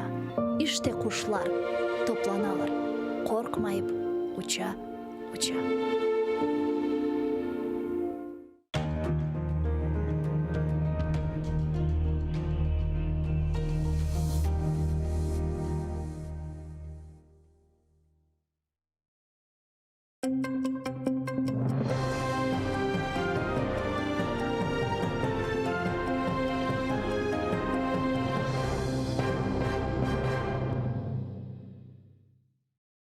З автоматами та штурмовими щитами син Алі Ібрагімова Мустафа, в оселі котрих у Євпаторії вчора силовики влаштували обшук, розповів, як окупанти вдерлися до їх будинку. За словами Мустафи, силовики поводилися жорстко, кричали та навіть вдарили його. А на молодшого брата Мухаммеда навіть одягли кайданки. Агрессивно себя вели, кричали: кувалду доставайте, ломаем ворота. Я говорю: подождите, я открываю. Открыл калитку, они забежали с щитами, с автоматами, да, пытались толкать, кричали. Я говорю: не кричите, говорю, мы все нормально, спокойно себя ведем, никаких этих. Пытались меня скрутить, заломать, на что я не позволил, не дал это сделать, но решил, думаю, присяду. И в момент, когда я присел, один из сотрудников ОМОНа с ноги пнул меня в затылок, от чего я ударился об тротуарную плитку головой. Коли в домі тривав обшук, силовики вирішили вивезти Мустафу до продуктової крамниці, яка належить родині. Там тривав обшук. Крім озброєних силовиків та слідчих, там були співробітники окупаційного Роспотребнадзору. Вони шукали санкційні сири та ковбаси і перевіряли, чи працює крамниця за спеціальною системою «Меркурій». ИП зарегистрировано на Меркурии, но как тут постоянно меняются условия, меняются правила, что этот товар через Меркурий не проходил. То есть и они делали акцент, что типа не маркированная продукция, якобы она будет изъята. Но по итогу они, в принципе, ничего не изъяли, но описали некоторые продукции, такие как масла, домашние сыры, некоторые колбасы. Да, это все они упаковали в несколько мешков, опечатали, и до выяснения обстоятельств всего эта вся продукция находится на данный момент в магазине. Середущого сина Ібрагімових Абдулу затримали та вивезли до відділку окупаційної поліції Євпаторії, де на нього склали протокол. Окупаційний суд звинуватив його у пропаганді екстремістської символіки. Нібито він раніше у соціальних мережах публікував символіку партії Хізбут Тахрір. Його визнали винним та взяли під варту на 3 доби. До оселі Ібрагімових вже приходили з обшуком у 2015 році. Тоді окупаційні слідчі шукали зброю та вибухівку, але нічого не знайшли. Кримсько-татарських політв'язнів Рустема Ісмаїлова та Айдера Салідінова запроторили до штрафного ізолятора за спробу нічної молитви. Про це повідомляє Кримська солідарність, посилаючись на дружину Айдера Салідінова Гузаль Сулейманзаді. Бранець спілкувався з дружиною через в'язничний зв'язок у перший день свята Курбан-Байрам. Пізніше стало відомо, що Айдера Салідінова та Рустема Ісмаїлова, яких окупанти через причетність до Хізбут Тахрір звинуватили у тероризмі та ув'язнили на 11,5 та 13,5 років, кинули до карцера. На думку адміністрації російської колонії, молитва є порушенням режиму, бо, мовляв, після 22-ї години в'язні мають спати. Бранці намагалися пояснити, що вони мусульмани та повинні читати нічну молитву, але марно. Українські прикордонники заборонили в'їзд 12 росіянам. Вони намагалися надати документи, отримані в окупованому Криму, повідомляють у Держприкордонслужбі. Моряки прибули до українського пункту пропуску морського порту «Південний» на Донеччині судном під прапором Ліберії. Всі 12 членів команди – громадяни Росії, кажуть прикордонники. За видані окупаційною владою документи їм заборонено відвідувати Україну у найближчі 3 роки. Нагадуємо, що відповідно до 9 статті Закону України про забезпечення прав і свобод громадян та правовий режим на тимчасово окупованій території України, будь-які органи, їх посадові та службові особи на тимчасово окупованій території та їх діяльність вважаються незаконними, якщо ці органи або особи створені, обрані чи призначені у порядку, не передбаченому законом. Крім того, будь-який акт, рішення, документ, виданий такими органами та або особами, є недійсним і не створює правових наслідків. Зона навколо Золотого на Донеччині перетворюється на нову гарячу точку. Про це за підсумками засідання тристоронньої контактної групи заявила спецпредставниця ОБСЄ по Україні Гайді Грау. Вона визнає, що поблизу ділянки відведення військ використовується важке озброєння. А за повідомленням штабу Об'єднаних сил, минулої доби окупанти зосередили вогонь неподалік Донецька. Били мінометами в лавах українських захисників без втрат. Поблизу Водяного, що біля Донецька, окупанти вели вогонь з мінометів 82-го калібру і станкових протитанкових гранатометів. Неподалік селища Піски російські найманці двічі обстрілювали українські позиції з гранатометів різних систем і стрілецької зброї. Станом на 7 годину ранку 23 липня зафіксоване одне порушення режиму припинення вогню. Зокрема, поблизу Опитного ворог обстріляв українські позиції з мінометів 120-го калібру. Бойових втрат за минулу та поточну добу внаслідок ворожого вогню немає. На обстріли російсько-окупаційних військ українські військові відкривали вогонь у відповідь. А рано вранці окупанти обстріляли цивільні квартали Опитного на Донеччині. За даними штабу ООС, 20 мін 120-го калібру випустили з окупованого нині Веселого. Зафіксовані численні пошкодження цивільної інфраструктури та помешкань. Українська розвідка також помітила на окупованих територіях Донеччини та Луганщини групу ревізорів з московського командування. Вона виявила низку суттєвих недоліків у першому та другому армійських корпусах противника.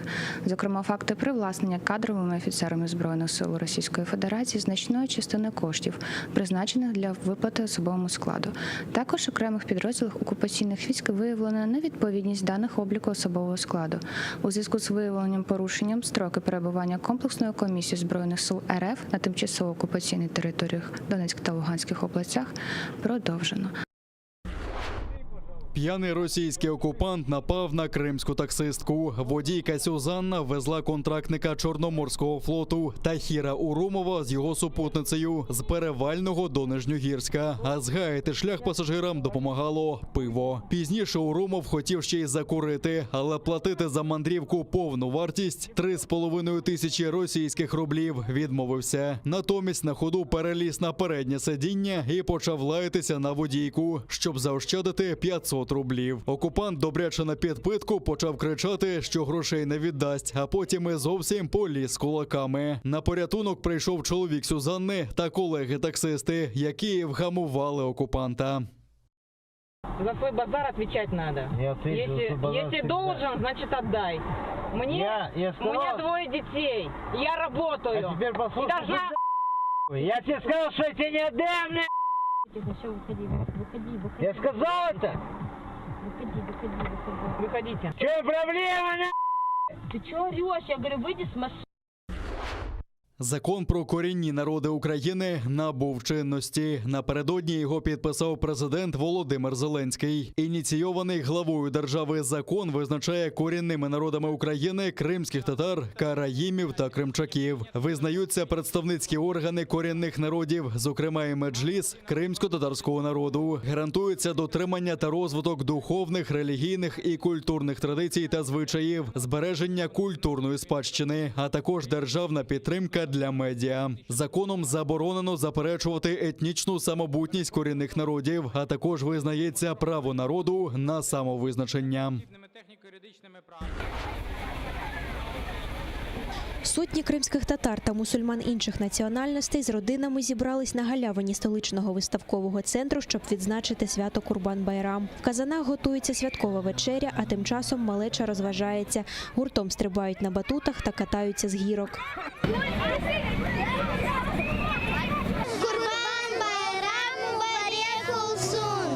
На сусідній галявині килим для традиційної кримсько-татарської боротьби «Курєш». Навколо збираються десятки хлопчаків, щоб перевірити свої сили, а заразом позмагатися за приз. Хотілося б поучаствовать в боротьбі. Будет призы самокат, электрическая машина на пульте управления, потом еще пистолеты Нерф. Вот. Хотелось бы выиграть, но самое главное это поучаствовать для себя и показать, что ты что-то умеешь. Неподалік парують казани зі святковою вечерею. Вірян пригощали рисом з м'ясом жертовних тварин та свіжим салатом. Готуємо сьогодні рис в качестве гарнира. Но основное блюдо это, конечно, мясо с подливой. Мясо жертвенных животных, которые зарезали, принесли в жертву, и вот угощаем всех присутствующих. Люди щасливі, що цього року їм вдалося зібратися попри пандемію. В такій родинній атмосфері разом виконують святковий намаз. Абдурахман, попри юний вік, знає Коран на пам'ять. Він озвучив уривок сури Хадж арабською мовою.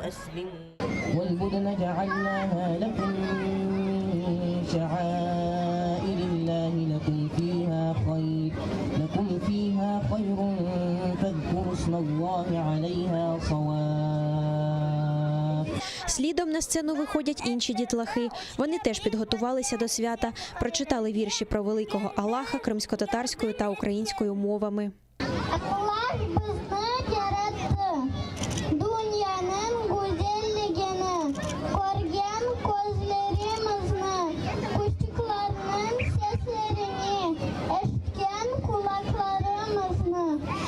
Створити святкову атмосферу для малечі найголовніше, каже муфтій Криму Айдер Рустемов. Він звернувся до братів та сестер по вірі. Нехай Аллах Субхану ва Тааля прийме всі наші благі діяння. Нехай наша батьківщина буде вільною. Нехай всі, хто сидить сьогодні за ґратами незаконно в Криму, де б не було, будуть вільні. Нехай вороги та ліцемери знайдуть свою долю. Нехай ті, кого ми любимо, завжди будуть поруч з нами. Нехай наші молитви будуть прийняті. Зі святом вас, зі святом Курбан-Байрам. У ці святкові дні голова меджлісу Рифат Чубаров закликає якнайбільше часу проводити зі своїми рідними та близькими. Останні 7 років багато з нас проводить свята за межами Криму. Але дасть Бог, в майбутньому ми будемо святкувати наші свята у Криму. Від імені меджлісу кримсько-татарського народу вітаю всіх з Курбан-Байрам. Курбан-Байрам, хайрлайм. Кримські татари, які вимушено поїхали з окупованої батьківщини, з теплотою згадують про святкування Курбан-Байраму на рідному півострові. Сподіваються, що Аллах почує їхні молитви та допоможе їм подолати всі випробування. Поздравляю от души всех мусульман Крыма, в частности, так как мы скучаем по Крыму, находясь здесь. Вот. Пусть Аллах будет доволен, пусть Аллах примет все наши жертвоприношения, которые мы сделали искренне ради Аллаха в этот день. Я хочу, пользуясь моментом, передать огромный привет жителям Крыма, всем знакомым, родственникам, всем мусульманам, которые находятся сейчас в Крыму. Огромный привет. Пусть Аллах окажет поддержку всем мусульманам, которые находятся на территории Крыма и находятся в тех местах, где они притеснены. Иншаллах, все будет хорошо. Вже 7-й рік тисячі кримських татар святкують Курбан-Байрам далеко від рідних домівок. Але вони вірять і знають, що обов'язково повернуться до вільного Криму та святкуватимуть на рідній землі.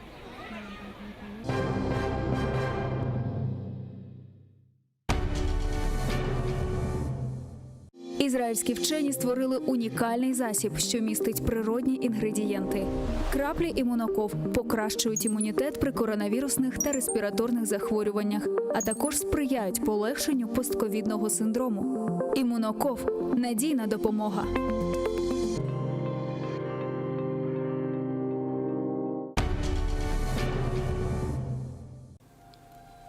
Не ағларсың көңіл, недір ферядың? Ғам дерді башыңдан кетмез ме сандың? Бір күн шад ейлейіп, беріп мұрадың, халық сені тәсселі етмез ме сандың? Құтылмадың көңіл ақы ферияттан, ғам қышатты, сақла кендіңі маттан. Құтарып қайғыңны бұ зүлматтан, бұ күннің кәнін ачатмаз ме сандың? Білмезім көңіл, іш саңа не олмыш? Ағларсың, көзлерің қан әле толмыш. Шадлық мүлкіңі зай қарап етміш. Бірда іштемел тұтмаз мы сандың? Йоқсаң олдым деп, ойысыз ят еле, яқмақтасың көңіл кендіңі от еле. Бұ дүния бойледір әрдемдер теле. Халыр гидер ишің бітмез ма сандың?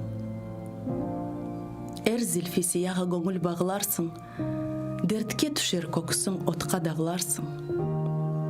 Недір оксuz кәміл, нечін ағыларсың? Кендің мұратқа етмез ма сандың?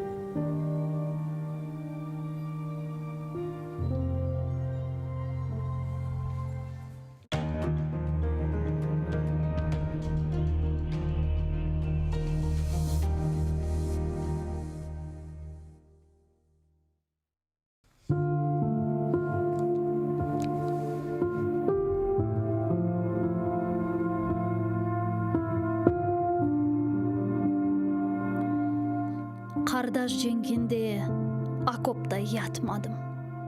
Тушмедім бараққа аяқсыз олып. Чоқ сорсан мен да винтовка тұтмадым. Боранлы кежеде сынырда қалып. Жоқ, мен не дедім? Яңылдым.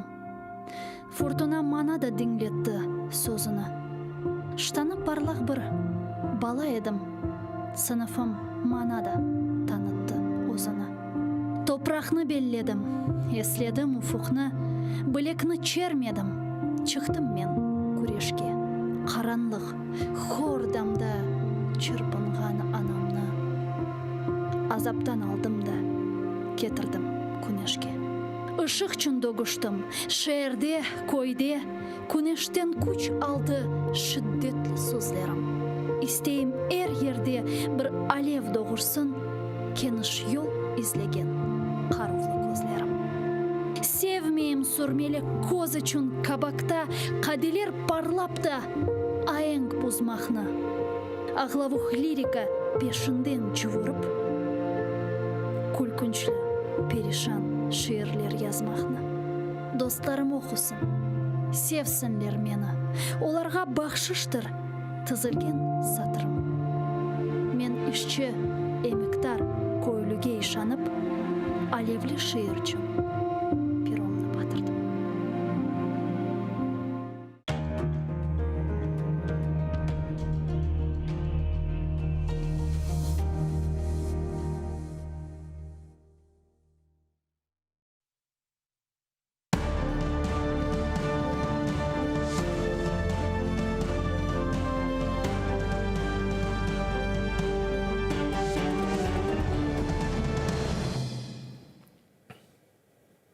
Салям алейкум, добрый вечер. В прямом эфире АТР, программа «Бүгін» сегодня. И сегодня он у меня совершенно необыкновенный гость. Я страшно рад, что он буквально на пару дней, на несколько дней прилетел из Израиля в Украину. И, естественно, сразу к нам в студию я, наверное, уже достаточно подсказал, потому что зрители АТР очень хорошо знают Бориса Бреля. Привет, Борис. Салям алейкум. Ух ты, какой хороший. Да. Боря, правда, очень хороший. Вот. И конечно, мы всегда говорим с тобой на темы. Нет бы стихи почитать. Там, знаешь, что-то такое на позитивчике. А приходится говорить по коронавирусу. Эта тема не утихает уже, кстати, сколько? Это полтора года. Ну, кроме как Китай, март 2020 года. Ну, уже скоро будем отмечать полтора года, да? Да. И давай начнем с общего такого. Вот что за эти полтора года произошло? Как ты нарисуешь вот эту временную линию, взлет и посадки, что нас ждет дальше? Вообще мир, он очень сильно изменился на самом деле. Пандемия — это, как можно сказать, мировая война очень большая. Несмотря на то, что сам враг не такой видимый. Видимы только последствия. Зато он вездесущий. Да. Что вездесущий, и последствия везде. Ни одна страна мира не избежала этого. Слушай, а Северная Корея избежала? Нет, конечно. Ну, хотя, с одной стороны, возможно, у них же они же закрытые очень. Не возвращались. Они, кстати, не пускали Северной Кореи. Корея не пускала обратно своих даже граждан. Ну, может быть, это единственная страна.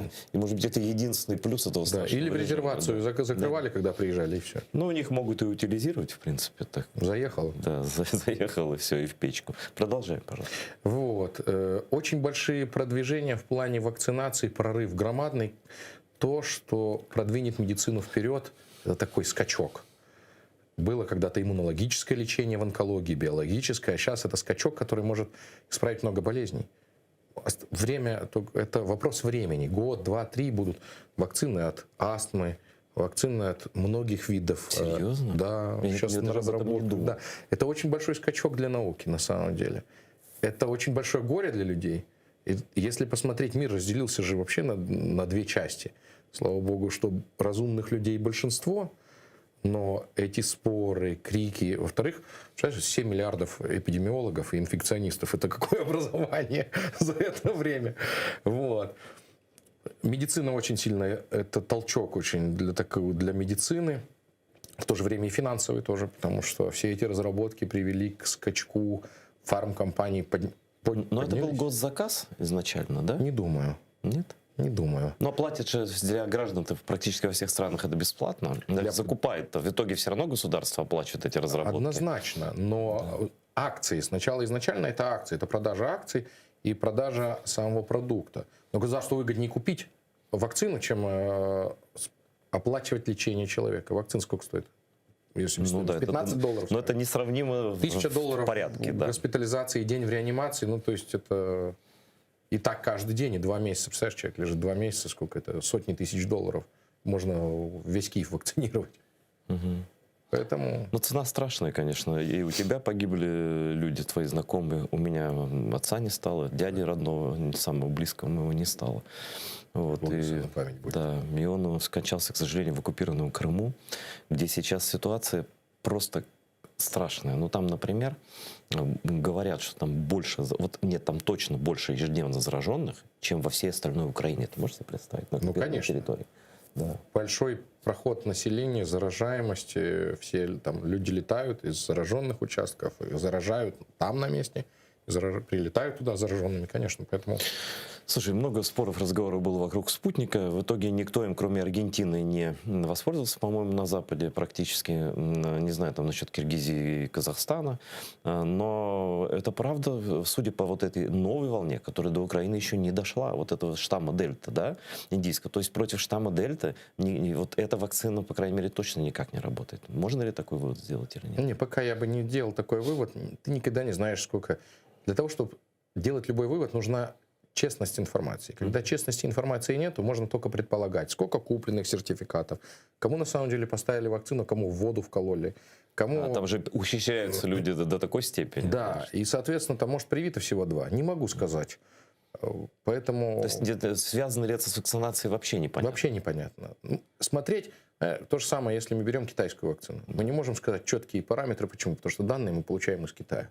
А какие мы данные из Китая получаем? Смотри, но вот я, например, и многие киевляне, сейчас пошел Pfizer, Moderna пошла, да. А я, как только появился Коронавак, я им 2 прививки сделал. Ты абсолютно верно сделал. Когда меня спрашивают, чем можно вакцинироваться, я говорю, вот смотрите, Pfizer через неделю или Коронавак сегодня, ставьте Коронавак сегодня. Угу. Потому что неизвестно ли у тебя есть эта неделя в этот момент. Вот именно. То есть, чем быстрее, тем лучше, и это... Не только ты обезопасиваешь себя, ты обезопасиваешь мир. Ты обезопасиваешь вот эти репликации вируса, мутации вируса через заражение. Я хочу напомнить нашим зрителям, что у нас телефон в студии вообще-то работает. Можете звонить и по вайберу, по телефону, задавать вопросы Борису Брилю. Я продолжу его допрашивать про коронавирус. Немножко хаотические вопросы в том плане, что хочется все осветить. Вот, по Крыму хочу вернуться. Вот люди заставляют делать спутник, да? Заболеваемость такая, что этот гауляйтер уже говорит, что он может закрыть курортный сезон, да? То есть там заболеваемость катастрофическая просто. Может быть, больше, чем в Москве. Думаю, и больше думаешь? Да, конечно. Да. Все съезжают. Конечно, там, это просто одище, да. Мне, в общем, все равно на оккупантов, но там наши граждане заражаются, и не по своей вине. И вот заставили их сделать спутник, да. Сейчас мы добиваемся того, там бюрократия пока еще так, не позволяет это сделать быстро, чтобы делали прививки Pfizer на админ-границе, да, где чтобы гражданин Украины мог выехать и провакцинироваться нормальной, признанной европейской вакциной, да. Ведь спутник — это еще и гарантия, что ты никуда не поедешь. Во многие страны, да. Вот если тебе уже сделали укол спутником, вот ты получил эти 2 дозы, можно ли потом Pfizer или Moderna? Можно, никаких проблем в этом нету, потому что есть исследования. Если смотреть по структуре спутника и структуре AstraZeneca, то, что заявлено, то они почти одинаковые, идентичны. Там аденовирус шимпанзе в AstraZeneca, а там человеческий аденовирус. Вот. И есть, да, исследования, что после Астры колят Pfizer. Исследования честные, да, хорошие результаты. Поэтому А после надо. спутника? Но как, мы не будем получать данные. Знаешь, люди почему, допустим, не хотят вакцинироваться или не доверяют? Потому что нету данных. Ты знаешь, сколько больных? Не знаю. Я тоже не знаю. Никто не знает. Ну, давай про Россию не будем. Я просто хочу сказать, что это мы действительно не узнаем, да? Да, это честность, открытость информации, которую у тебя ее нету, ни у кого ее нету. Ну вот смотри, в Украине уже появились все вакцины, ну кроме той, о которой мы не будем говорить больше, да? У нас уже тоже общество разделилось, я по Фейсбуку вижу, на такие касты. А я вакцинировался Pfizer'ом, а я вот этой вот модель, а я такой, я китайской вакциной вакцинировался. Это как любители пива. Я люблю фильтрованное, я не фильтрованное. А я стою у ларька, и вот это дешевое, крепленное, вот квас. Это, ну, квас это совсем уже дно. Ну, с алкашами такой, знаешь, низшая касса. А как на самом деле выглядит? Да не, он дает хороший результат. Есть страны, в которые вакцинировались вакциной китайской, и абсолютно все нормально. Поэтому не надо переживать.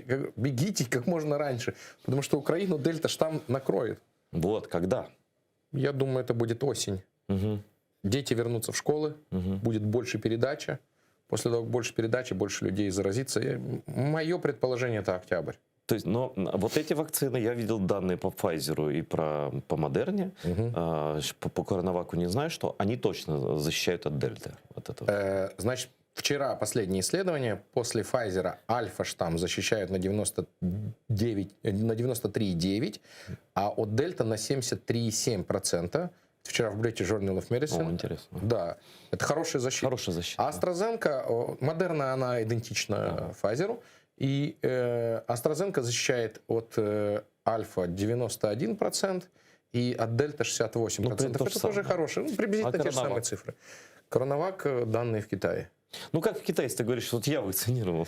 Да, но по тебе никто статистику не собирает. Черт побери. У нас в каких-то странах же еще ее прям... Не, ну они нормально. Они в Эмиратах, допустим, когда вакцинировались китайской вакциной, граждане Эмират, потому что мы не берем людей, которые прилетают, улетают, Пакистан и так далее, нормальные результаты, потому что среди граждан именно Эмират, которые там живут, заболеваемость, хотя, говорят, рост среди туристов, а не среди... Смотри, а почему же тогда до сих пор Евросоюз не признал вот эту китайскую вакцину наравне с Pfizer? Это что, это такая дискриминация китайцев? Есть два момента. Во-первых, изготовление самого коронавака. Это типа мертвая вакцина.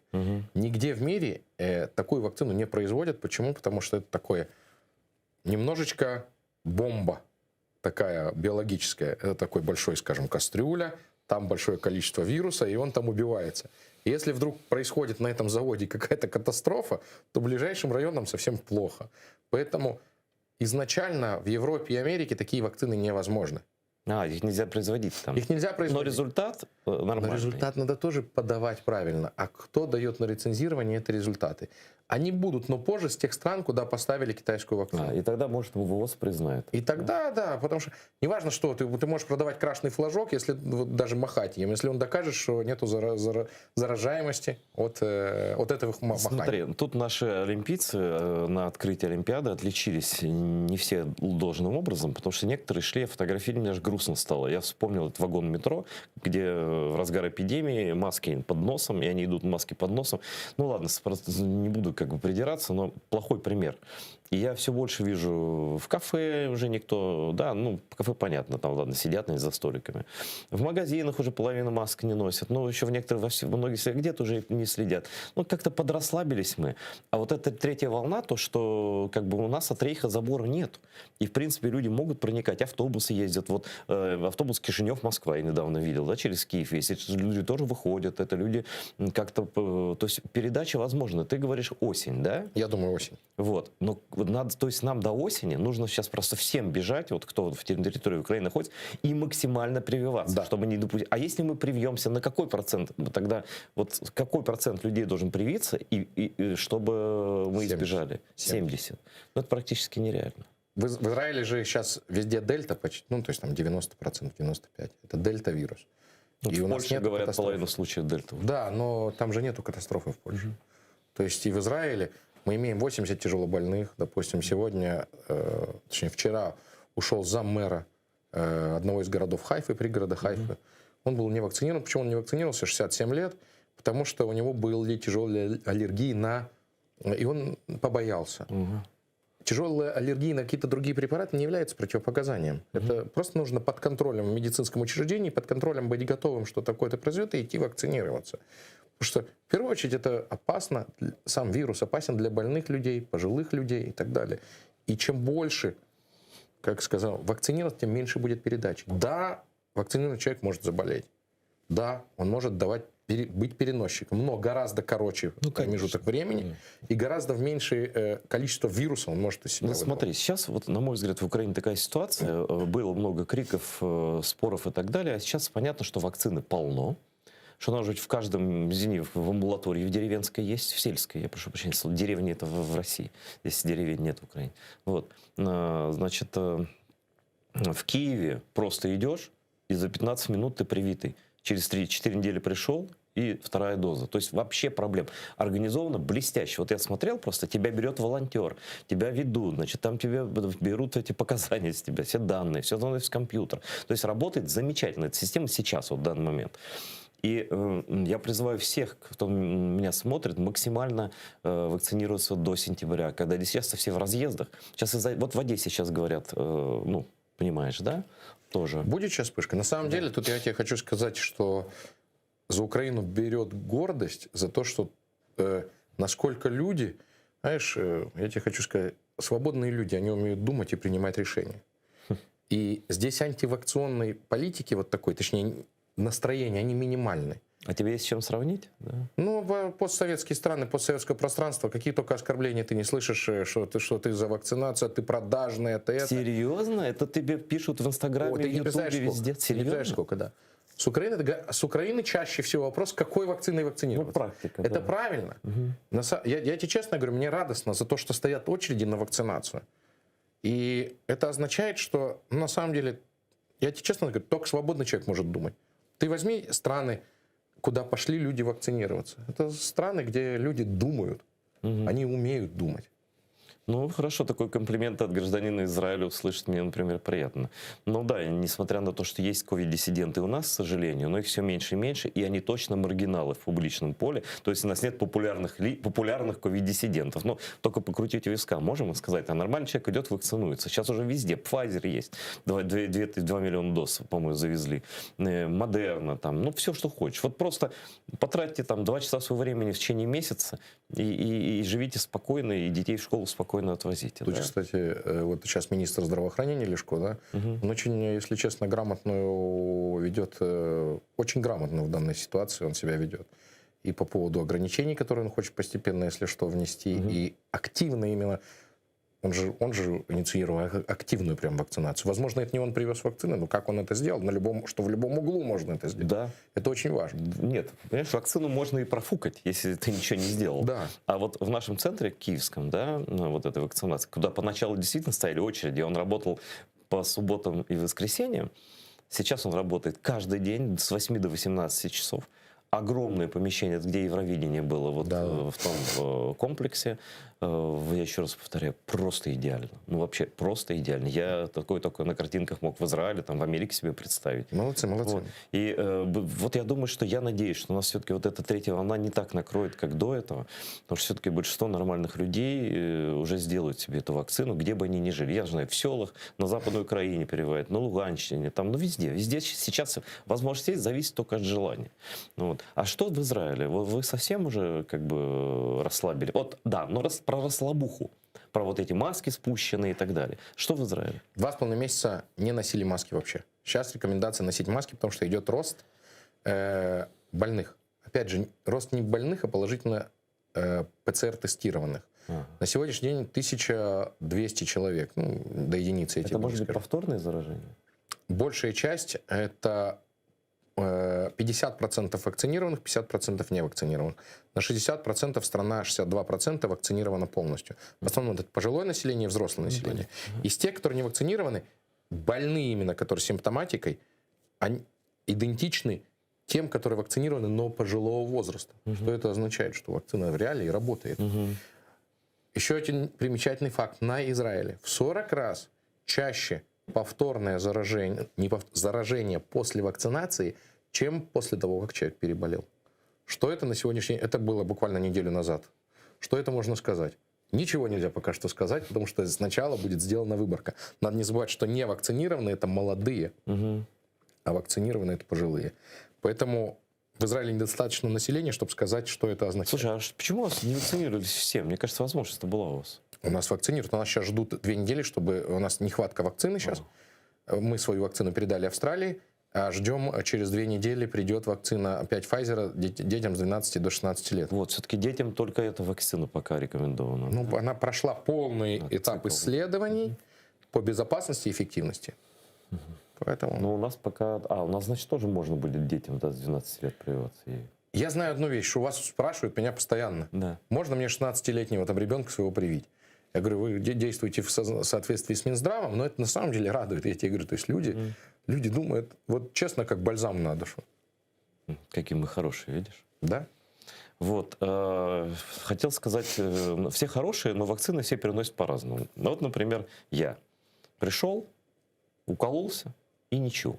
Ну, я не знаю, может быть, у меня температура поднялась на пару градусов выше 37. Может быть. Но я этого так настолько не заметил, что я даже мерить. То есть изменений сознания не было жара, я даже не стал ничего. И вторая вакцина, по-моему, вообще не заметил совсем. Вторая доза. Опыт других людей. Мой друг Pfizer буквально 2 недели назад, даже неделю. Значит, и его день колбасило 39. Как катком проехали. Как катком просто, да. Он мокрый весь, но на следующее утро он в порядке. Да? И третий, вот писала коллега-журналистка по Модерне, по-моему, что очень тяжело она ее перенесла, но в итоге, конечно, вышла. День, 2, 3. Тяжело, плохо. Люди говорят, я бы сомневалась, ставить или не ставить. Просто не понимают, как бы они болели. Это раз. Второе, мне тоже. Я первую прививку пронес нормально. Единственное, что рука болела неделю. Плечо. Вот, попали просто в нерв или что? Нет, потому что это местная воспалительная реакция. Нормально. А вот после второй, буквально через 3 часа, такое ощущение, что на меня бетонную плиту положили. Я пошел, заснул, на утро проснулся. Как и говорят, поехал на работу.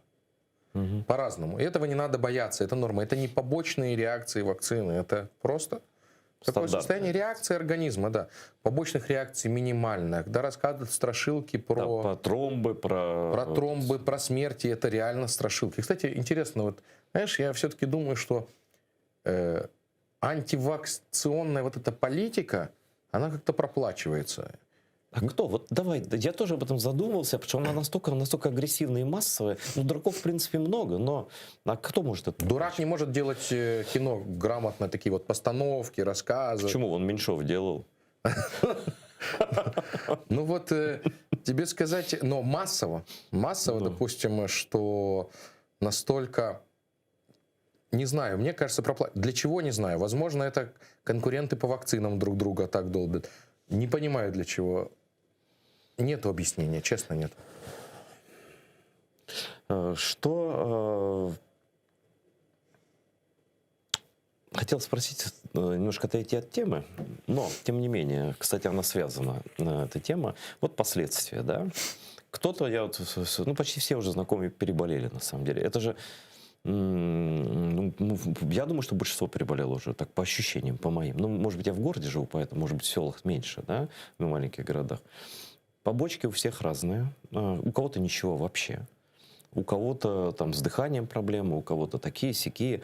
У меня сон очень плохой, да, и я кое-какие препараты применяю, да, вот. Но...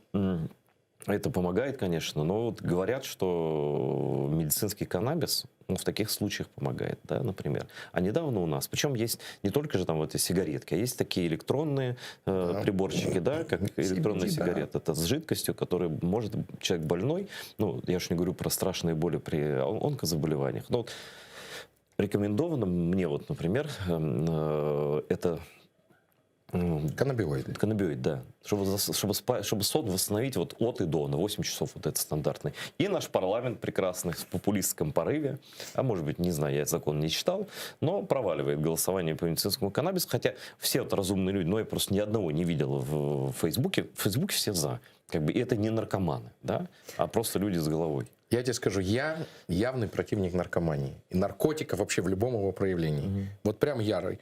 При том, что на работе каждый день я даю опиоиды, кетамины и в том числе и каннабиоиды. Теперь, каннабис медицинский, когда человеку не просто, чтобы его, извиняюсь, вставило, да, а для каких-то целей это очень хорошее лекарство. Им лечит много неврологических расстройств, много психических расстройств, посттравматические стрессовые расстройства. Вообще страна, в которой идет военные действия, не разрешать каннабис, это вообще, можно сказать, преступление. Ну почему? Ну, интересно. Ну, люди возвращаются с АТО, они возвращаются травмированные. Это с травматическими расстройствами, это поломанные определенные. Многие тяжелые, ты же знаешь, гораздо лучше меня. И такие ПТСР есть. Смотришь, красавец, умница, молодой, талантливый. И совершенно вот, расшатанная нервная система. А хороший каннабис в Израиле солдатам, мы тоже живем постоянно в войне, солдатам, которые прошли тяжелые какие-то травмы, инвалидность и психические травмы, приносятся домой, аптеки, дается специальная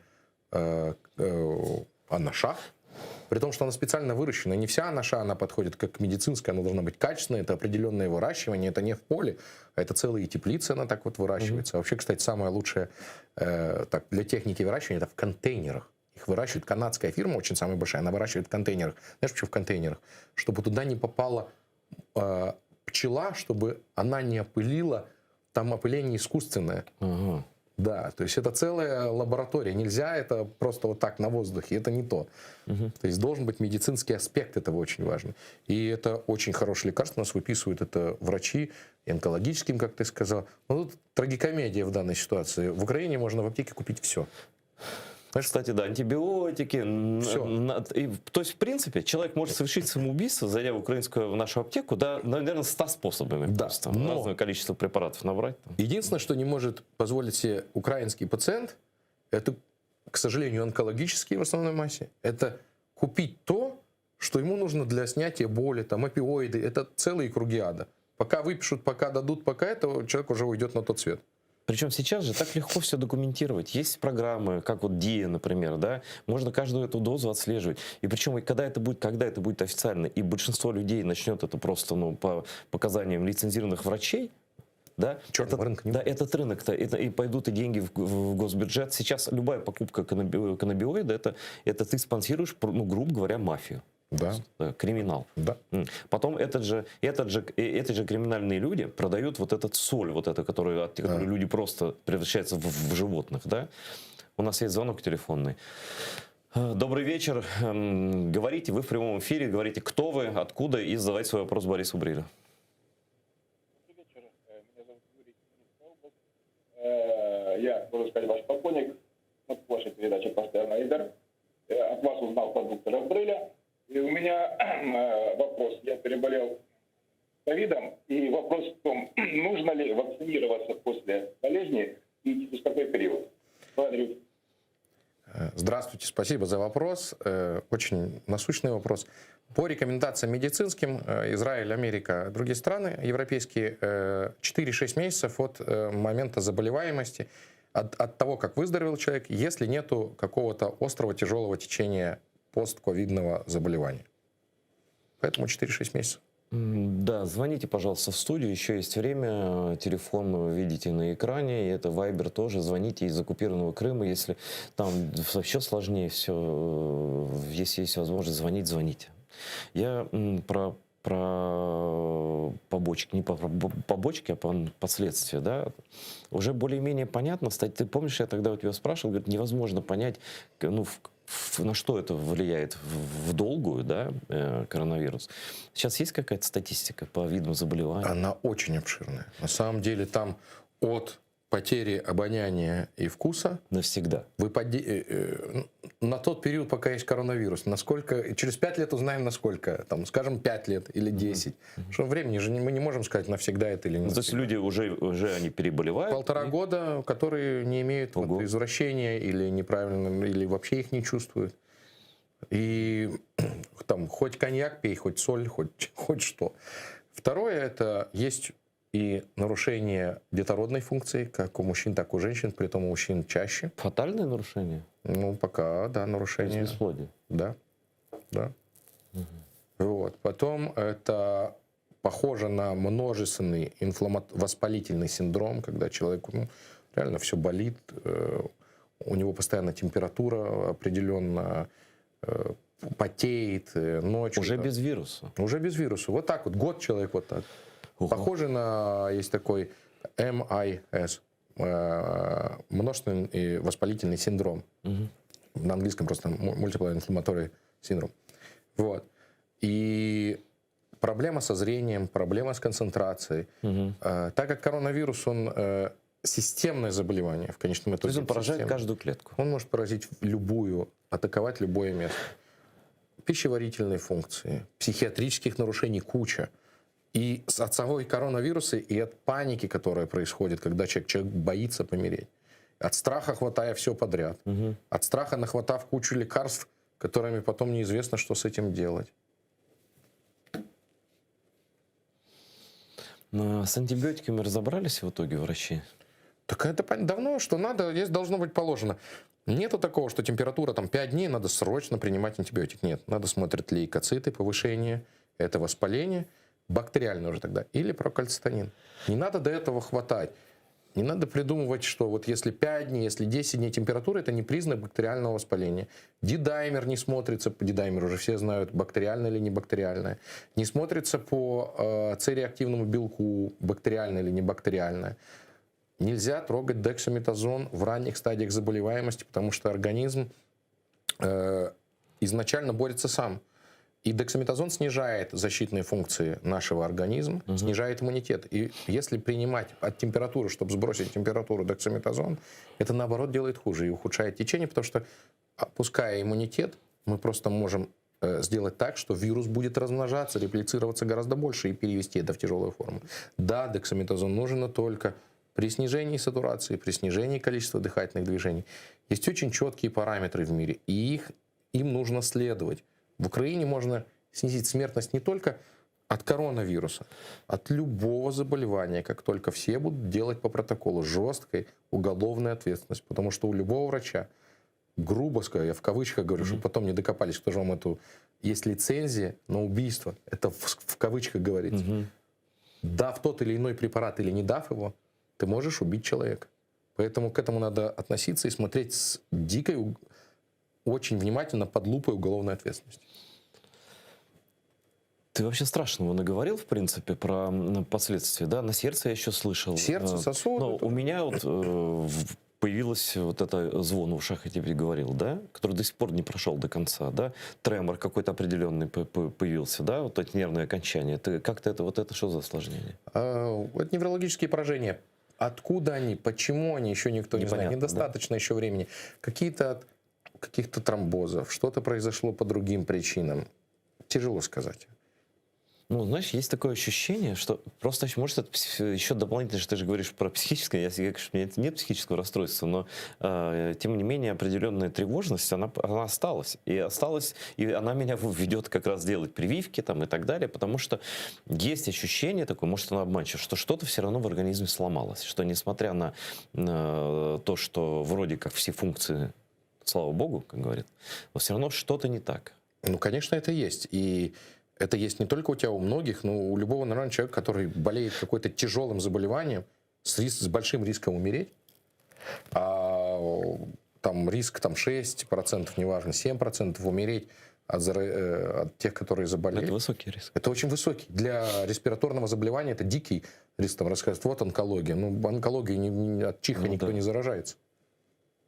Ну, страшно было, конечно. При том, что я переболел же никак, почти никак.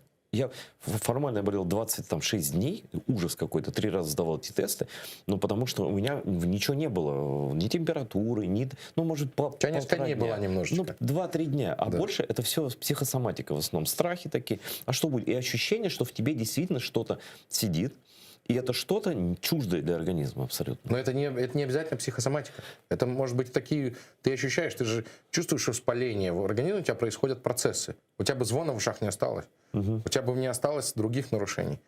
Надо относиться...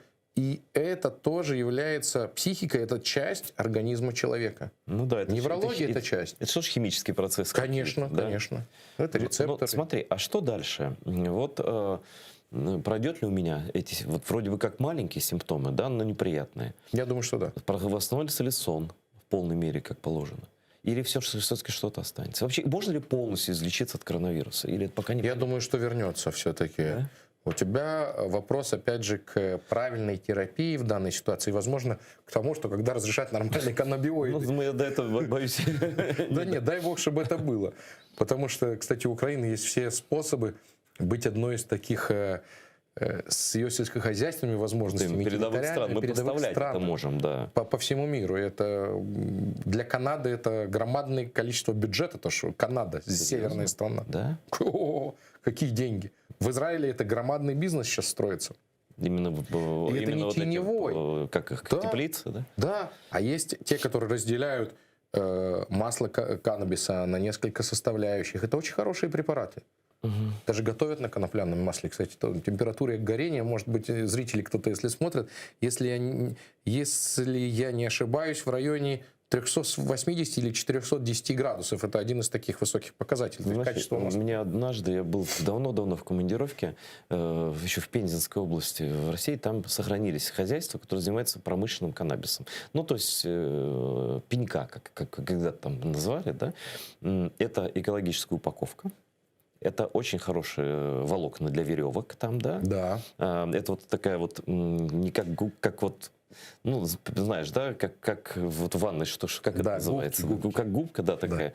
Да. Польша закупала, мне говорил там директор. И плюс, ну, там, правда, северный все-таки регион, там действительно никакого нет такого эффекта, да. Это не Чуйская долина. Но там, знаешь, единственное говорили, что когда комбайнер уборкой занимается, да, там все-таки у него настроение хорошее. А еще, говорят, когда сильно перепить, типа, с вечера, ну, мы же знаем, как в России крестьянство колхозное питается, скажем так, и лечь спать в коноплю, то просыпаешься нормально. Это такие местные приколы. Но дело не в этом. Я про то, что это со всех сторон... Я носил одежду из конопли всю жизнь.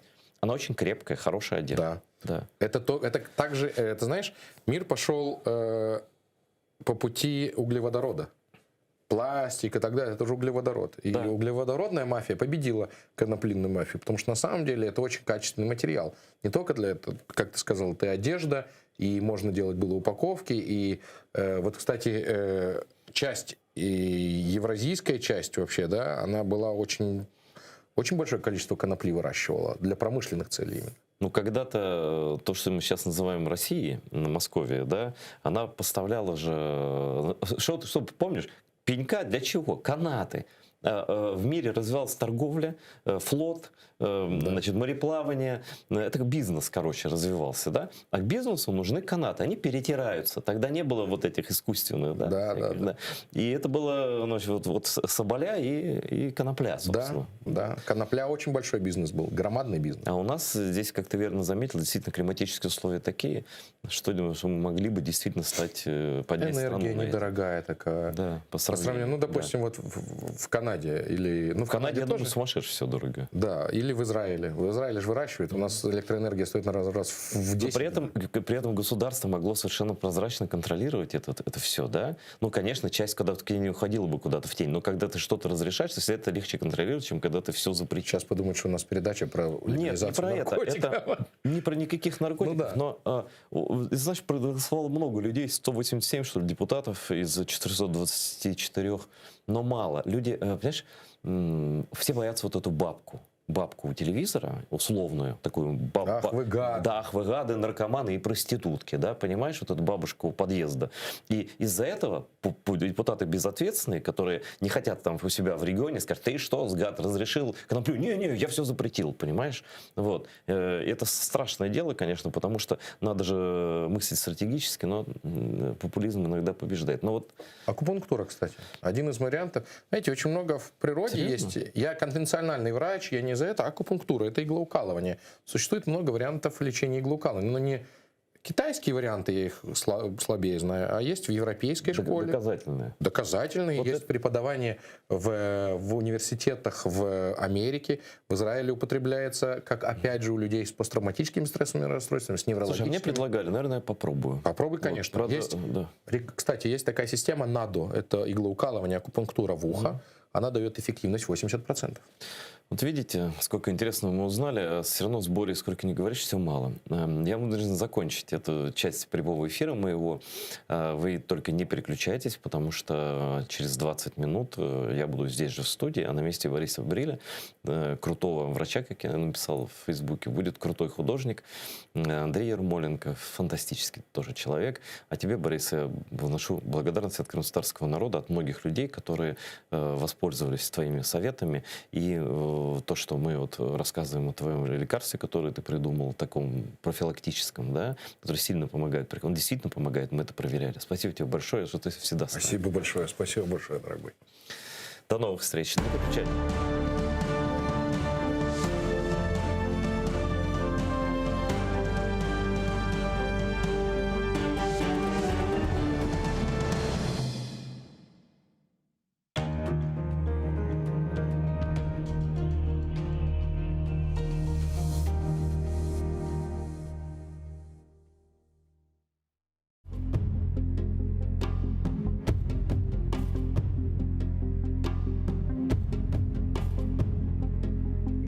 Hasta, gözüm tonuq. Yaşaf soğuk, ölüm soğuk. Yazım, şiirim, fikrim bozuk. Hiçbirinin gereği yok. Vesselam. Бар dilер бізге келе. Бұлбұл ерлай, гүллер күле. Айванлар құл кишілерге. İnanmayman hiçbirine. Vesselam. Filan batır, Tuvent korkaq, Ahmet hırsız, Mehmet'ke bak. Nasıl kirsіз, nasıl appak. İnanmayman, hepsi alçak. Vesselam. Бірі sevgen көз яш төке, бірі білген көп лaf ете. Бірі батыр, көтек севе. Hepsi eşek, hepsi tüye. Vesselam. Халыққа қызмет еткенлер бар, халқыны идdia еткенлер бар, cennetlерге кеткенлер бар. Бірі hırsız, бірі tuvar. Vesselam. Gerçek түгіл, не көк, не жер, не бұлардан туған bizler, Tanrım, yaşaf büyük horluq. Bizге yaxşı bir ölüm ber. Vesselam.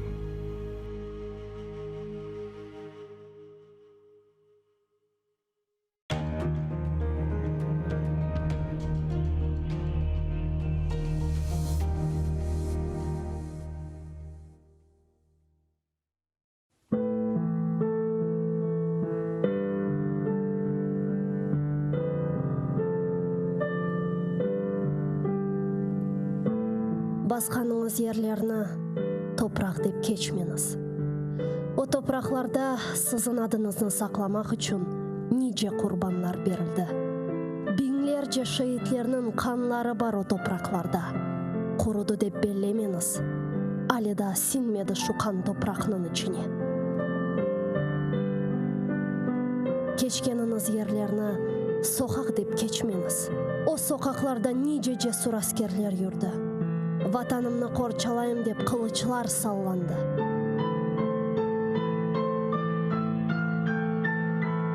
Жүргеніңіз аралықларда иханетлер де олды үлбет. Сапланды ханчерлер сыртларға. Көтергеніңіз байрақны тамғалы басма деп кечмеңіз.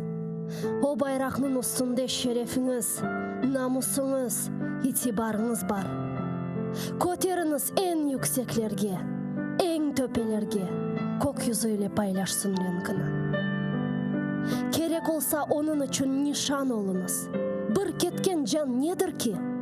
1000 жан кетсе феда olsun ona. Kıyamet ölüm mü? Bu mu felaket?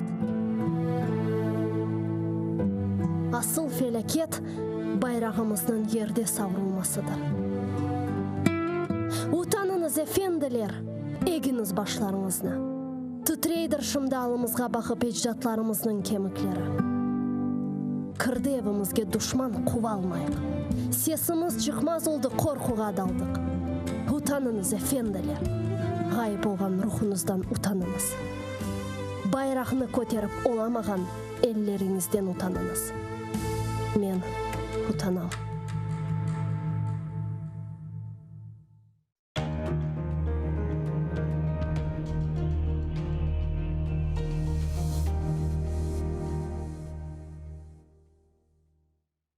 Tanrım, bizge kuch kuvvet ber. Bağışla, yeşil yurtumuzdan hayrı nemiz var bizim. Artık birbirimizge iç olmayık zar. Yeryüzünde bizden hayrı onun kime var? Tanrım, birbirimizge bizni öyle hat, düşmanımız ayırmaga bulmasın fırsat.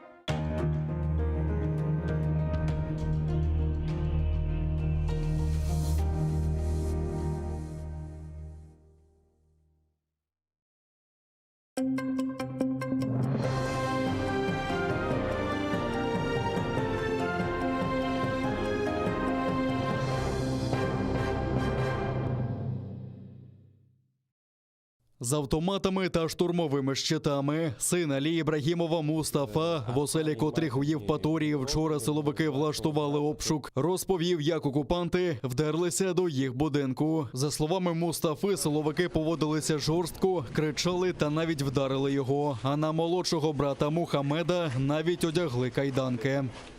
Агрессивно себя вели, кричали: кувалду доставайте, ломаем ворота. Я говорю: подождите, я открываю.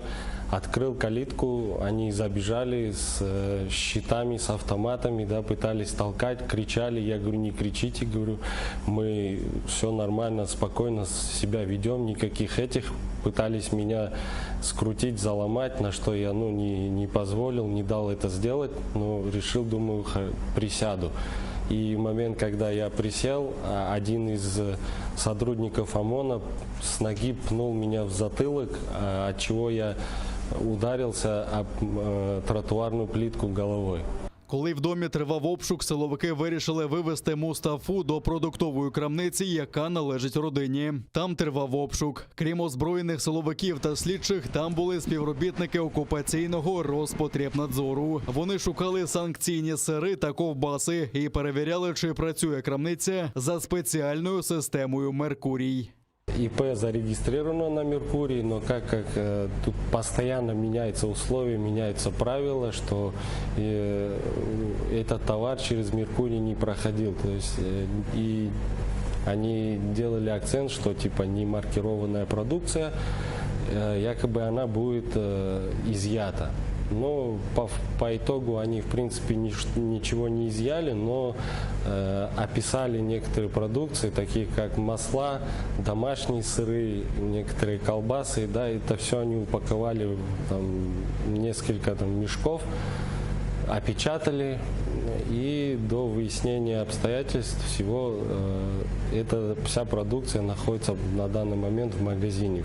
Середущого сина Ібрагімових Абдулу затримали та вивезли до відділку окупаційної поліції Євпаторії, де на нього склали протокол. Окупаційний суд звинуватив його у пропаганді екстремістської символіки. Нібито він раніше у соціальних мережах публікував символіку партії Хізбут Тахрір. Його визнали винним та взяли під варту на 3 доби. До оселі Ібрагімових вже приходили з обшуком у 2015 році. Тоді окупаційні слідчі шукали зброю та вибухівку. Але нічого не знайшли.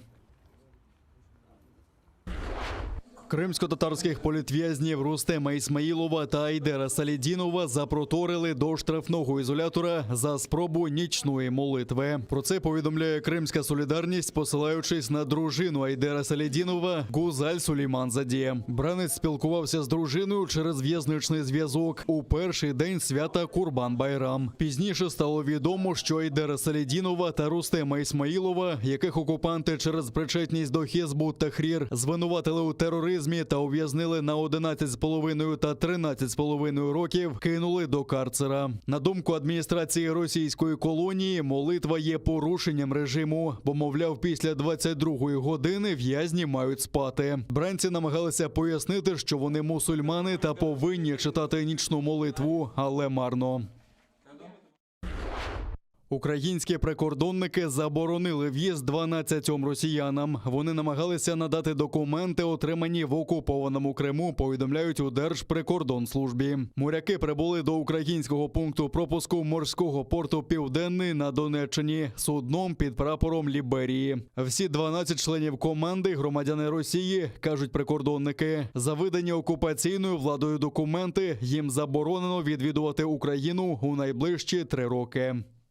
Нагадуємо, що відповідно до 9 статті Закону України про забезпечення прав і свобод громадян та правовий режим на тимчасово окупованій території України, будь-які органи, їх посадові та службові особи на тимчасово окупованій території та їх діяльність вважаються незаконними, якщо ці органи або особи створені, обрані чи призначені у порядку, не передбаченому законом. Крім того, будь-який акт, рішення, документ, виданий такими органами та або особами, є недійсним і не створює правових наслідків. Зона навколо Золотого на Донеччині перетворюється на нову гарячу точку. Про це за підсумками засідання тристоронньої контактної групи заявила спецпредставниця ОБСЄ по Україні Гайді Грау. Вона визнає, що поблизу ділянки відведення військ використовується важке озброєння. А за повідомленням штабу Об'єднаних сил, минулої доби окупанти зосередили вогонь неподалік Донецька. Били мінометами в лавах українських захисників без втрат.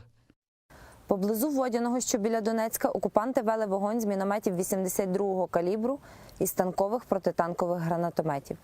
Неподалік селища Піски російські найманці двічі обстрілювали українські позиції з гранатометів різних систем і стрілецької зброї. Станом на 7 годину ранку 23 липня зафіксоване одне порушення режиму припинення вогню. Зокрема, поблизу Опитного ворог обстріляв українські позиції з мінометів 120-го калібру. Бойових втрат за минулу та поточну добу внаслідок ворожого вогню немає. На обстріли російсько-окупаційних військ українські військові відкривали вогонь у відповідь. А рано вранці окупанти обстріляли цивільні квартали Опитного на Донеччині. За даними штабу ООС, 20 мін 120-го калібру випустили з окупованого нині Веселого. Зафіксовані численні пошкодження цивільної інфраструктури та помешкань. Українська розвідка також помітила на окупованих територіях Донеччини та Луганщини групу ревізорів з московського командування. Вона виявила низку суттєвих недоліків у першому та другому армійських корпусах противника. Зокрема, факти привласнення кадровими офіцерами Збройних сил Російської Федерації значної частини коштів, призначених для виплати особовому складу.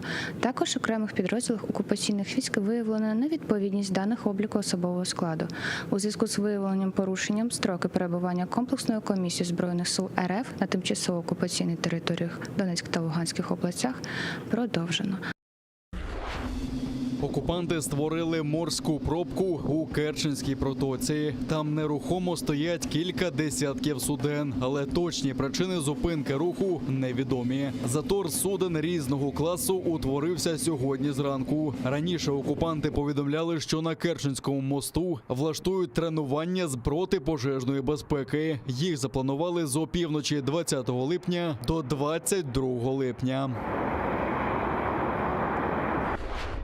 П'яний російський окупант напав на кримську таксистку. Водійка Сюзанна везла контрактника Чорноморського флоту Тахіра Урумова з його супутницею з Перевального до Нижньогірська. А згаяти шлях пасажирам допомагало пиво. Пізніше Урумов хотів ще й закурити, але платити за мандрівку повну вартість – 3,5 тисячі російських рублів відмовився. Натомість на ходу переліз на переднє сидіння і почав лаятися на водійку, щоб заощадити 500 рублів. Окупант добряче на підпитку почав кричати, що грошей не віддасть, а потім і зовсім поліз з кулаками. На порятунок прийшов чоловік Сюзанни та колеги-таксисти, які вгамували окупанта. За свой базар отвечать надо. Если должен, значит отдай. У меня 2 детей. Я работаю. А теперь послушай. Я тебе сказал, что я тебе не отдам, выходи. Я сказал это?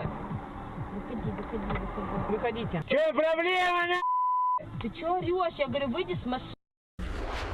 Закон про корінні народи України набув чинності. Напередодні його підписав президент Володимир Зеленський. Ініційований главою держави закон визначає корінними народами України кримських татар, караїмів та кримчаків. Визнаються представницькі органи корінних народів, зокрема і меджліс кримсько-татарського народу. Гарантується дотримання та розвиток духовних, релігійних і культурних традицій та звичаїв, збереження культурної спадщини, а також державна підтримка для медіа. Законом заборонено заперечувати етнічну самобутність корінних народів, а також визнається право народу на самовизначення.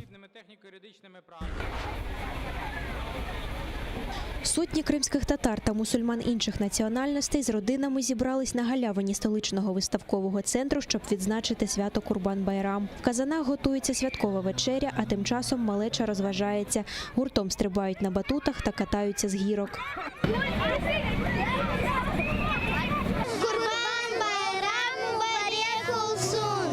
На сусідній галявині килим для традиційної кримсько-татарської боротьби «Курєш». Навколо збираються десятки хлопчаків, щоб перевірити свої сили, а заразом позмагатися за приз. Хотілося б поучаствовать в боротьбі. Будет призы самокат, электрическая машина на пути управления, потом еще пистолеты Нерф. Вот. Хотелось бы выиграть, но самое главное это поучаствовать для себя и показать, что ты что-то умеешь. Неподалік парують казани зі святковою вечерею. Вірян пригощали рисом з м'ясом жертовних тварин та свіжим салатом. Готуємо сьогодні рис в качестве гарнира. Но основное блюдо это, конечно, мясо с подливой. Мясо жертвенных животных, которые зарезали, принесли в жертву, и вот угощаем всех присутствующих. Люди щасливі, що цього року їм вдалося зібратися попри пандемію. В такій родинній атмосфері разом виконують святковий намаз. Абдурахман, попри юний вік, знає Коран на пам'ять. Він озвучив уривок сури Хадж арабською мовою.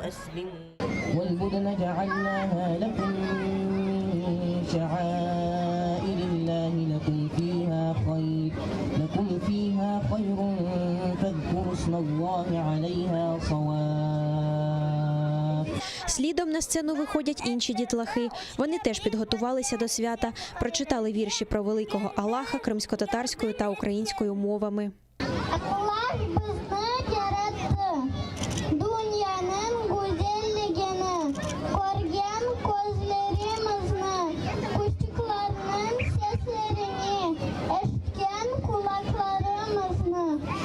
Створити святкову атмосферу для малечі найголовніше, каже муфтій Криму Айдер Рустемов. Він звернувся до братів та сестер по вірі. Нехай Аллах Субхану ва Тааля прийме всі наші благі діяння. Нехай наша батьківщина буде вільною. Нехай всі, хто сидить сьогодні за ґратами незаконно в Криму, де б не було, будуть вільні. Нехай вороги та ліцемери знайдуть свою долю. Нехай ті, кого ми любимо, завжди будуть поруч з нами. Нехай наші молитви будуть прийняті. Зі святом вас, зі святом Курбан-Байрам. У ці святкові дні голова меджлісу Рифат Чубаров закликає якнайбільше часу проводити зі своїми рідними та близькими. 8 sene devamında Останні 7 років багато з нас проводить свята за межами Криму. Але дасть Бог, в майбутньому ми будемо святкувати наші свята у Криму. Від імені Меджлісу кримсько-татарського народу вітаю усіх з Курбан-Байрам. Kurban Bayramı hayırlayım. Велика хвала Всевишньому за те, що ми маємо можливість сьогодні зібратися тут, ділитися один з одним нашою радістю, цим святковим настроєм. Велика хвала також Всевишньому, що маємо можливість приносити жертвоприношення, взаємопомагати друг другу. Адже це саме головне цьому святу – це взаємодопомога та взаємопідтримка. Не забуваємо про те, що багато наших братів та сестер не можуть зараз бути рядом з родинами в домівках та проводити це свято. Особливо це мається на увазі тимчасово окупований Крим. І в наших молитвах до Всевишнього, в наших ділах намагаємося зробити час швидше для того, щоб звільнити Крим від російського окупанта. Кримські татари, які вимушено поїхали з окупованої батьківщини, з теплотою згадують про святкування Курбан-Байраму на рідному півострові. Сподіваються, що Аллах почує їхні молитви та допоможе їм подолати всі випробування. Поздравляю от души всех мусульман Крыма, в частности, так как мы скучаем по Крыму, находясь здесь. Вот. Пусть Аллах будет доволен, пусть Аллах примет все наши жертвоприношения, которые мы сделали искренне ради Аллаха в этот день. Я хочу, пользуясь моментом, передать огромный привет жителям Крыма, всем знакомым, родственникам, всем мусульманам, которые находятся сейчас в Крыму. Огромный привет. Пусть Аллах окажет поддержку всем мусульманам, которые находятся на территории Крыма и находятся в тех местах, где они притеснены. Иншаллах, все будет хорошо. Вже 7-й рік тисячі кримських татар святкують Курбан-Байрам далеко від рідних домівок. Але вони вірять і знають, що обов'язково повернуться до вільного Криму та святкуватимуть на рідній землі.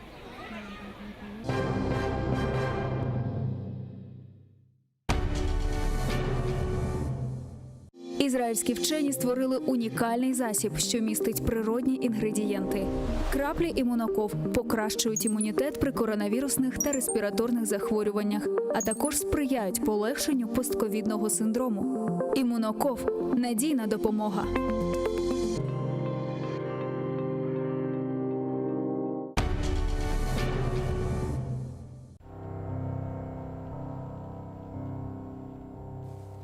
Bu dünyadan gider olduk. Kalanlara selam olsun. Bizim için hayır dua kılanlara selam olsun. Ecel buke belimizi, söylemeye dilimizi. Hasta iken alımızı soranlara selam olsun. Tenim ortaya açıla, yakasız gülmek biçile. Bizi bir asan veçile yuvanlara selam olsun. Silah vereli kazdığımıza, gider olduk dostumuza.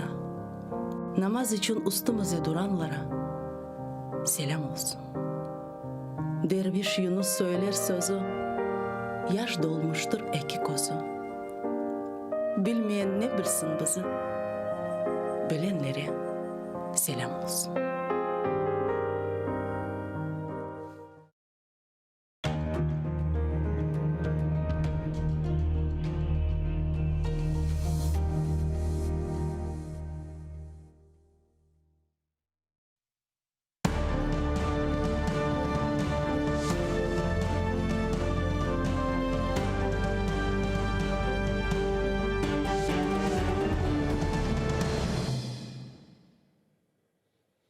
Добрый вечер. Мы продолжаем наш вечерний эфир на телеканале АТР. Это прямой эфир, это программа «Бугун» сегодня, в которой мы обсуждаем и текущие политические события, и такие философские вопросы в том числе. Сегодня у нас прекрасный гость для именно таких разговоров. Это, с одной стороны, великолепнейший художник, а с другой стороны, аналитик и патриот, и просто со всех сторон умница Андрей Ярмоленко. Салям алейкум. Добрый день. Давно не виделись, хотя я вру. Ты был, кстати, в студии у нас когда? Полгода назад, наверное. Да, замовил. Да? Да. Ну, я бы тебя каждый день приглашал, в принципе, но просто живешь в Киеве, во Львове. И Андрей уникальный человек тем, что он киянин, але живе на Галичине. Да, и говорит, что сколько не живи там, все равно будешь киянин. Абсолютно. Да. Львів'яни до себе приймають дуже неохоче. Це треба великі випробовування пройти. Вот. Ну, ты все выпробованные пройдешь, звісно. Я просто хочу сказать зрителям сейчас. Вот можно, конечно, сидеть просто на диване, а можно еще и позвонить, задать вопрос Андрею Ермоленко. Вот есть скайп даже есть телефоны, есть на нем вайбер, отовсюду можно звонить. Буду рад вас услышать и задать вопрос Андрею. Значит, мы начнем обсуждать политическую повестку сейчас потихонечку. И самое главное, конечно, что нас народ Крымлы вдохновляет сейчас в нашей ужасной тяжелой ситуации, особенно людей там в оккупации, это то, что наконец совершился акт справедливости, которого мы ждали очень долго. То есть движение пошло по этому пути. Это закон о правах, закон о коренных народов украинских. Да? Все, уже он вступил в силу вчера, по-моему. Да? И я хочу, чтобы послушали коротко вот эту цитату про что ж такое коренной народ Украины. Давайте четко запомним все эту терминологию.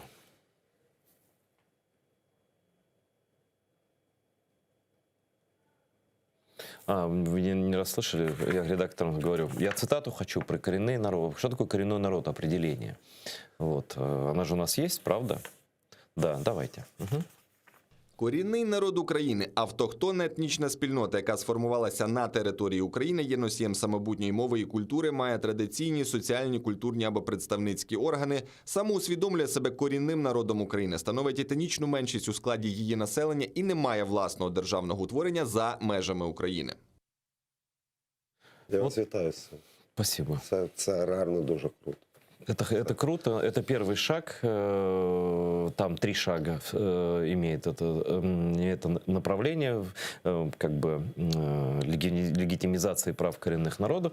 Сначала это вот крымлы, караимы, крымчаки. В принципе, это все крымский народ, крымоязычный народ, просто религиозные там отличия. И, ну, их, конечно, значительно меньше, чем крымлы, там всего лишь по 1000 представителей в мире этих народов, к сожалению, так получилось, в том числе из-за российской оккупации Крыма еще Екатерины II, да, которая вот этот процент крымского населения уменьшила до нуля в итоге, да, Сталин уменьшил до нуля. Вот что это значит? Да, но дальше следующий шаг закона о крымских татарах, как коренном народе Украины, с представительным органом и так далее, избранным. У нас он есть, к счастью, уже и давно есть, да, вот.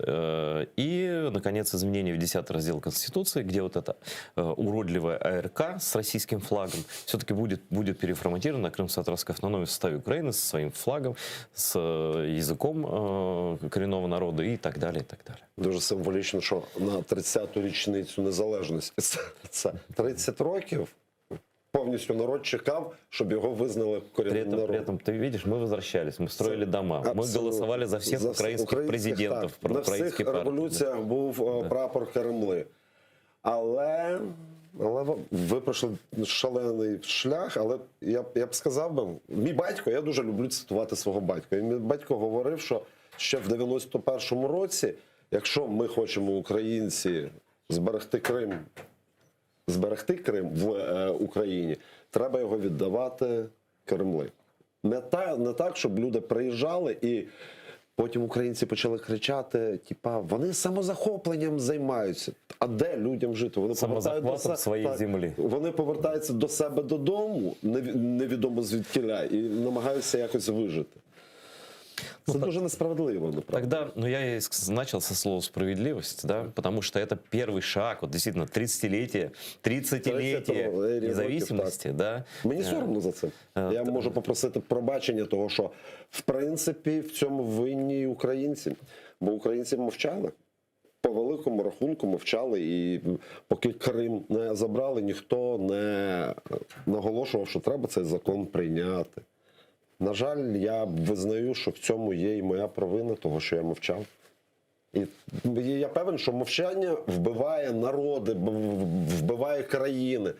Просто дуже легко промовчати, і потім з'являться там ті ж самі газові камери, і потім потяги, які будуть вивозити цілі народи в інші сторони, і вони будуть гинути. Це жахливо. І голодомори туди. Я прошу наших редакторов показывать рисунки, плакаты. Вот, а как, кстати, как называется? Картунистовая профессия, да? Ну, в изобразительном искусстве. Как это называется? Картунизм? Ні, це просто плакатний живопис і все. Плакатный живопись, да? А не картунизм это? Нет. Я не знаю, що це таке. Ну, я знаю, як карикатури, от такі от. Ні. Це не карикатура, це саме плакат. І знову ж таки, якщо ми повернемося до 2014 року, фактично в Україні не існувало політичного плакату. Ну, я-то точно не видел его. Серьезно, не было, да? Фактично, під час Майдану почав рости такий напрямок, як український... І ти сам займався цим? Я почав займатися в 2010 році. Перші роботи були присвячені анархії Махну, там цій війні, Першій світовій, яка потім перейшла в... Мені так подобається, коли говорять там гражданська війна. Тоді також не було громадянська війна. Тоді зайшли москалі і почали нас захоплювати. І все. Це перша російсько-українська війна. А зараз відбувається друга російсько-українська війна. Ні, друга світова війна також перейшла в російсько-українську війну. І зараз третя. Знаешь, вот так, когда ты возвращаешься, начинаешь думать, передумывать историю по-другому. Действительно, не была гражданская война, их тут никто не ждал, не звал. Абсолютно. Они не местные все, да? Они пришли в чужую страну, которая уже имела свой парламент, правительство и так далее. Там плохое, хорошее правительство, это второй вопрос, но страна была другая, да? Вот. То же самое с Крымом. Мы же одновременно потеряли 100 лет назад, нас затопили в крови. Потом полирнули тут палачи, эти кацапы, полирнули тут голодоморами. В Крыму тоже был голодомор, кстати говоря. И в Крыму полирнули уже в процессе Второй мировой войны зачисткой, полным геноцидом. Да? И когда ты начинаешь про это думать, насколько наши народы связаны, вот вроде бы языки разные, да? Славянский язык, тут тюркский язык, да? И религии там разные, и там это разное, и то разное, и музыка разная. И вдруг у тебя это щелкает в голове, и ты понимаешь, что мы и жили, и умирали одновременно, потому что так сложилось, что Екатерина II, она же уничтожила и Крымское государство в нарушение тогдашнего Будапештского меморандума, так называемого Кучук-Норильского мирного договора, да, и тут же уничтожила Запорожской вольности. Абсолютно. Ми однаково живемо. Ну, це правда, і ми рука об руку йдемо весь час. Якщо будемо говорити навіть про українців, то чумаки ходили в Крим і велася дуже спільна торгівельні шляхи, це були Україна-Крим. І фактично, якщо брати зоряне небо, це також чумацький шлях, це все пов'язано так чи інакше з Кримом. Це дуже цікаво. Для мене... Але шкода, що дуже багато українців були залякані московською пропагандою, і які думали, що прийдуть кримці, і це вони такі татари, які прийдуть поневолювати українців, бусурмані. Да. Це жахливо. І ми зараз до цього часу розхльобуємо ці наслідки московської пропаганди. Я маю на увазі ще там за царя Івана Грозного, за той час. До цього часу українець не може усвідомити, що українці і кримські татари – це одна, скажімо, така політична нація. Ты знаешь, что все-таки движение есть, я тебе скажу. Мне рассказывали про учебники школьные, я их сам в руках не держал, вот конкретно простой школьный учебник. И самый главный, это что в ЗНО, вот в этих экзаменах, обязательно и для всех, да, достаточно много вопросов про крымских татар, про историю, ну, то есть понимание приходит все больше этих вопросов, чуть не 15% вопросов про Крым, чуть не 12%, но много, да, учитывая, что Украина достаточно большая страна. Вот. Но мы возвращаемся в эту историю и как бы открываем себя самих заново, и все переворачивается. И, конечно, лучше стало, и благодаря тебе в том числе. А как тебе в голову пришло рисовать плакаты на крымские темы, которые ты начал вообще вот с 2014 года? Я тебя знать не знал, но я знал твое творчество уже. Ну, то воно болить. Ти малюєш, я малюю тільки те, що болить. Я не можу, коли я щось малюю, я не можу малювати те, що мені не подобається. Слушай, даже Рембрандт на заказ писав. Я не можу. Я своє вже відмалював на замовлення. У мене є зараз також замовлення, але я не можу взятися за замовлення, яке мені не подобається. Тому що це брехати. Брати свій Художник талант. должен бути чесним?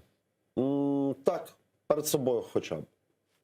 З 2014 року я відмовився від співпраці з московитами. В тому ж році, в 2014-му, крадуть мою роботу і ставлять... Це журнал такий модний. Космополітен? Ні, в Росії. Теж Газпром фундує. Де? Так. Я не пам'ятаю, як це називається. Вони вкрали мою роботу, поставили на обкладинку. Потім подзвонили мені, сказали, каже, ми готові вам заплатити. І тут дилема у мене, чи брати гроші, чи ні, як би. Але я розумів, що я не хочу взагалі нічого спільного з ними мати. Ну, ты знаешь, с москалями-то можно прекратить общаться, они все равно украдут. Так що... І саме жахливіше, що вони лізуть, вже говориш, не чіпайте нас, а вони лізуть. Я хочу наголосити, що наша ось війна, яка відбувається, і всі війни російсько-українські, україно-російські, відбувалися тільки за культуру. О! Тільки за культуру. Тобто ні за землю, ні за... Навіщо їм земля? У них Сибір є, вона не розроблена. Ти сравнив Сибір і Україну. Питання не про це. Землі у них дуже багато, але їм не дає спокій культура українська. Вони ж йдуть сюди, у них же главный лозунг, какая разница на каком языке говорить, если это будет русский. Ніхто ж не говорить про прості речі. Точно так же знищували Кремли. Чому? Із-за культури. Я в цьому певен. Еще знаешь, из-за чего? Ну, культура понятно, но культура... вас же взяли... Культура – это часть ідентичності, правда? Але дивіться, Кремли взяли і загнали до татар, которые казанские, в голове советского человека. Спутали два народа. Да. И это же одни и те же так самые. Это специально сделано. Абсолютно верно. Они же даже настолько вот русская пропаганда, что они даже дефис ставили в слово крымско-татарский, чтобы дать понять, что это такие же татары, просто они попали туда, прискакали, а потом куда-то ускакали и где-то там в Узбекистане растворились. Так планировалось сделать. Да? Они же поспешили, даже название крымских татар убрали отовсюду. Да? То есть у нас уже не было. Вопрос был решен. С точки зрения советской власти и даже Горбачева. Горбачев не желал возвращения Крымлы. Это зафиксировано, есть хроники, стенограммы. Он был против, но уже мы были за. Уже мы не могли ничего. Такому потоку уже не могло ничто противостоять. Ну, начались ваши школы, и ваше ПСМ не началось. Нет, ее просто не было. Все, ничего нет. Хотя, смотри, причем как быстро. Вот наш великий человек, и там мой дальний родственник, Исмаил Гаспринский, он же издавал газету «Терджиман», вообще 40 газет и журналов, которые читали по всему миру. Абсолютно. Ты понимаешь? У нас звонок телефонный. Добрый вечер. Говорите, кто вы, откуда, громко, четко, ясно. Задавайте вопрос моему гостю. Добрий вечір, Айдарага. Вадим вас турбує, селище Криківщина, Кримський квартал. По-перше, хочу привітати всіх мусульман України з Курбан-Байрамом. Курбан-Байрам – сіровий усун і привітати кримсько-татарський народ. Дуже, дякую дуже. І маю питання до пана Андрія. Пане Андрію, ви як митець український, якого чи не найбільше крадуть в Україні його роботи і зображення? Як ви взагалі реагуєте на це? Як ви бачите, коли ви зустрічаєте класні зображення там, на чашках, на футболках і так далі? І чи готові ви долучитися до якоїсь ініціативи громадської чи державної, яка стане більше на захист авторських прав і інтелектуальних прав? Дякую. Звісно, так. Я, здається, перший художник, який почав відстоювати свої авторські права, і навіть на деяких олігархів подавали ми позови. Але питання не в тому. Питання в тому, що нам треба міняти повністю систему адвокатів, суддів і всього іншого. Там все корумповано, там все іде гра в одні ворота. Я знаю деяких адвокатів, які чесно кажуть тобі, ми не будемо цим займатися, бо це противник твій дуже сильний і впливовий, і ми нічого не виграємо. І це мені шкода. Але до ініціатив залюбки буду долучатися, того що треба все рівно змінювати. Якщо ми будемо говорити, що ми не здатні нічого змінити, то навіщо був 14-й рік і навіщо ми називаємо ту революцію гідності? Ми маємо відстоювати власну гідність.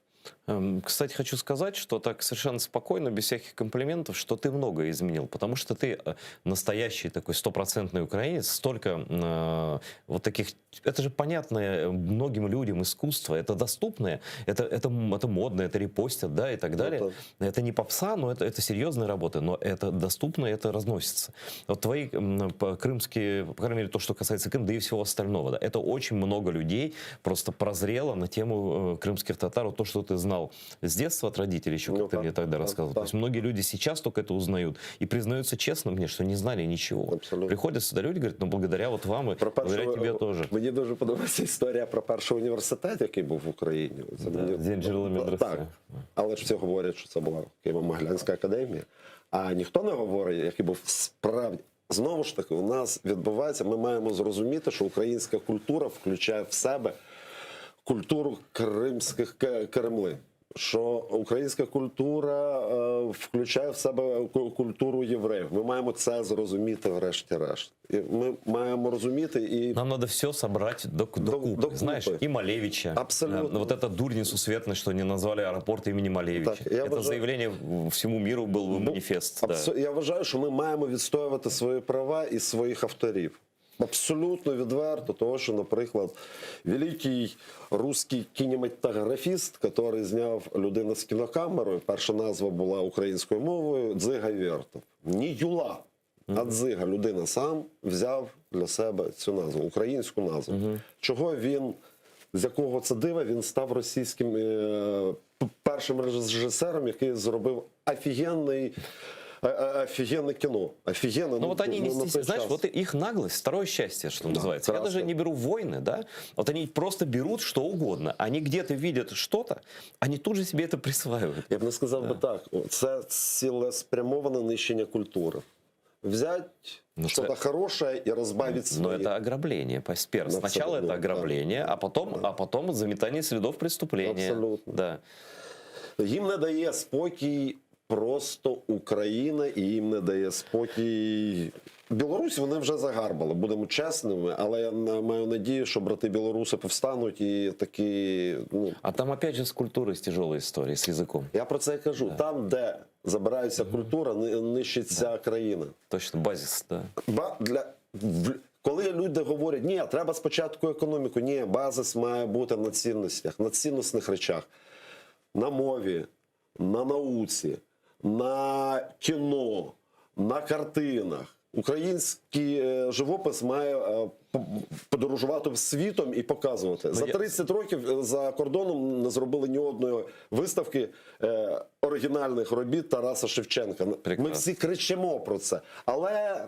никто ничего не робит. А ты знаешь, я бы вот что сделал. Я бы, во-первых, работал Тараса Шевченко, я бы сделал, ну, не знаю, вот этот Украинский культурный фонд или вот этот Украинный институт, да, который для зарубежья. Я бы собрал лучшие, не только Шевченко, лучшие, самые яркие, признанные работы современных украинских художников. От каждого, может, по одной или по три, но по одной хотя бы, да, и просто и возить государствами. Потому что они все, выясняется, что все русские художники практически из Украины или из Беларуси, да, но они до сих пор русский авангард у нас называется, русское искусство, да? Абсолютно. Так нам надо все это переворачивать и активно делать, потому что художников у нас много хороших, сейчас много. І це така мова, яку зрозуміють всі. Якщо з поезії, наприклад, Шевченка важче... Ну, конечно, поезія, вона більш національна. Малюнок і картина, воно більш універсальна, абсолютно. Скульптура. Абсолютно. Але, на жаль, ми, знаєте, ми 30 років не думали про культуру. Ми весь час відкладали її на задній план і казали, та потім, спочатку піднімемо економіку.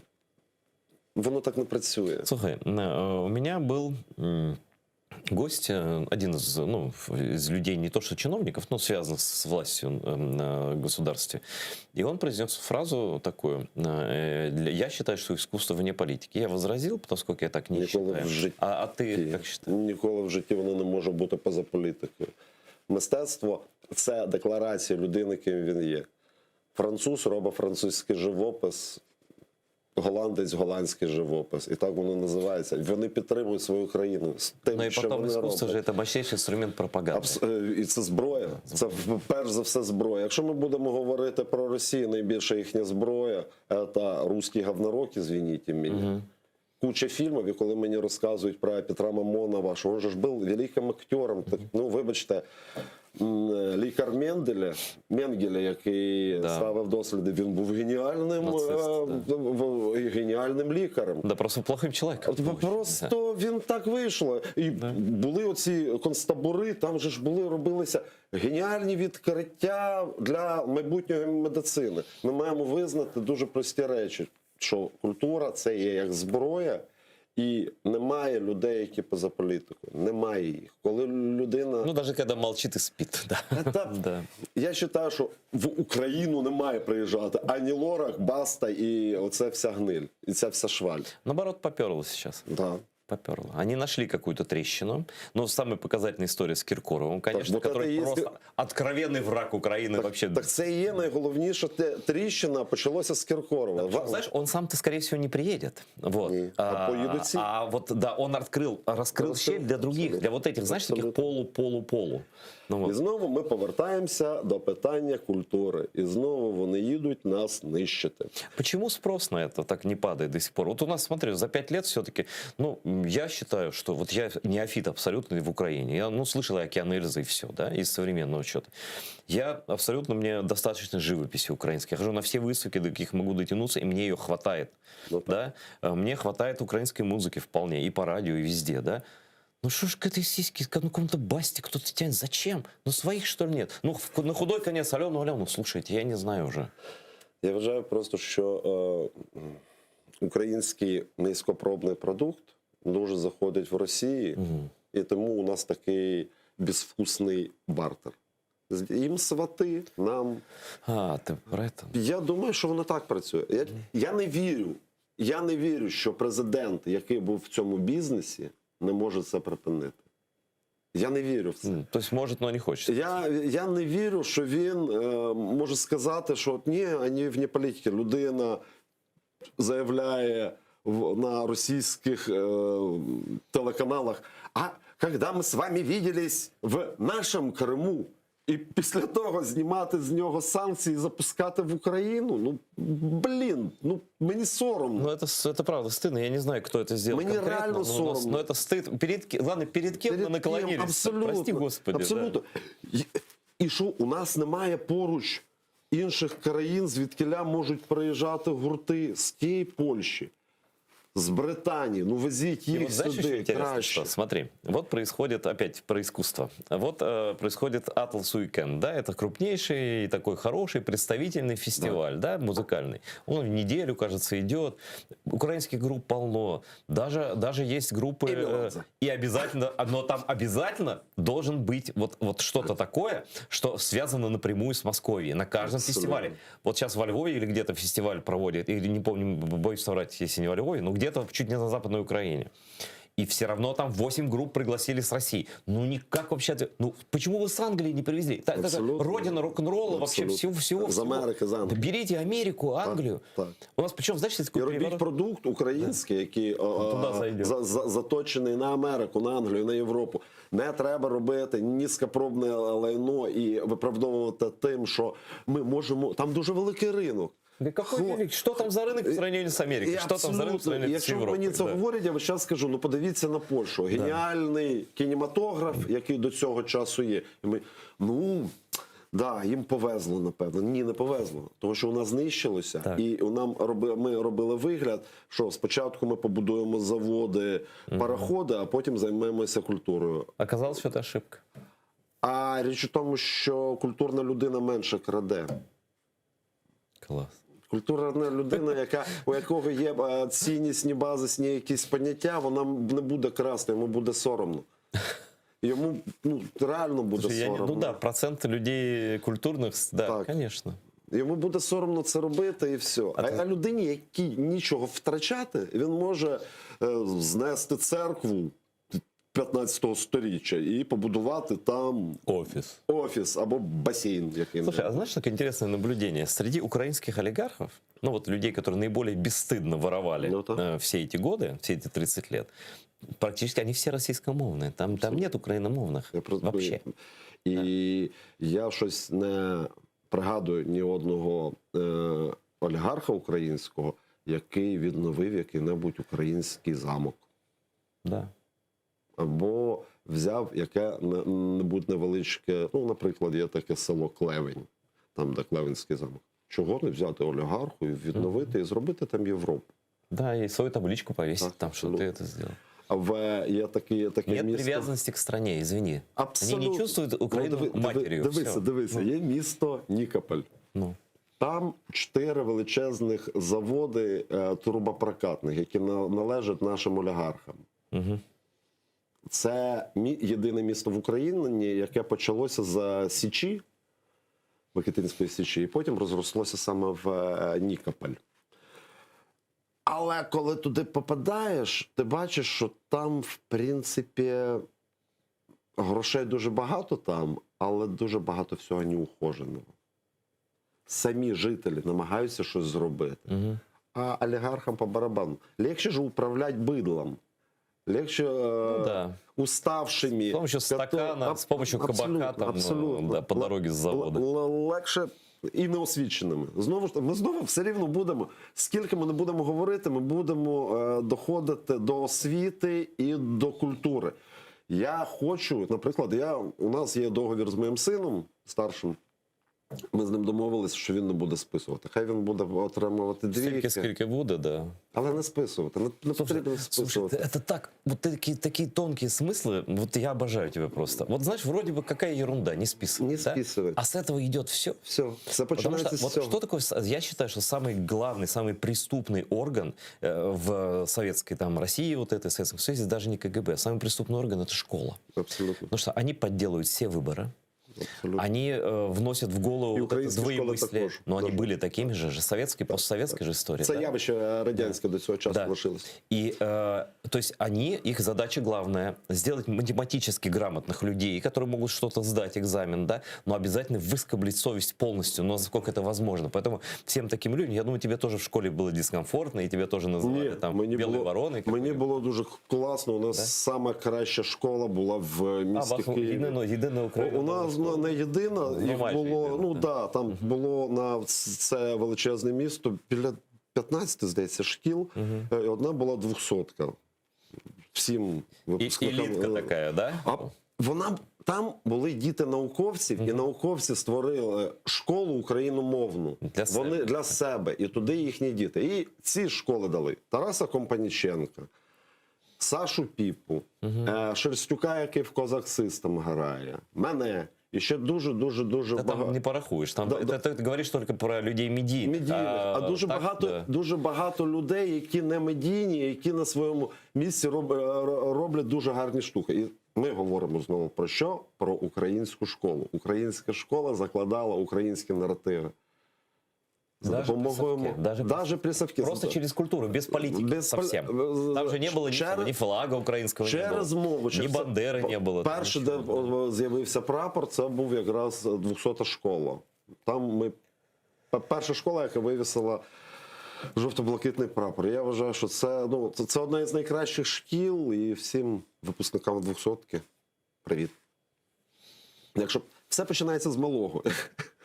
Це точно. Тому що я розумію, дуже шкода, от у мене буває, коли хвилинки песимізму, і коли ти думаєш, все так погано, але потім ти дивишся, що діти змінюються, і ти зараз живеш.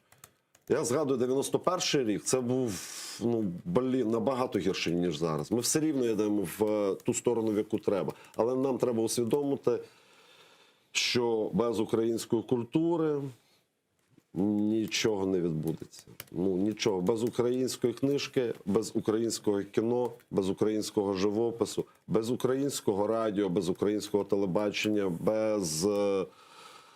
без цього всього нічого не відбудеться. І саме тому дуже невигідний Росії кримсько-татарський телеканал також. Тому що це кусочок культури. І це все воно спаяно. Щоб вас вбити, у вас треба забрати мову і вашу культуру. Знаешь, что эти засранцы с Первого канала русского, со Второго, у них вот на АТРе, это уже понятно давно, стоит кнопка записи круглосуточно. Они пишут круглосуточно. И вот сейчас, как найдут у нас с тобой в разговоре, такая вероятность существует, потому что разные гости приходили, и музыканты, и политики, там, и журналисты, и оттуда берут цитаты и показывают на всю Россию. Так что Слава Богу. Да, я тоже не против. Мене да. вже показали. Мене пані Скабєєва. Я також долучився до вашого клубу колись. Мене також показувала пані Скабєєва у себе в передачі. То есть это уже как бы, да. Це коли я робив плакати, які були присвячені чемпіонату по футболу, який відбувався в Москві. Я вважаю, що це також злочин шалений. Ты боролся с этим, да? Чому Україна не боролася? Питання таке ты дуже боролся. просте. Общество боролось, а Украина официально нет. Так, от в тому то і річ. І мене це все весь час напрягає. Я знімаю шляпу перед такими людьми, як наші військові, як наші волонтери, які як наші медики, як наші вчителі українські, які несуть там добре, які намагаються створити цю Україну. Але я не вірю ні одному політику. Абсолютно ні одному. Прям ні одному не віриш? Та питання навіть не в тому. Розумієш, ми займаємося якою дурньою. Ми займаємося весь час якимись незрозумілими перегонами. Якщо я вибираю політика, першим, хто має вимагати від політика, це я, його виборець. Якщо я вибрав президента Васю Пупкіна якого-небудь, я маю всі 5 років від нього вимагати виконання його програми. А у нас що відбувається? У нас вибори, вибрали кого-небудь, і 5 років люди між собою продовжують сваритися. Да, із-за свого вибору. Із-за свого вибору ніхто не дасть. Це також московська штука, не давати задню. Ніколи. Нет, я був прав, що я за нього проголосував, я точно знаю. І оце, коли вони до цього часу не можуть попуститися і не можуть зрозуміти, що розбрат нас скільки вб'є, чому проросійські сили України, там прям всі, є розбіжності, бо у них завдання зламати нас, а ми на це ведемося і ламаємося. Це мені шкода. Еще меня, знаешь, что очень раздражает? Вот эта продолжающаяся просто смертельная схватка между людьми Зеленского и людьми Порошенко. Мене вже це дістало. Зелеботи, парахоботи, і оце один одному накидають. Людину забирають там в в'язницю. Він же був проти Порошенка, хай посидить. Ребята, ви що, здвинулися всі? Де у вас просте людське співчуття до людини, яку незаконно арештовують? Де у вас це? Да будь-хто там. Неважливо, хто він. Просто, якщо несправедливо сажають людину, це несправедливо. Є поняття справедливість. Justice. Вот. Давай теперь экстраполируем нашу ситуацию, вот эту Порохоботско-Зеленободскую, допустим, на Литву. Вот сменился президент. Он вообще, кстати, с улицы пришел. Он был экономическим аналитиком в телепрограмме. Гитанас Науседа, да? И вот... А ушла такая глыба, такая, знаешь, опытная, матерая, но дали Грибаускайте, да? И пришел неофит. Однако я не вижу, вот я, литовские у меня есть люди, и я среди них не слышу, что кто-то кого-то называл, ах ты там гад там Науседа-бот, ах ты там тварина такая, значит, ты Даля Грибаускайте бот. Потому что у них страна есть, ощущение страны, которую нельзя расплескать. А кто там сидит в кресле, я все равно от этого не перестану выполнять законы, платить налоги, там, воспитывать детей, там, воевать, если надо. Очевидные вещи. Ми просто дуже легко, знову ж таки, керувати людьми, які знаходяться в розбраті. Закидаєш тобі там кому-небудь штуку, посварити між собою. Коли ми разом, ми непереможні. Це показав Майдан. На Майдані були правий сектор, були анархісти. І завдяки тому, що ми об'єдналися і не слухали, до речі, політиків, бо людям, які виходили на сцену, неодноразово ми кричали «Йдіть ви нахер». Ти в телевізорі. Вибачте, але я не матюкнувся. Це пройшов по грані. Літературне слово. І ми саме тому виграли, того, що ми не дослухалися. Тогда даже мысли не было их слушать. Вообще мысли не было. І зараз нам треба це усвідомити, що ми створюємо цю країну, ми створюємо цих політиків, і ще треба зрозуміти, що ніхто не прийде і нам по рублю не дасть. Просто так. Знаешь, такое смешное, слово тоже имеет значение, Так, как и изображение, как и, то есть опять культура, искусство, слова, смыслы. Вот они ненавидят друг друга, Порошенко с Зеленским, однако и тот, и другой совершенно спокойно используют мои слова, которые я когда-то ввел в обиход, да, в своих обращениях по поводу Крыма. Зеленский говорит: Крым, Сербия, Столаджак, Крым будет вильным, который лозунг у меня в Фейсбуке тут забит всю жизнь, да.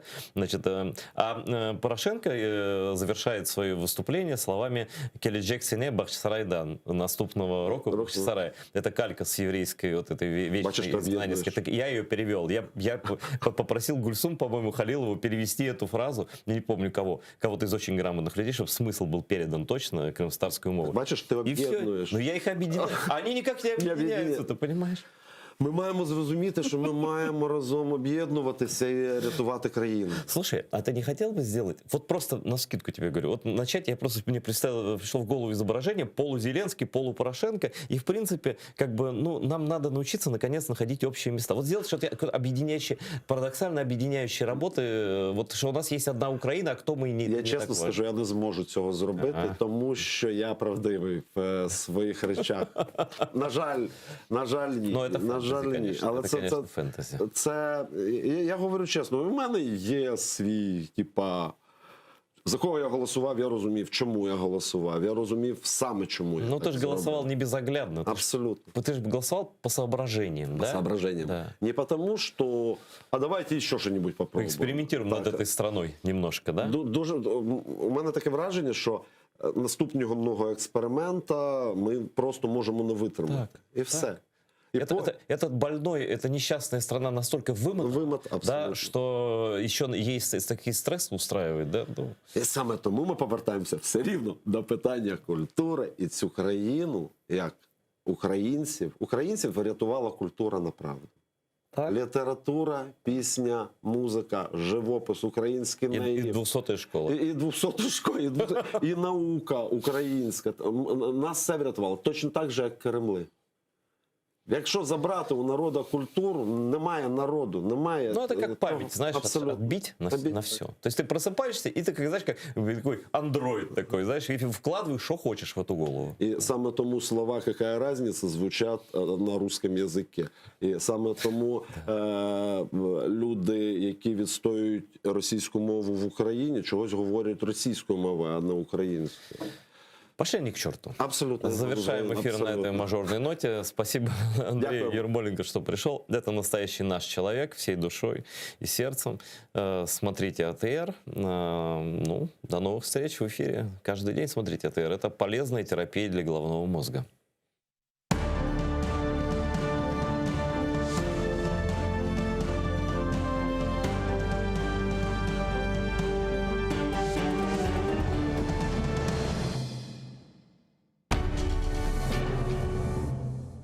Ізраїльські вчені створили унікальний засіб, що містить природні інгредієнти. Краплі імуноков покращують імунітет при коронавірусних та респіраторних захворюваннях, а також сприяють полегшенню постковідного синдрому. Імуноков – надійна допомога.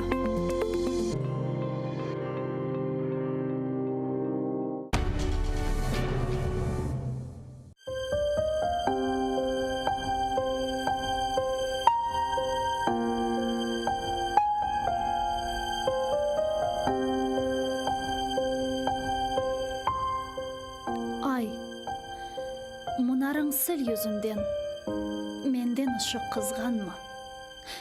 Men bir garip yolcu edim. Kaldım kara dağlarda. Yol şaşırdım, kun aşırdım.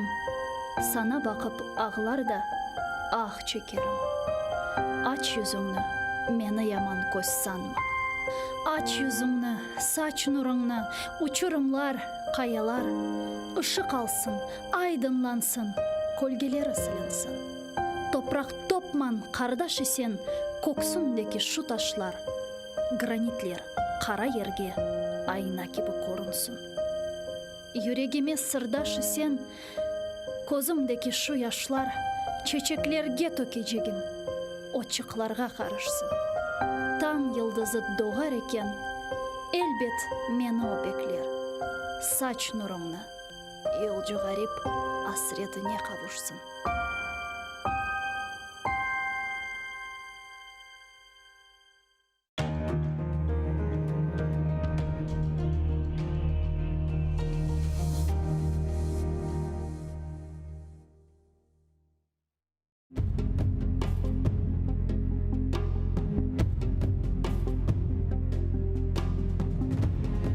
Aman oğlum, satma sakın elindeki toprağı.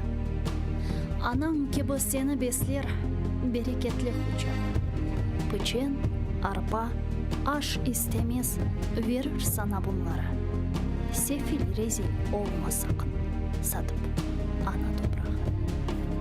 Yediklerin, içtiklerin hep bu topraktan gelir. Cebindeki akçaları sana bu toprak verir. Alma, armut, arpa, buğday, bağ ve bostan cümlesi. Toprağın verdiği baylık.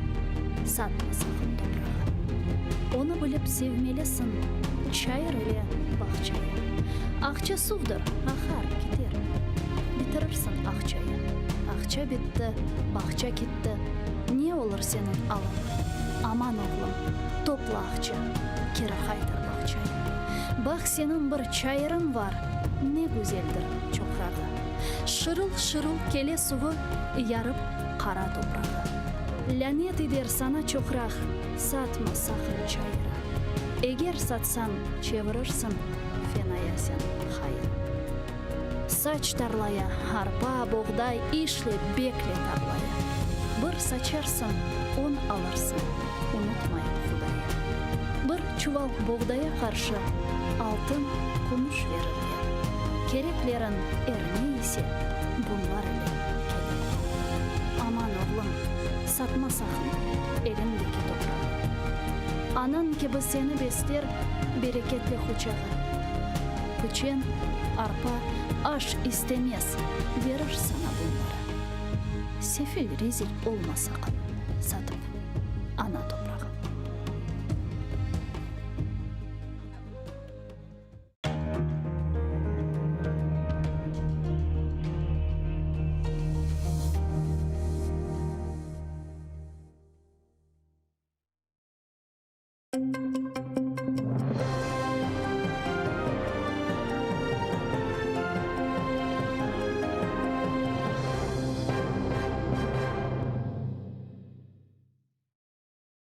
Автоматлар ве уджум қалқанларынен түневін кезлевде тінтуге оғыратылған иш адамы Али Ибрагимовнан уйкен оғлы Мустафа ишгалжы қобетшілер евлерінен насыл сұрып келгенін тариф етті. Силалы инсанлар өзлеріні серт алып барып, оны бойнына ұрған. 20 яшында олған Мухаммед Қардашының еллеріне қырчмалар таққанлар. Агрессивно себя вели, кричали: кувалду доставайте, ломаем ворота. Я говорю: подождите, я открываю. Открыл калитку, они забежали с щитами, с автоматами, да, пытались толкать, кричали. Я говорю: не кричите, говорю, мы все нормально, спокойно себя ведем, никаких этих. Пытались меня скрутить, заломать, на что я не позволил, не дал это сделать, но решил, думаю, присяду. И в момент, когда я присел, один из сотрудников ОМОНа с ноги пнул меня в затылок, от чего я ударился об тротуарную плитку головой. Евде тінтуф өткерілген вақыт Мустафаны ишгалжелер қоранталарына айыты олған түкенға алып кеткен. Анда да тінтуф башлатылған. Мустафаның сөздеріне көре, анда селялы инсанлар ве таққатшылардан ғайры Роспотребнадзор хадимлері келген. Олар санкцион колбас ве қашқавалларны қыдырған. Бұне берабер түкен Меркурий адлы сатыжы система или чалышама йоқмы тешкірген.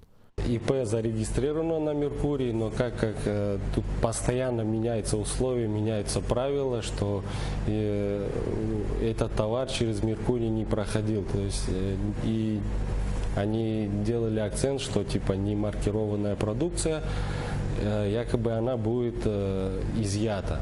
Но по итогу они, в принципе, ничего не изъяли, но описали некоторые продукции, такие как масла, домашние сыры, некоторые колбасы. Да, это все они упаковали в несколько мешков, опечатали, и до выяснения обстоятельств всего эта вся продукция находится на данный момент в магазине.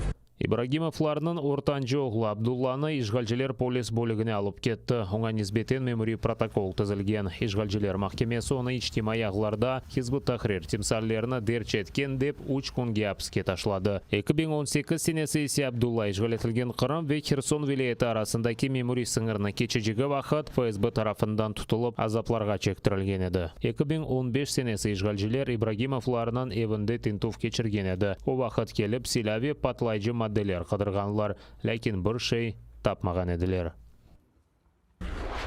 Қырым-татар сияси мабуслері Рустем Исмаилов и Айдер Салидинов геже намазыны қылмаға істегенлері үшін жеза изоляторына ташланған. Бұны Қырым бірдемілігі Айдер Салидиновның апайы Гузаль Сулейманзаденің сөздеріне атиф етіп білдірді. Апсте тұтылған апайынен Құрбан байрамның бірінші күні апсхане бағы бастасынен қонышты. Сонра есе Хизбут Тахрир алақасы бар деп терроризмде қабатланып, 11,5 ве 13,5 елға махкүм етілген Айдер Салидинов ве Рустем Исмаилов карцерге атылған. Рус апсханесі мемориеті елбасшылығының фікіріне көре намаз қылып, мабуслер тертіпні боза чүнке саат 22-ден сонра мабуслер юқламалы. Мабуслер оларға мұсылман оларақ геже намазыны қылмақ керек олғанын аңлатмаға тырышты, ама бұндан файда олмаған. Сыңыржылар 12 русқа Украинаға кірішіні ясақлады. Девлет сыңыр қызметі деңізжілер ишғал етілген Қырымда алған весиқаларыны көстергенні білдірді. Олар Одесса вилаетіндегі Южный Адлы деңіз лиманынан Украин кечув нұқтасына Либерия байрағы алтында олған геменен келген. Сыңыржылар экипажынан бұтын 12 азасы Русия ватандашлар олғанны білдірді. Ишғалжы акиметі тарафындан берілген весиқалар себебінден оларға Украинаға ең азындан 3 жыллық кірішлері ясақланды. Нагадуємо, що відповідно до 9 статті Закону України про забезпечення прав і свобод громадян та правовий режим на тимчасово окупованій території України, будь-які органи, їх посадові та службові особи на тимчасово окупованій території та їх діяльність вважаються незаконними, якщо ці органи або особи створені, обрані чи призначені у порядку, не передбаченому законом. Крім того, будь-який акт, рішення, документ, виданий такими органами та або особами, є недійсним і не створює правових наслідків. Донецк вилаетінде Золотой тарафындаки алан яңа телекелі ноқтаға чебірілді. Бұны уч тарафлыма контакт группанын отырышындан сон Авропа телекестілік ве ишбірлік тешкілетінен мақсус темсілжісі Гайди Грау айтты. О ордулар четлештірілген аланда ағыр силя қоланылғанны білдірді. Бірлешкен Құветлер операциясының штабында кечкен күн ишгалжілер Донецк жеварандаки территорияны майынларнен уджум еткенні білдірді. Украинар билер арасында инсан ғайыплары yok. Поблизу Водяного, що біля Донецька, окупанти вели вогонь з мінометів 82-го калібру і станкових протитанкових гранатометів. Неподалік селища Піски російські найманці двічі обстрілювали українські позиції з гранатометів різних систем і стрілецької зброї. Станом на 7 годину ранку 23 липня зафіксоване одне порушення режиму припинення вогню. Зокрема, поблизу Опитного ворог обстріляв українські позиції з мінометів 120-го калібру. Бойових втрат за минулу та поточну добу внаслідок ворожого вогню немає. На обстріли російсько-окупаційних військ українські військові відкривали вогонь у відповідь. Сабайырты ишгалжілер Донецк вилаетіндегі Опытная қасабасынан мескен кварталларына уджум еткен. Бірлешкен Құветлер операциясы штабының мәліметіне көре, Веселая қасабасы тарафындан 120 калибрлы 20 майын атылған. Бұның нәтижесінде ерлі сәкенлерінің евлері, мал-мүлкі бозылған. Украина истихбараты Донецк ве Луганск вилаетлерінің ишгал етілген территориясында Москва командалығының тефтішлеріні көрді. Вона виявила низку суттєвих недоліків у першому та другому армійських корпусах противника. Зокрема, факти привласнення кадровими офіцерами Збройних сил Російської Федерації значної частини коштів, призначених для виплати особовому складу. Також в окремих підрозділах окупаційних військ виявлена невідповідність даних обліку особового складу. У зв'язку з виявленням порушенням строки перебування комплексної комісії Збройних сил РФ на тимчасово окупаційних територіях Донецьк та Луганських областях продовжено. Сарғуш Рус ишгалчысы Қырымда қадын таксижіні үжім етті. Арабажы Сюзанна Қарадеңіз флотының арбейі Тахир Урумовны оның қадын елдашынен Аңғара койынден Сейітлер қасабасын алып кете екен. Yol бойы yolcular içken, birazdan Urumov sigaret yakmağa da istegen. Ama yolculuk için 3,5 Rusiya rublesini tölemege istemegen. Araba ketip turganda ok oturğıçqa keçip 500 ruble qıtmaq için taksicini soğu başlagan. İşgalci para bermeyeceğini qıçırıp aytıp, qadınını dogmege başladı. İşgalcini tınçlandırmaq ve Süzannanı qorçalamaq için taksicinin aqayı ve işdeşleri keldi. За свой базар отвечать надо. Если должен, значит отдай. У меня 2 детей. Я работаю. А теперь послушай. Я тебе сказал, что я тебе не отдам. Все, выходи. Я сказал это. Выходите. Че проблема? Ты че орешь? Я говорю, выйди с машины.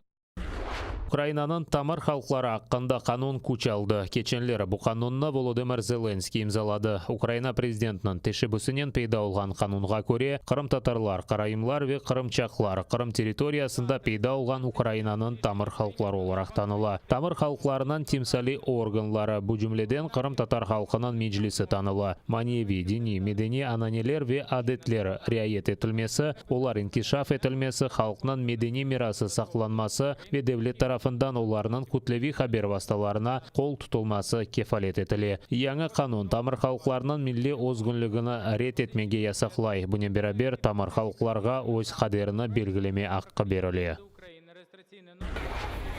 Үзлерже Қырым татарлары ве башқа миллет векілері олған мұсылманлар қоранталарының Құрбан байрамына қайд етмек үшін Киевдегі выставковый центр аланында топландылар. Қазанларда байрам ашлары пішірілгені вақыт баллар еглене. Епсі берабер батутларда сычырай, байырчықлардан түше.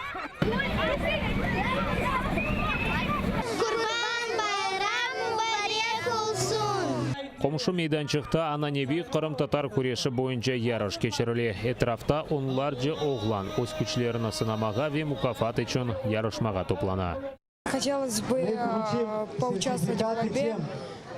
Будет призы самокат, электрическая машина на пульте управления. Потом еще пистолеты Нерф. Вот. Хотелось бы выиграть, но самое главное это поучаствовать для себя и показать, что ты что-то умеешь. Bu yerde ise bayram aşının kazanlar bulana, musafirlerine kurban etinen pişirilgen pırnaç ve taze salatanen sığlayacakları. Готовим сегодня рис в качестве гарнира. Но основное блюдо это, конечно, мясо с подливой. Мясо жертвенных животных, которые зарезали, принесли в жертву, и вот угощаем всех присутствующих.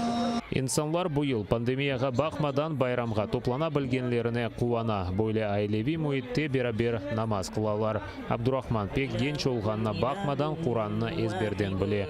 El-Hac suresinin parçasına seslendire.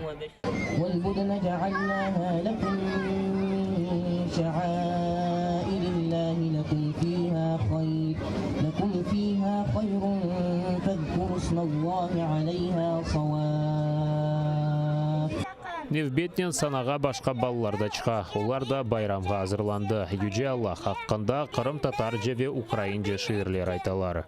Allah bizni yaratdı.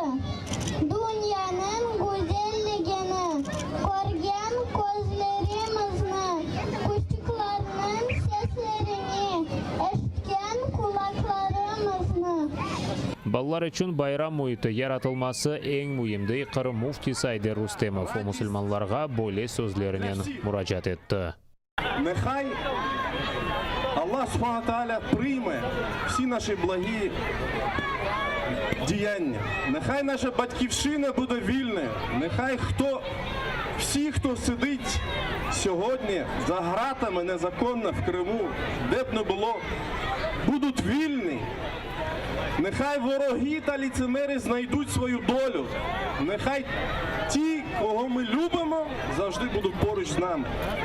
Нехай наші молитви будуть прийняті. Зі святом вас, зі святом Курбан Байрам. Meclis reisi Rifat Чубаров bu bayram kunlері erkesini mümkün olğanı kadar çok vaqt soy soplarının keçirmege çağıra. Son 8 sene sene devamında çoksumuz Kırım'ın dışarında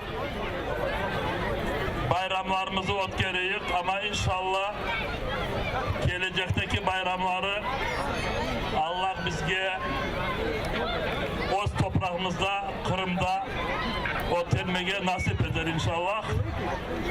Kırım Tatar Milli Meclis adından hepinizi Kurban Bayramı hayırlayım. Mında böyle güzel bayramlarını geçirmeye, alıp varmağa bizlerge imkan olganımız vakit unutmayık ki birçok din kardeşimiz dünyanın bütün yerlerinde, mahsusen bizim Kırım'da bu bayramını öz korantalardan, öz evlerinden uzak geçirmeye mecbur kalalar.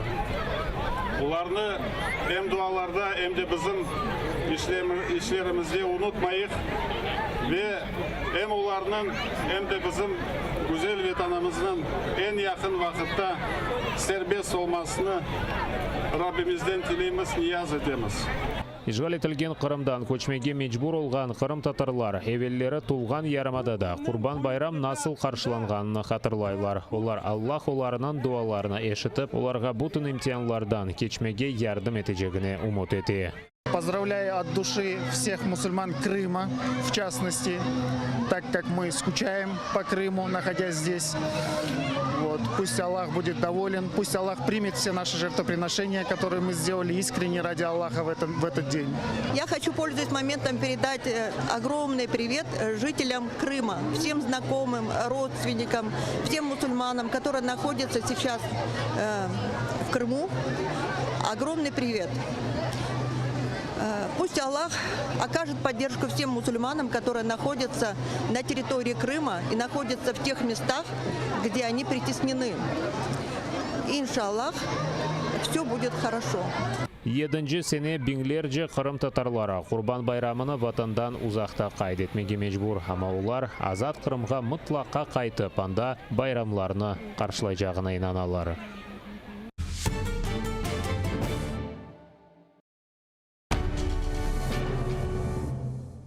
Ізраїльські вчені створили унікальний засіб, що містить природні інгредієнти.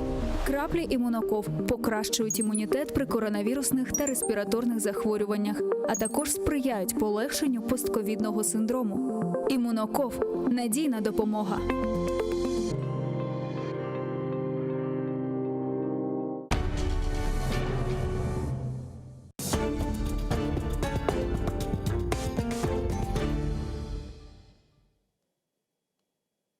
Добрый вечер. Вы смотрите телеканал АТР, в эфире «Прайм Мацарский». Сегодня мне вести программу поможет моя коллега, журналистка и международница издания «Главком» Марьяна Присяжнюк. Она выходит с нами на связь по скайпу. Марьяна, привет. Спасибо большое, что помогаешь мне сегодня вести программу.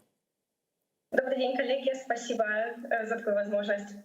Марьяну я попросил присоединиться к сегодняшнему разговору вот для чего. Дело в том, что Марьяна находится в гуще событий в городе Кишиневе, в столице Молдавской Республики, где совсем недавно закончились парламентские выборы, по итогам которых, насколько я понимаю, сейчас у президента, у недавно избранной на высший пост Майю Санду, будет теперь еще и свое монобольшинство в парламенте. Можно каким-то образом это монобольшинство Майи Санду сравнить с монобольшинством украинского президента Владимира Зеленского в Верховной Раде Украины?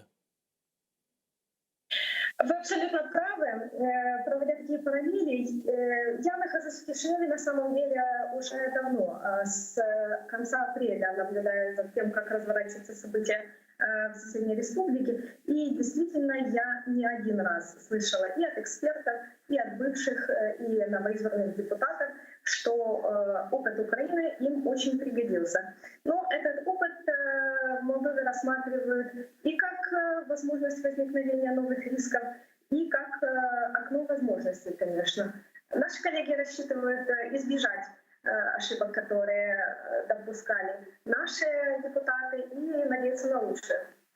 Вот, кстати, ошибок, которые избежали наши депутаты, интересно, как собираются избежать. Потому что, насколько я понимаю, там проблема была у монобольшинства, и, возможно, остается в Верховной Раде Украины в том, что часто брали, прям вот, я не хочу никого обидеть, но тем не менее вынужден это словосочетание произнести. Кого попало. Вот кто согласился, того в списке включали. Из-за этого, собственно, произошел ряд скандалов. Кто-то из депутатов побежал там ручкаться и в десны целоваться с диктатором Лукашенко, а кто-то повел себя тоже не очень красиво, кто-то там начал защищать каких-нибудь сепаратистов, и тоже их приходилось исключать или там какие-то строгие выговоры делать. Каким образом удастся ли Майе Санду и ее партии допустить или там включить, или уже удалось ли включить в предвыборный список только тех людей, на которых можно рассчитывать? Там был какой-то специальный фильтр, там были какие-то, может быть, задания, которые кандидаты в депутаты должны были выполнить для того, чтобы доказать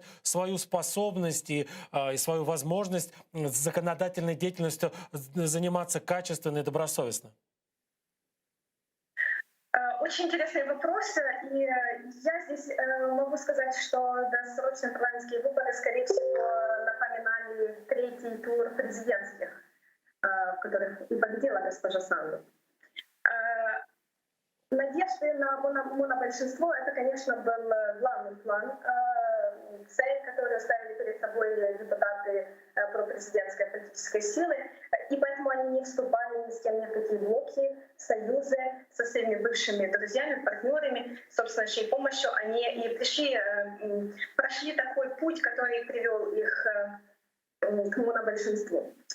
Фильтр, конечно же, есть, и фильтр очень интересный, потому что в то время, когда вот главным лозунгом кампании это борьба с коррупцией, очевидно, что если есть такой запрос, то очевидно, что фильтров, которые уберегли бы чистоту, такую демократический отбор определили бы, фильтров таких нет. Поэтому, как мне показалось, главным фильтром было это личное отношение все-таки руководства партии. И вот отсюда возникает такой риск, как нетерпимость к некоторым личным амбициям, уже которые проявляют новоизбранные депутаты.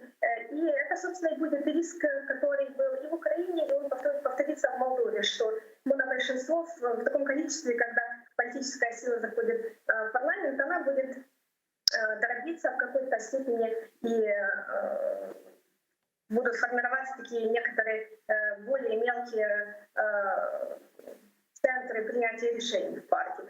То есть и об этом уже говорят и в самой партии «Действие и солидарность». Конечно, это такая информация on record, и об этом поговаривают, и в президентуре, и, конечно же, об этом знают оппоненты. Поэтому такой результат сногсшибательный, он обусловит первый такой риск — это внутрипартийную конкуренцию. Вот еще хочу все-таки некоторые параллели проследить, если они присутствуют в украинской политике и в политике Молдовы. Вот когда наше уже, тогда еще не монобольшинство, а теперь уже монобольшинство шло на выборы, партия «Слуга народа», фактически единственным пунктом программы всех этих очень разных людей было примерно следующее. Мы вот с президентом, как он скажет, так мы и будем себя вести. Голосуя за нас, вы вот тем самым голосуете, в очередной раз показываете свою поддержку президенту Зеленскому. А что-нибудь похожее было в условиях молдовских выборов? Или все-таки там партия «Действия и справедливости», партия Майи Санды какую-то такую внятную, понятную избирателю программу все-таки представила? Вы знаете, ситуация чем-то напоминает, но с учетом местных молдавских особенностей, я бы сказала. Дело в том, что фигура президента в Молдове гораздо слабее, чем в Украине. И, конечно, этот призыв такой к людям поддержать своего лидера, которого они избрали, призыв поддержать именно ее политическую силу, был оправдан тем, что видите ли, дорогие граждане, госпожа Майя Санду, у нее связаны руки без поддержки в парламенте, и поэтому мы вас призываем поддержать ее на выборах. То есть логика в этом есть. Если, в то время как в Украине у нас все-таки другая немножко расстановка сил, поэтому в Молдове это прошло. произошло, и я не думаю, что это вызовет в дальнейшем какую-то критику. Ну, как уже Санду будет распоряжаться такой полнотой власти, мы посмотрим. Ну, программа была вокруг борьбы с коррупцией. Она дала первое интервью, где четко повторила свои месседжи, вокруг которых строилась и кампания. То есть это ожидается большая чистка. Ну, это фактически цитата. И, конечно же, они обещают реформировать органы юстиции, судебные органы по румынскому образцу.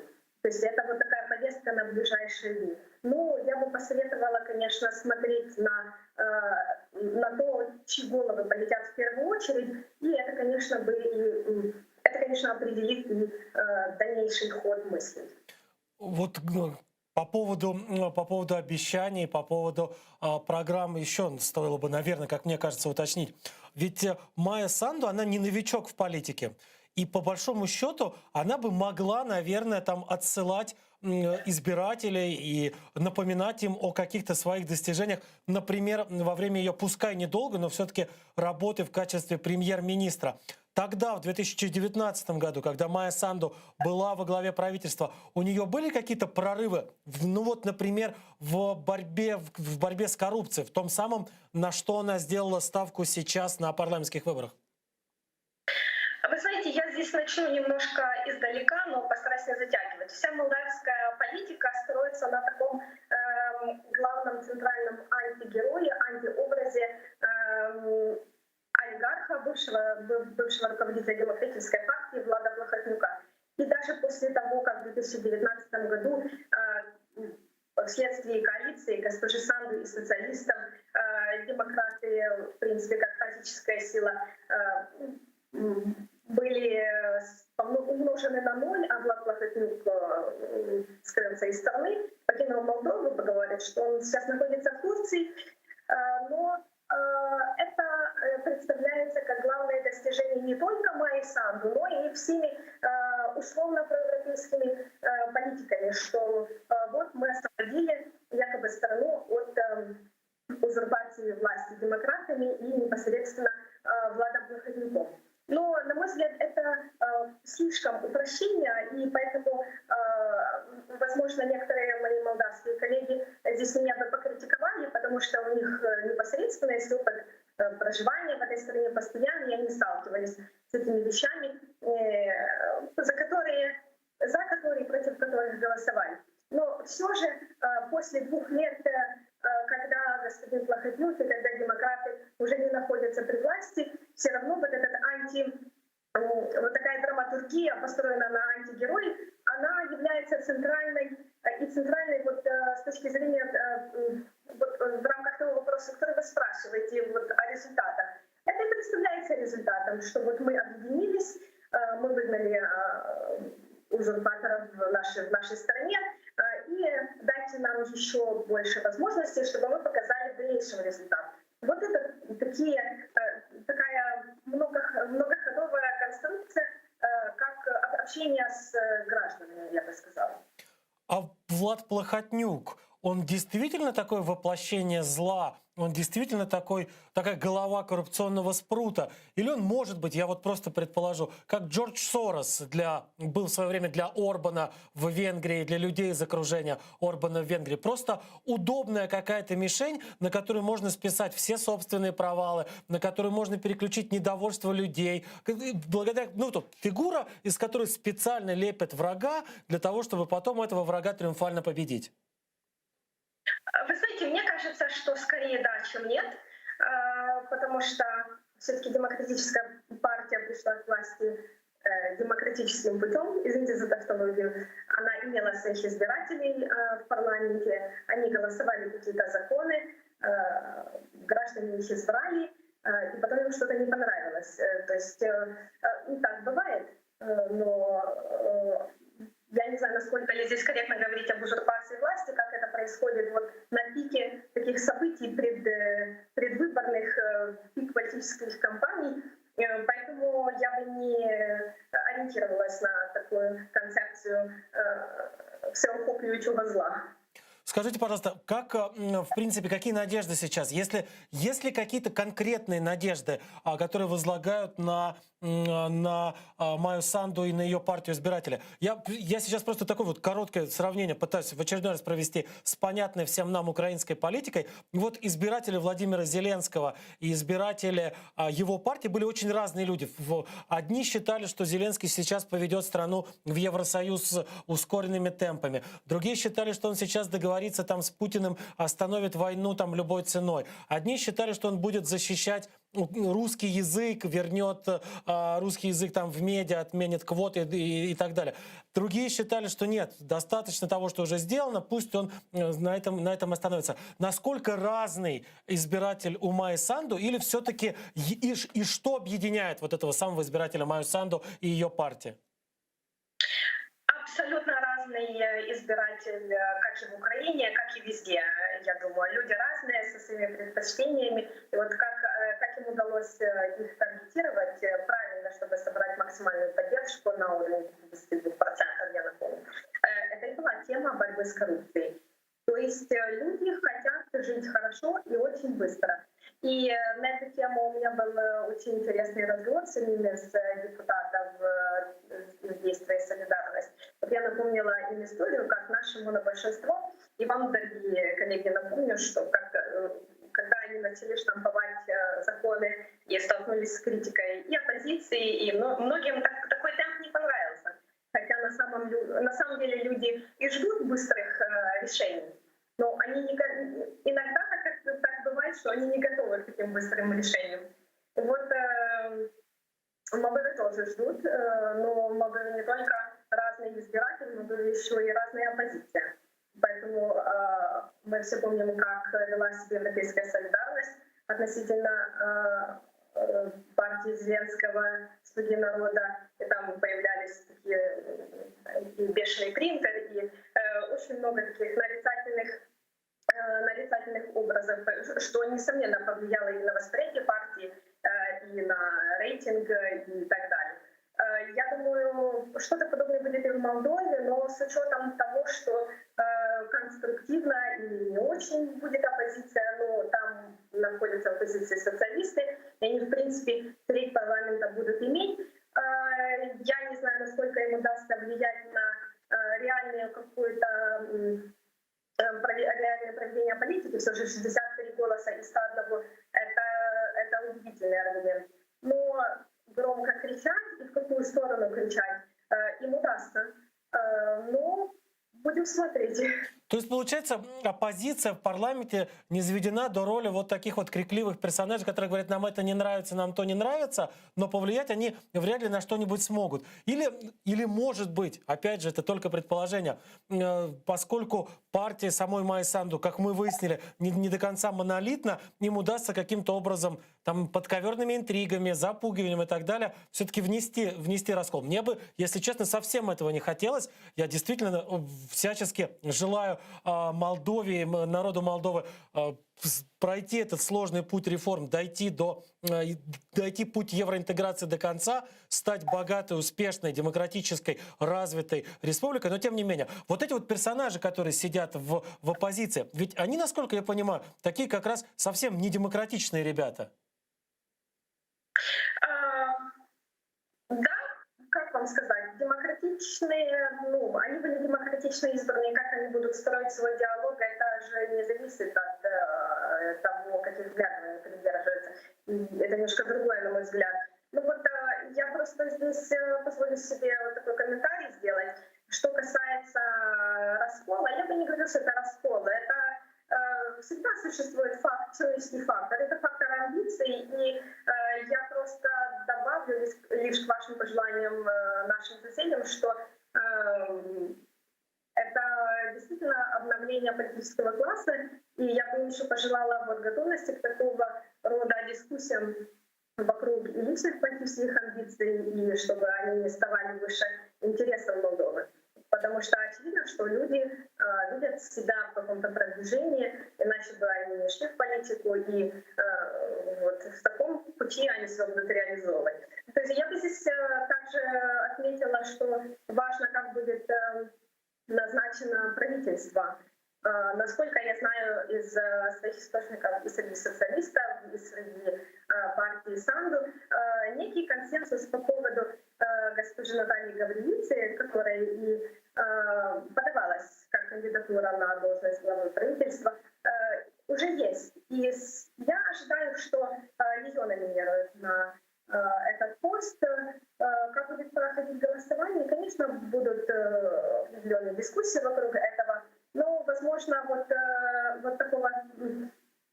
вот таких личных амбиций, которые могли бы негативное влияние иметь, возможно, бы в этом процессе можно было бы избежать многих негативных эффектов от этого.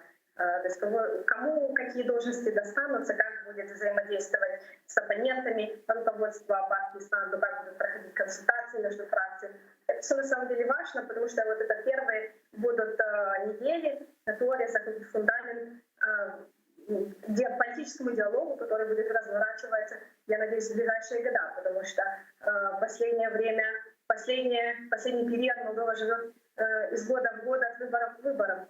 Поэтому хорошо было бы, чтобы все-таки традиция была более стабильной. Хочу уточнить, как теперь выглядит оппозиция. Ведь, насколько я понимаю, главная оппозиционная партия Молдовы стал вот этот вот блок коммунистов и социалистов, которые возглавляют два бывших президента Республики Молдова, Воронин и Додон. Я правильно, да, говорю? Это действительно коммунисты и социалисты? Или это просто вот персонажи, которые взяли и такую, как им показалось, яркую, интересную вывеску на себя повесили, а сами не имеют отношения ни к коммунистической, ни к социалистической идеологии? Я думаю, что в широком смысле в наших странах и в Украине и в Молдове, какую партию не возьми, она доктринально не будет соответствовать своему названию. Это во-первых. Во-вторых, я думаю, что наш телезритель и наш читатель хорошо помнит, кто такой Игорь Додон. Да, это политик, действительно, который придерживается больше ориентации на Россию, на сотрудничество с Кремлем. Просто десятки визитов в Москву, ни одного визита в Украину по очевидным причинам. Но здесь я бы отметила другое. Они получили 36 мандатов не потому, что они где-то взяли сами или украли. За них проголосовали люди. И, то есть мы должны смотреть не на то, что вот есть такие политики, которые называют себя социалистами и коммунистами. Мы должны скорее смотреть на то, что в Молдове есть 27% людей, которым этот курс интересен и которые они находят для себя привлекательным. То есть вот в чем на самом деле вопрос. Я даже не берусь говорить, проблема это или не проблема, потому что я считаю, максимально нужно корректно давать оценку таким вещам.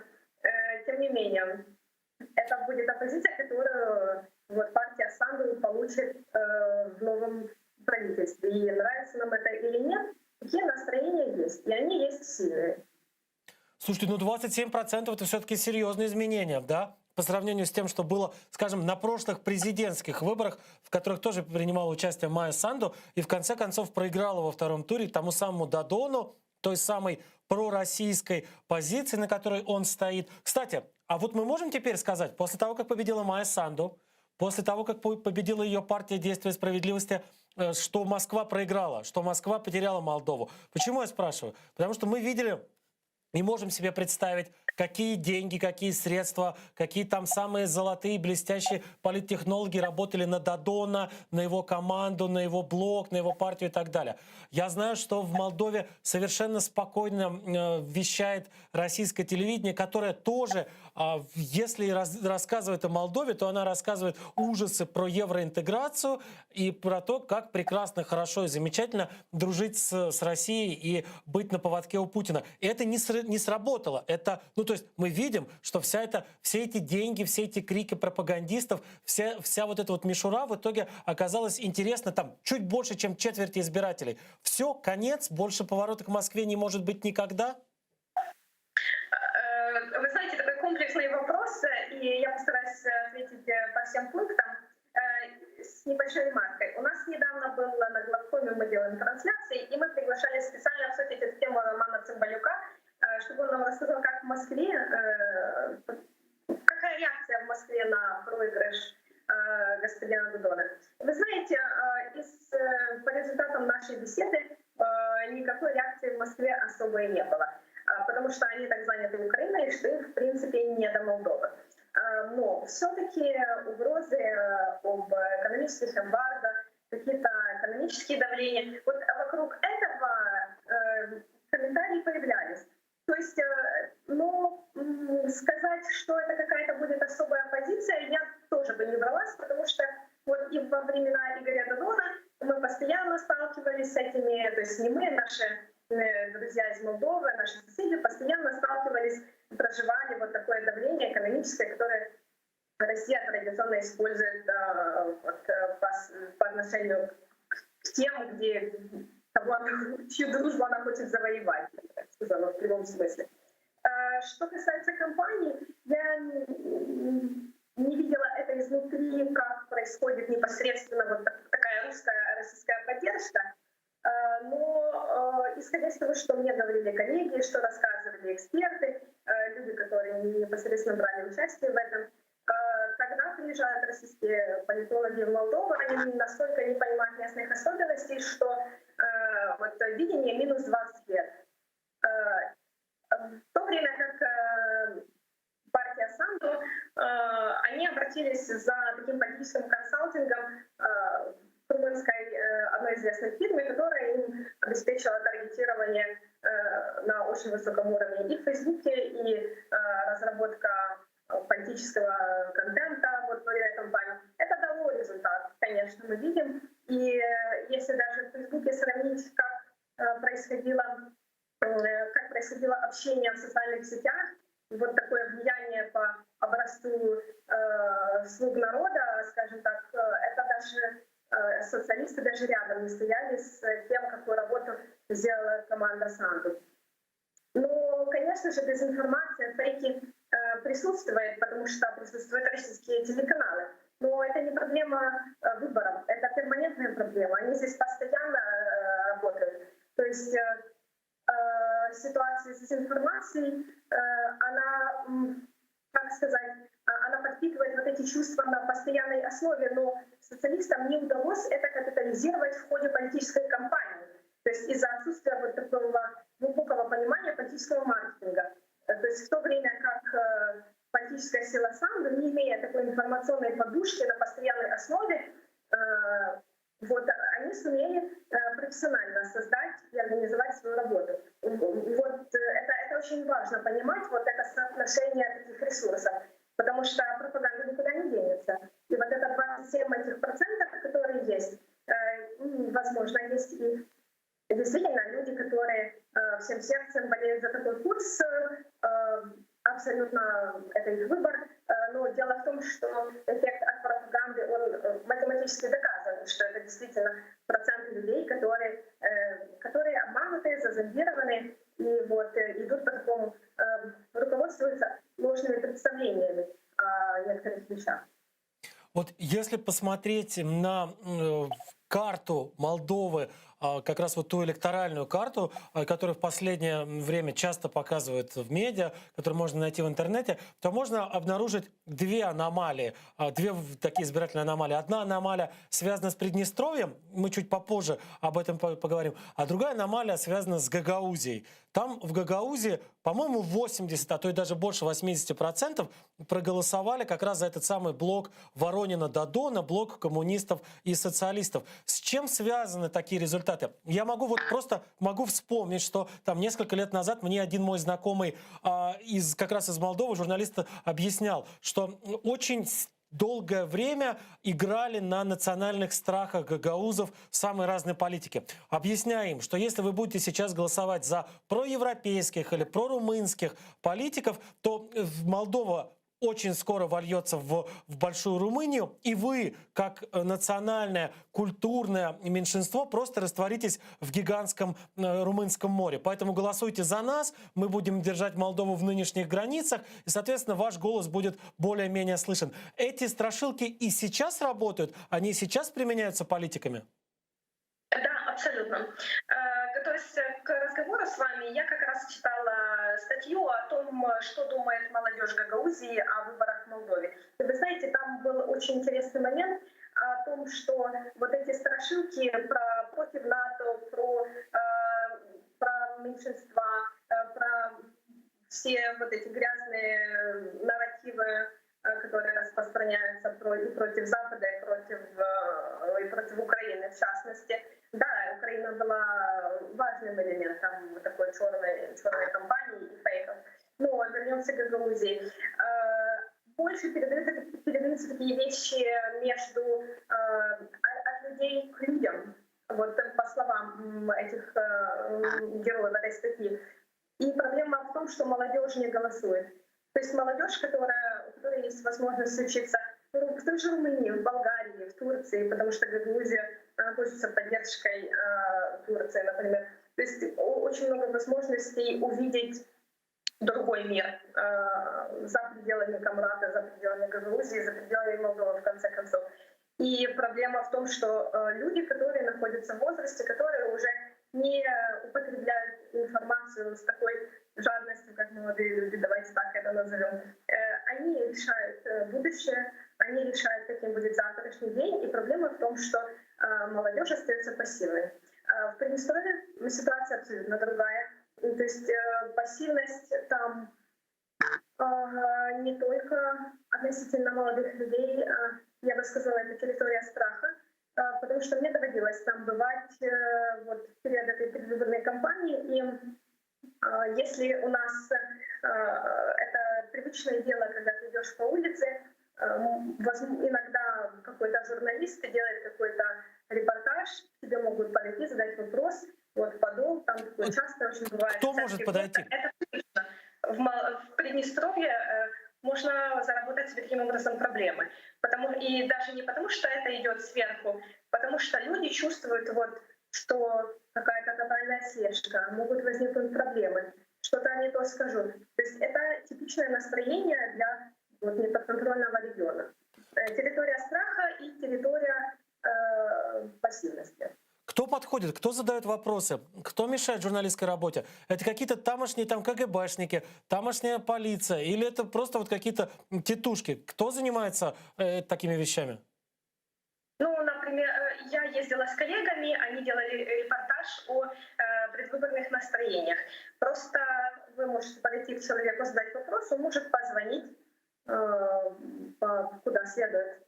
И могут вот так возникнуть проблемы. То есть у людей, в принципе, нет готовности взаимодействовать с прессой. А почему его нет? Потому что нет понимания, что так реализуются их права. Нет понимания, что пресса — это их гражданский инструмент. У них есть чувство страха и постоянной слежки за ним. Я, конечно, упрощаю эти вещи, потому что само Приднестровье — это можно не одну программу сделать. И процессы очень серьезные, и когда происходило главное противостояние, вот о котором мы говорим, конечно же, избиратели партии Дадона, Воронина, они ориентировались на вот этих избирателей, которым не нужно стараться что-то обещать, их достаточно напугать. Поэтому им не нужно было работать особо в эту кампанию. Ну и если солидарность пришлось немножко попотеть с диаспорой. Я вот, когда готовился к эфиру, посмотрел, что пишут о Приднестровье, о приднестровской проблеме сайты в Молдове, и обнаружил, что вообще очень редко когда-либо вспоминают о существовании оккупированного региона, о существовании региона, на который сейчас не распространяется суверенитет Республики Молдова. Если сравнить, что происходит в Украине, у нас почти у каждого, наверное, сайта есть раздел о войне, раздел о Донецкой, Луганской области, о тех ее частях, которые находятся под оккупацией. Обязательно вспоминают о Крыме, обязательно идет обсуждение самых разных способов возвращения потерянных украинских территорий под контроль Украине. Почему вдруг в Молдове оккупированная территория оказалась вне зоны общественного влияния? И можно ли отследить тот момент, когда это произошло? Когда это произошло? Наверное, можно. И, наверное, этим стоит заняться в будущем. Но почему так происходит? Это и усталость, наверное, от конфликта, и новое поколение, возможно, политических лидеров, которые не готовы представить решения. И, кстати, я здесь хочу обратить внимание, что госпожа Санду в своем последнем интервью, первом после победы «Есть солидарность», сказала, что правительство Молдовы никогда не имело плана по реинтеграции этой территории. Правительство Молдовы, наверное, все-таки не имело. И такие слова, я не знаю, как расценивать. Будет ли новая власть предлагать какое-то решение или нет, это будет интересный разговор. Потому что диалоги продолжаются, и вот этот формат по Приднестровью, который мы имеем, 5+2, он немножко младше, чем сам конфликт по Приднестровью, которому около 30 лет. Поэтому люди и устали, и ничего нового политики не могут предложить, поэтому так ситуация забуксовала на одном месте. Но меня удивляет другое, почему вот действительно та пассивность прессы, о которой вы говорите, она есть. И никто не собирается туда как-то в эти процессы из середины попадать. Например, проходит еженедельное заседание ОКК, организованный штаб, в который входят и в том числе наблюдатели из Украины. Там за все время ни разу не было ни одного журналиста, который бы освещал, что там происходит на этих заседаниях. Но я, допустим, я очень бы хотела этот процесс как-то для себя завершить, но там тоже есть преграды, потому что Приднестровье, например, требует, чтобы журналисты делали свою аккредитацию. То есть вот такие административные преграды, и они, наверное, и останавливают очень многих людей, потому что вот пробить эту стену действительно тяжело, чтобы и соблюдать какие-то этические стандарты, и все-таки добыть эту важную для всех информацию. Поэтому, наверное, это корень пассивности.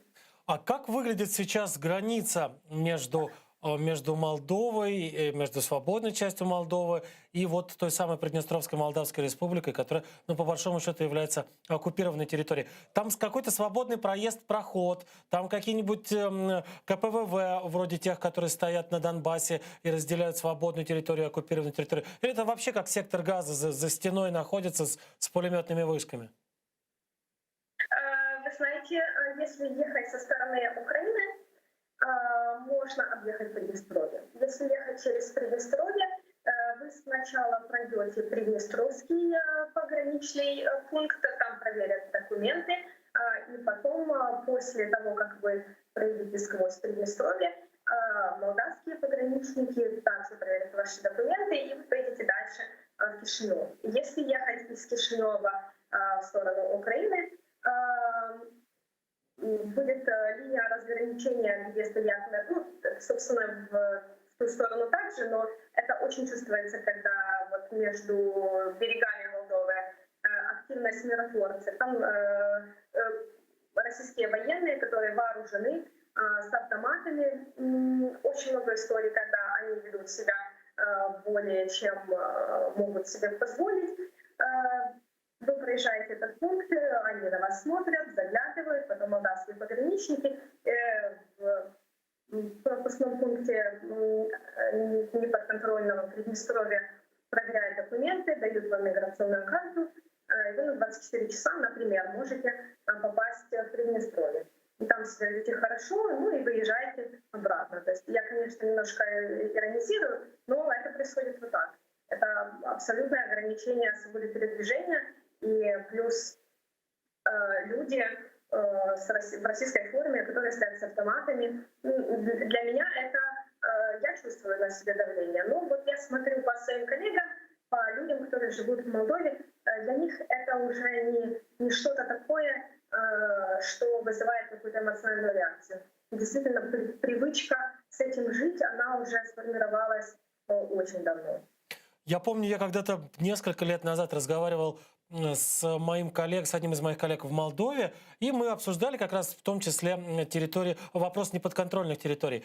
И он каждый раз вздрагивал, когда я говорил о Приднестровье как об оккупированной территории, сравнивая с оккупированной территорией Донецкой и Луганской областей или с Крымом. И он в какой-то момент говорит, да мы так мы не употребляем этот термин по отношению к Приднестровью в Молдове. Мы не говорим, что эта территория оккупирована. Там действительно не воспринимается вот отсутствие контроля над этой территорией как следствие оккупации Приднестровья российскими войсками.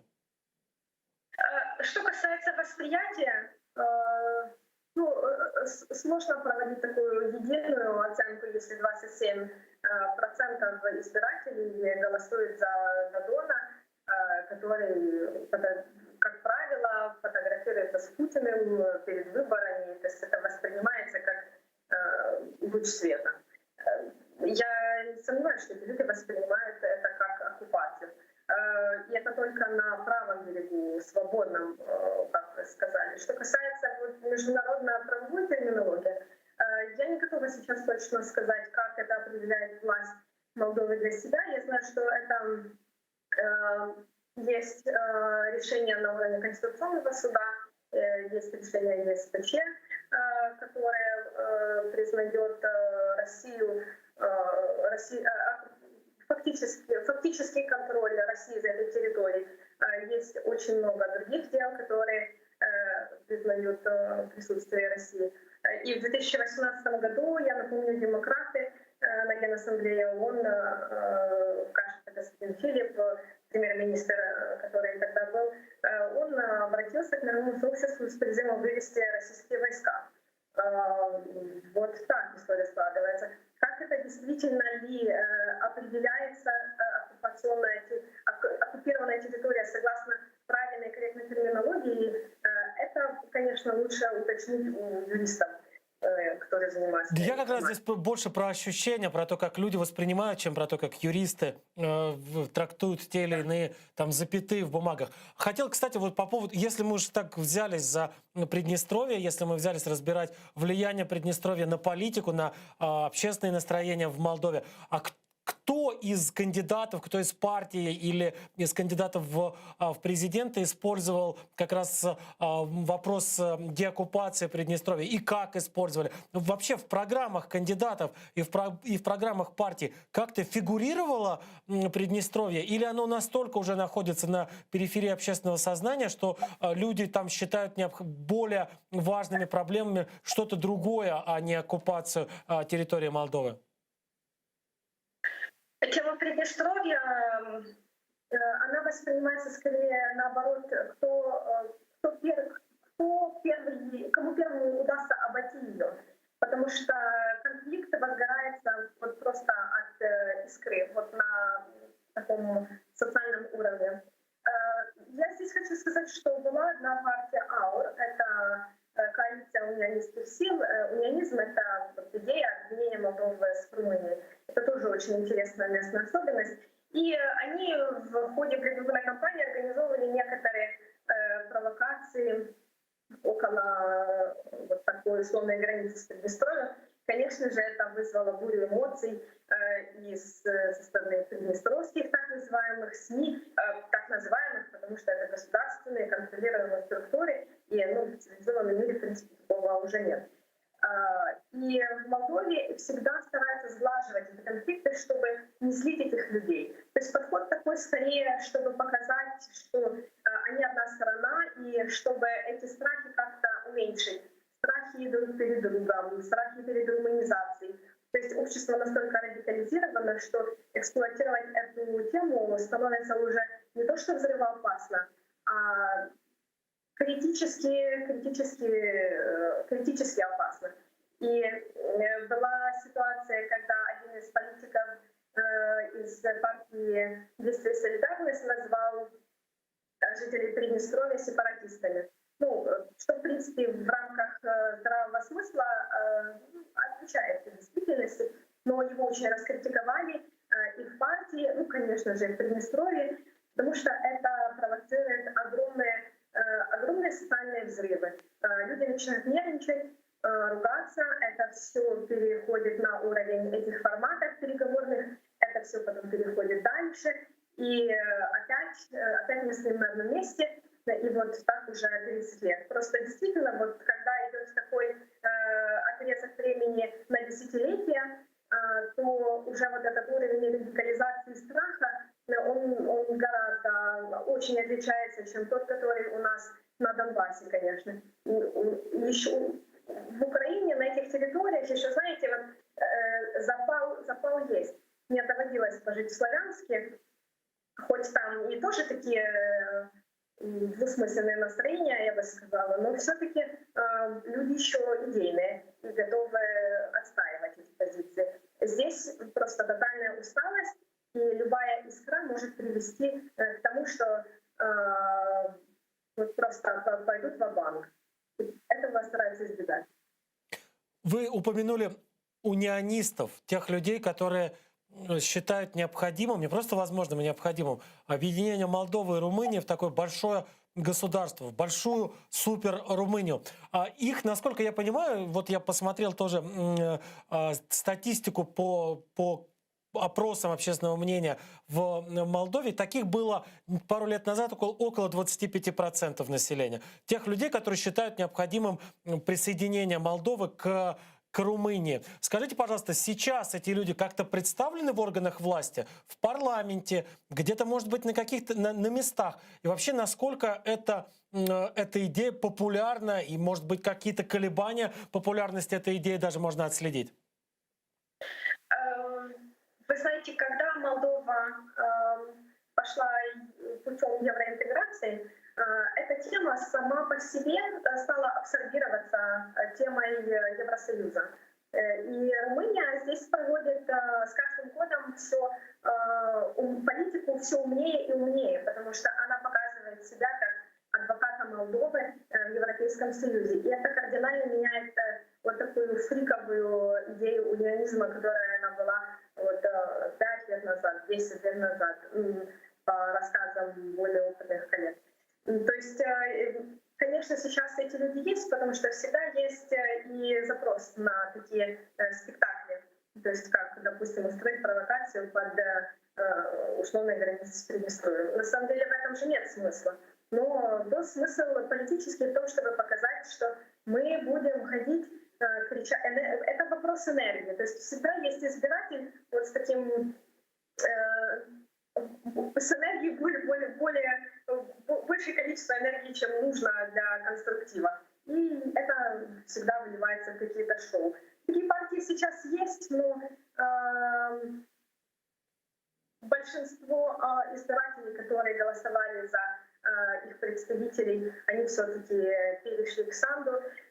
И когда вот первый день она была избрана президентом, она обратилась к своим избирателям на румынском языке, на русском, на украинском, на гагаузском, если я не ошибаюсь.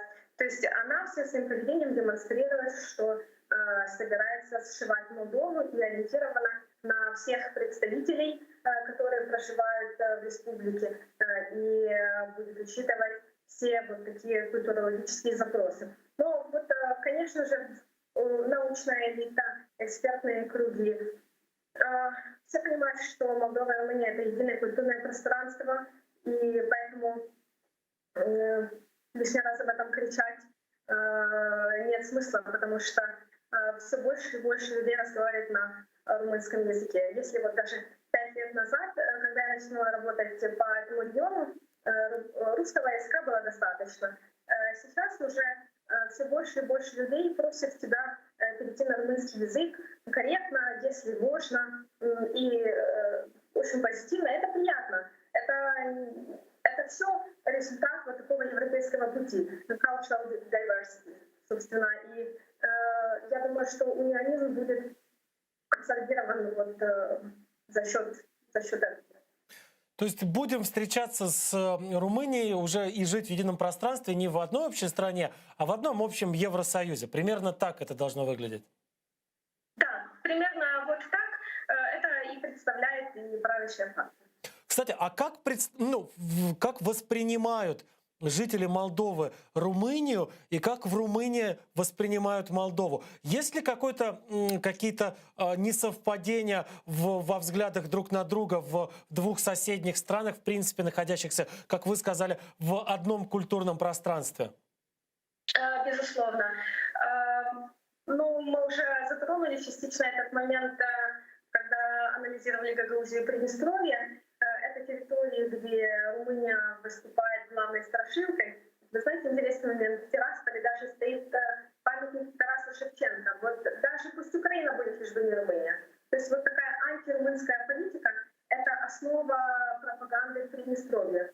В Гагаузии это связано вот просто с пророссийскостью региона и с тем, что очень пассивные молодые люди. И, конечно же, это регион, который традиционно поддерживал пророссийские силы.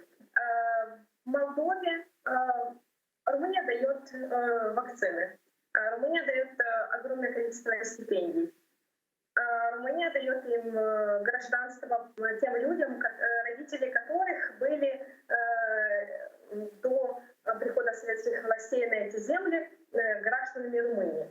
То есть идет, я даже, мне страшно использовать это слово румынизация, вот будучи, находясь в Кишиневе.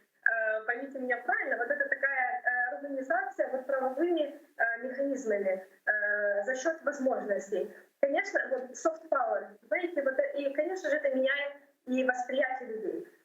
Румыния в Молдове предлагает возможности. И это меняет картинку людей, которые, возможно, не так это понимали раньше. Практически все едут учиться в Румынию, и те молодые люди, которые приезжают обратно, они, конечно же, приезжают другими людьми. Не потому что что-то там с ними происходит, а потому что общение в другой стране — это всегда следующий этаж какой-то собственной компетентности. В Румынии к Молдове относятся, я бы не сказала, что есть какое-то единое понимание среди людей. На политическом уровне, конечно же, это полная поддержка, и румынское правительство полностью поддерживало Майю Санду и проевропейский курс политиков. И вот в разговоре с некоторыми из них они даже это подчеркивают, что даже тем политикам, которым, возможно, Майя Санду и не очень нравится, дело не в личностях тех людей, которые сейчас управляют страной. Дело в том, какой путь они формируют своими действиями. То есть это совершенно другой политический дискурс, если сравнивать и с Молдовой, и с Украиной. То есть я бы так сказала навскидку, что Румыния лет на 10 пошла вперед, если не больше. И молдаван, конечно, там воспринимают по-разному. Я бы не сказала, что им там легко. Все-таки на уровне людей есть и конфликты, и какие-то взаимные обвинения. Вот проблема есть также то, что вот Румыния, будучи, в принципе, такой монолитной страной, я имею в виду, что там нет русскоговорящих, например, и нет вот такого открытого окна, через которое могла бы там зайти и российская пропаганда. Но она заходит через Молдову, потому что в Молдове большинство людей разговаривает на румынском и русском. И, допустим, редакция издания «Спутник», которая работает на Бухарест, она находится в Кишиневе. И, конечно же, вот такие претензии на среднем уровне между людьми не присутствуют. Это и политика, и какие-то собственные взгляды, и какие-то упреки, которые могут быть. Ну, все будет хорошо. Скажите, пожалуйста, вот вы упомянули молодежь, которая ездит учиться в Румынию, а потом возвращается назад домой в Молдову. А вот действительно все возвращаются или все-таки стараются каким-то образом зацепиться, удержаться в Румынии, там правдами и неправдами остаться? Я просто потому, что я знаю, что в Румынии куда выше уровень жизни, куда выше зарплаты. Ну и, в принципе, наверное, молодому человеку или девушке после университета интереснее было бы остаться на более высокой зарплате и расти карьерно в стране, в которой и уровень жизни повыше, чем на родине, в Молдове. Я прожила в Румынии 2 года, и я встречала разные случаи. Есть люди, которые остаются, там, конечно же, находят себя. Есть люди, которые приезжают и строят свою личную жизнь. Это тоже правда, и это тоже нормально. Есть люди, которые возвращаются в Молдову. Почему нет? Они работают и на телеканалах, в газетах, в государственных органах. Очень разные истории, очень разные случаи. Ну, я бы здесь даже сказала, что тут не столько стремление выехать, сколько стремление получить гражданство. То есть все-таки молдаване, я бы сказала, они более домашние, чем украинцы. Если вот на нас это экстраполировать, да, я думаю, что скорее бы наши молодые люди ориентировались бы на то, как схватиться за какую-то новую возможность за границей. Молодые люди из Молдовы, они все-таки хотят эти возможности получить и наслаждаться ими дома. Они живут большими семьями, знаете, и свадьбы у них такие масштабные, ну и как бы они больше такими сплоченные родами. Поэтому я думаю, что разные случаи можно найти. У меня такой будет сейчас вопрос, мы уже к концу подходим разговора. Он скорее философский, потому что понятно, что нет такого инструмента, нет такой линейки, которую можно было бы измерить. И тем не менее, как по вашим ощущениям, кто раньше окажется в Евросоюзе? Кто раньше станет той страной, для которой Европа наконец-то до конца раскроет свои объятия? Это будет Молдова, это будет Украина? Или мы в какой-то момент вместе туда придем и... Ну, как бывает там расширение НАТО на восток, когда сразу несколько стран входят в НАТО. Может быть, то же самое будет и с Украиной, и с Молдовой, и касаемо НАТО, и касаемо Евросоюза. Вы знаете, мне кажется, это все-таки не философский вопрос, а вопрос гармонизации и внешней политики, и законодательства. Вот не так давно было создано ассоциативное трио между Украиной, Грузией и Молдовой.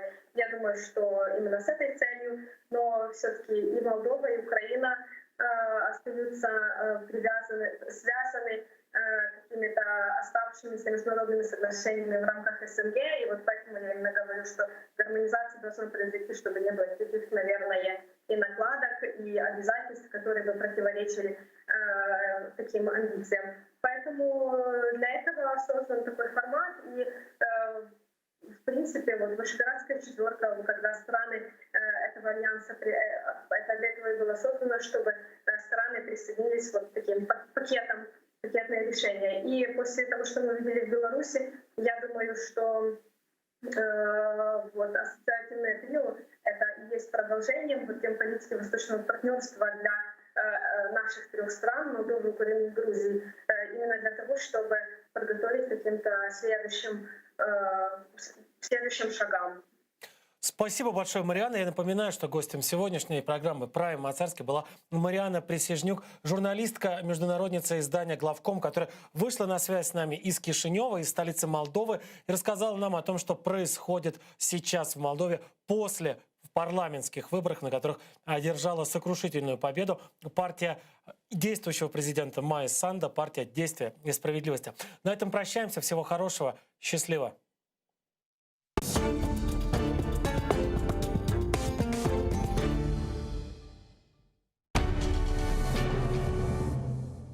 Ізраїльські вчені створили унікальний засіб, що містить природні інгредієнти. Краплі імуноков покращують імунітет при коронавірусних та респіраторних захворюваннях, а також сприяють полегшенню постковідного синдрому. Імуноков – надійна допомога.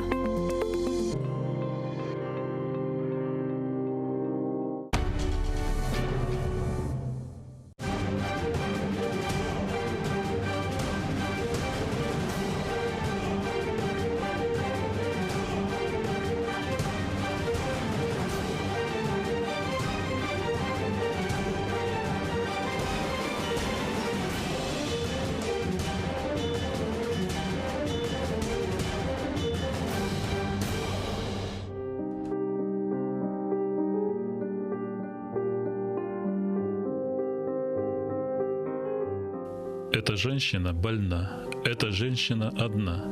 Муж в могиле, сын в тюрьме. Помолитесь обо мне. Эти эти строки великой поэтессы Анны Ахматовой о том времени, которое коснулось ее самым трагическим образом. Муж Николай Гумилев был расстрелян, сын Лев Гумилев арестован.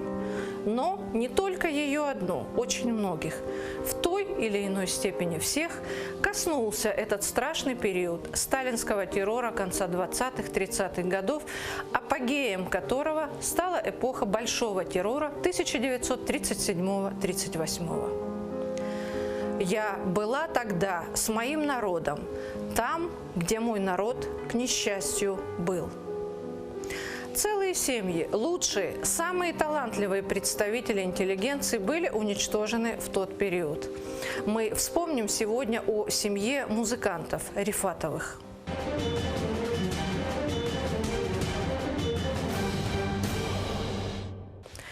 Музыковед Аркадий Кончевский в начале 20-х годов в статье «Музыка крымских татар» написал: Народных певцов Крыма, хранителей и носителей старой песни, народных музыкантов осталось крайне мало.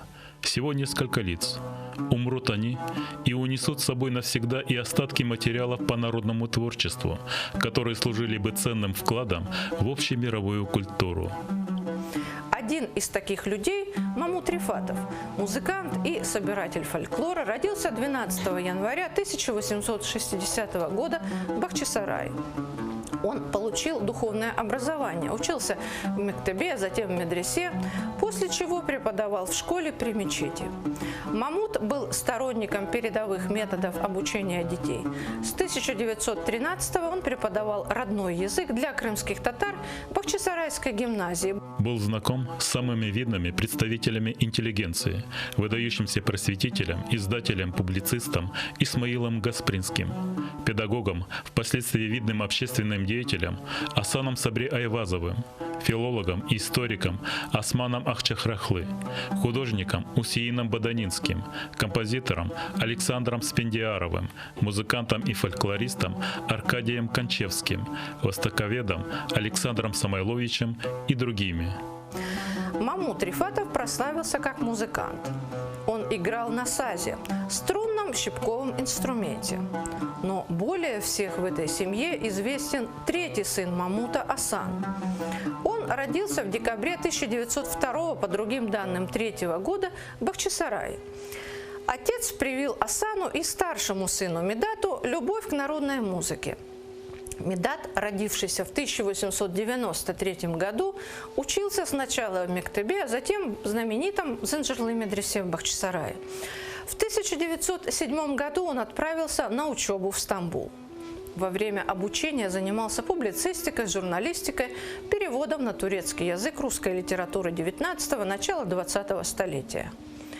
В апреле 1920 года, придерживавшийся социалистических взглядов, Медат Рифатов был расстрелян белогвардейцами.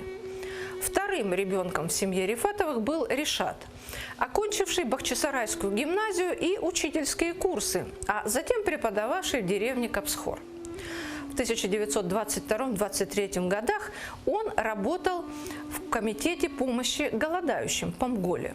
Затем учился в Крымском государственном университете и в Азербайджанском университете в Баку.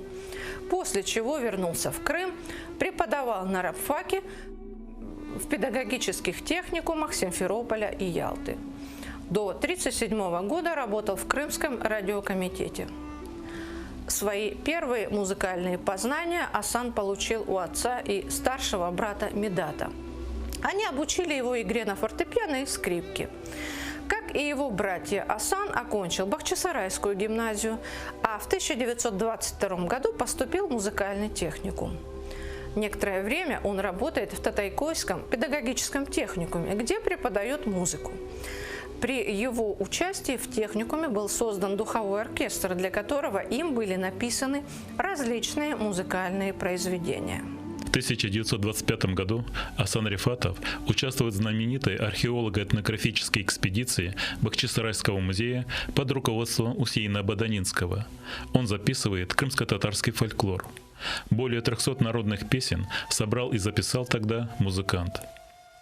В В 1926 году в журнале «Иллирий» выходит статья Рифатова, где он анализирует музыкальный материал экспедиции, более обширный труд «Крым-татар Ерлары» – крымско-татарские песни.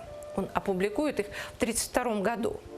А в том же 26-м Асан Рифатов поступает в Бакинскую консерваторию, по окончании которой преподает. В 1930 году Рифатов – дирижер художественного театра, затем заведующий учебной частью Азербайджанской консерватории, а вскоре и проректор консерватории. В 1933-м он музыкальный редактор тюркского сектора Азербайджанского комитета радиофикации и радиовещания при Совнаркоме республики. Все это время активно творит. Асан Рифатов – автор таких музыкальных произведений, как музыкальные драмы «Лейли и Меджнун», «Чора-Батыр», «Таир и Зоре», ставившихся в Крыму. В Баку ставились его опера «Кузнец-Гяве», исполнялись сюита «Шештер», «Крымская сюита».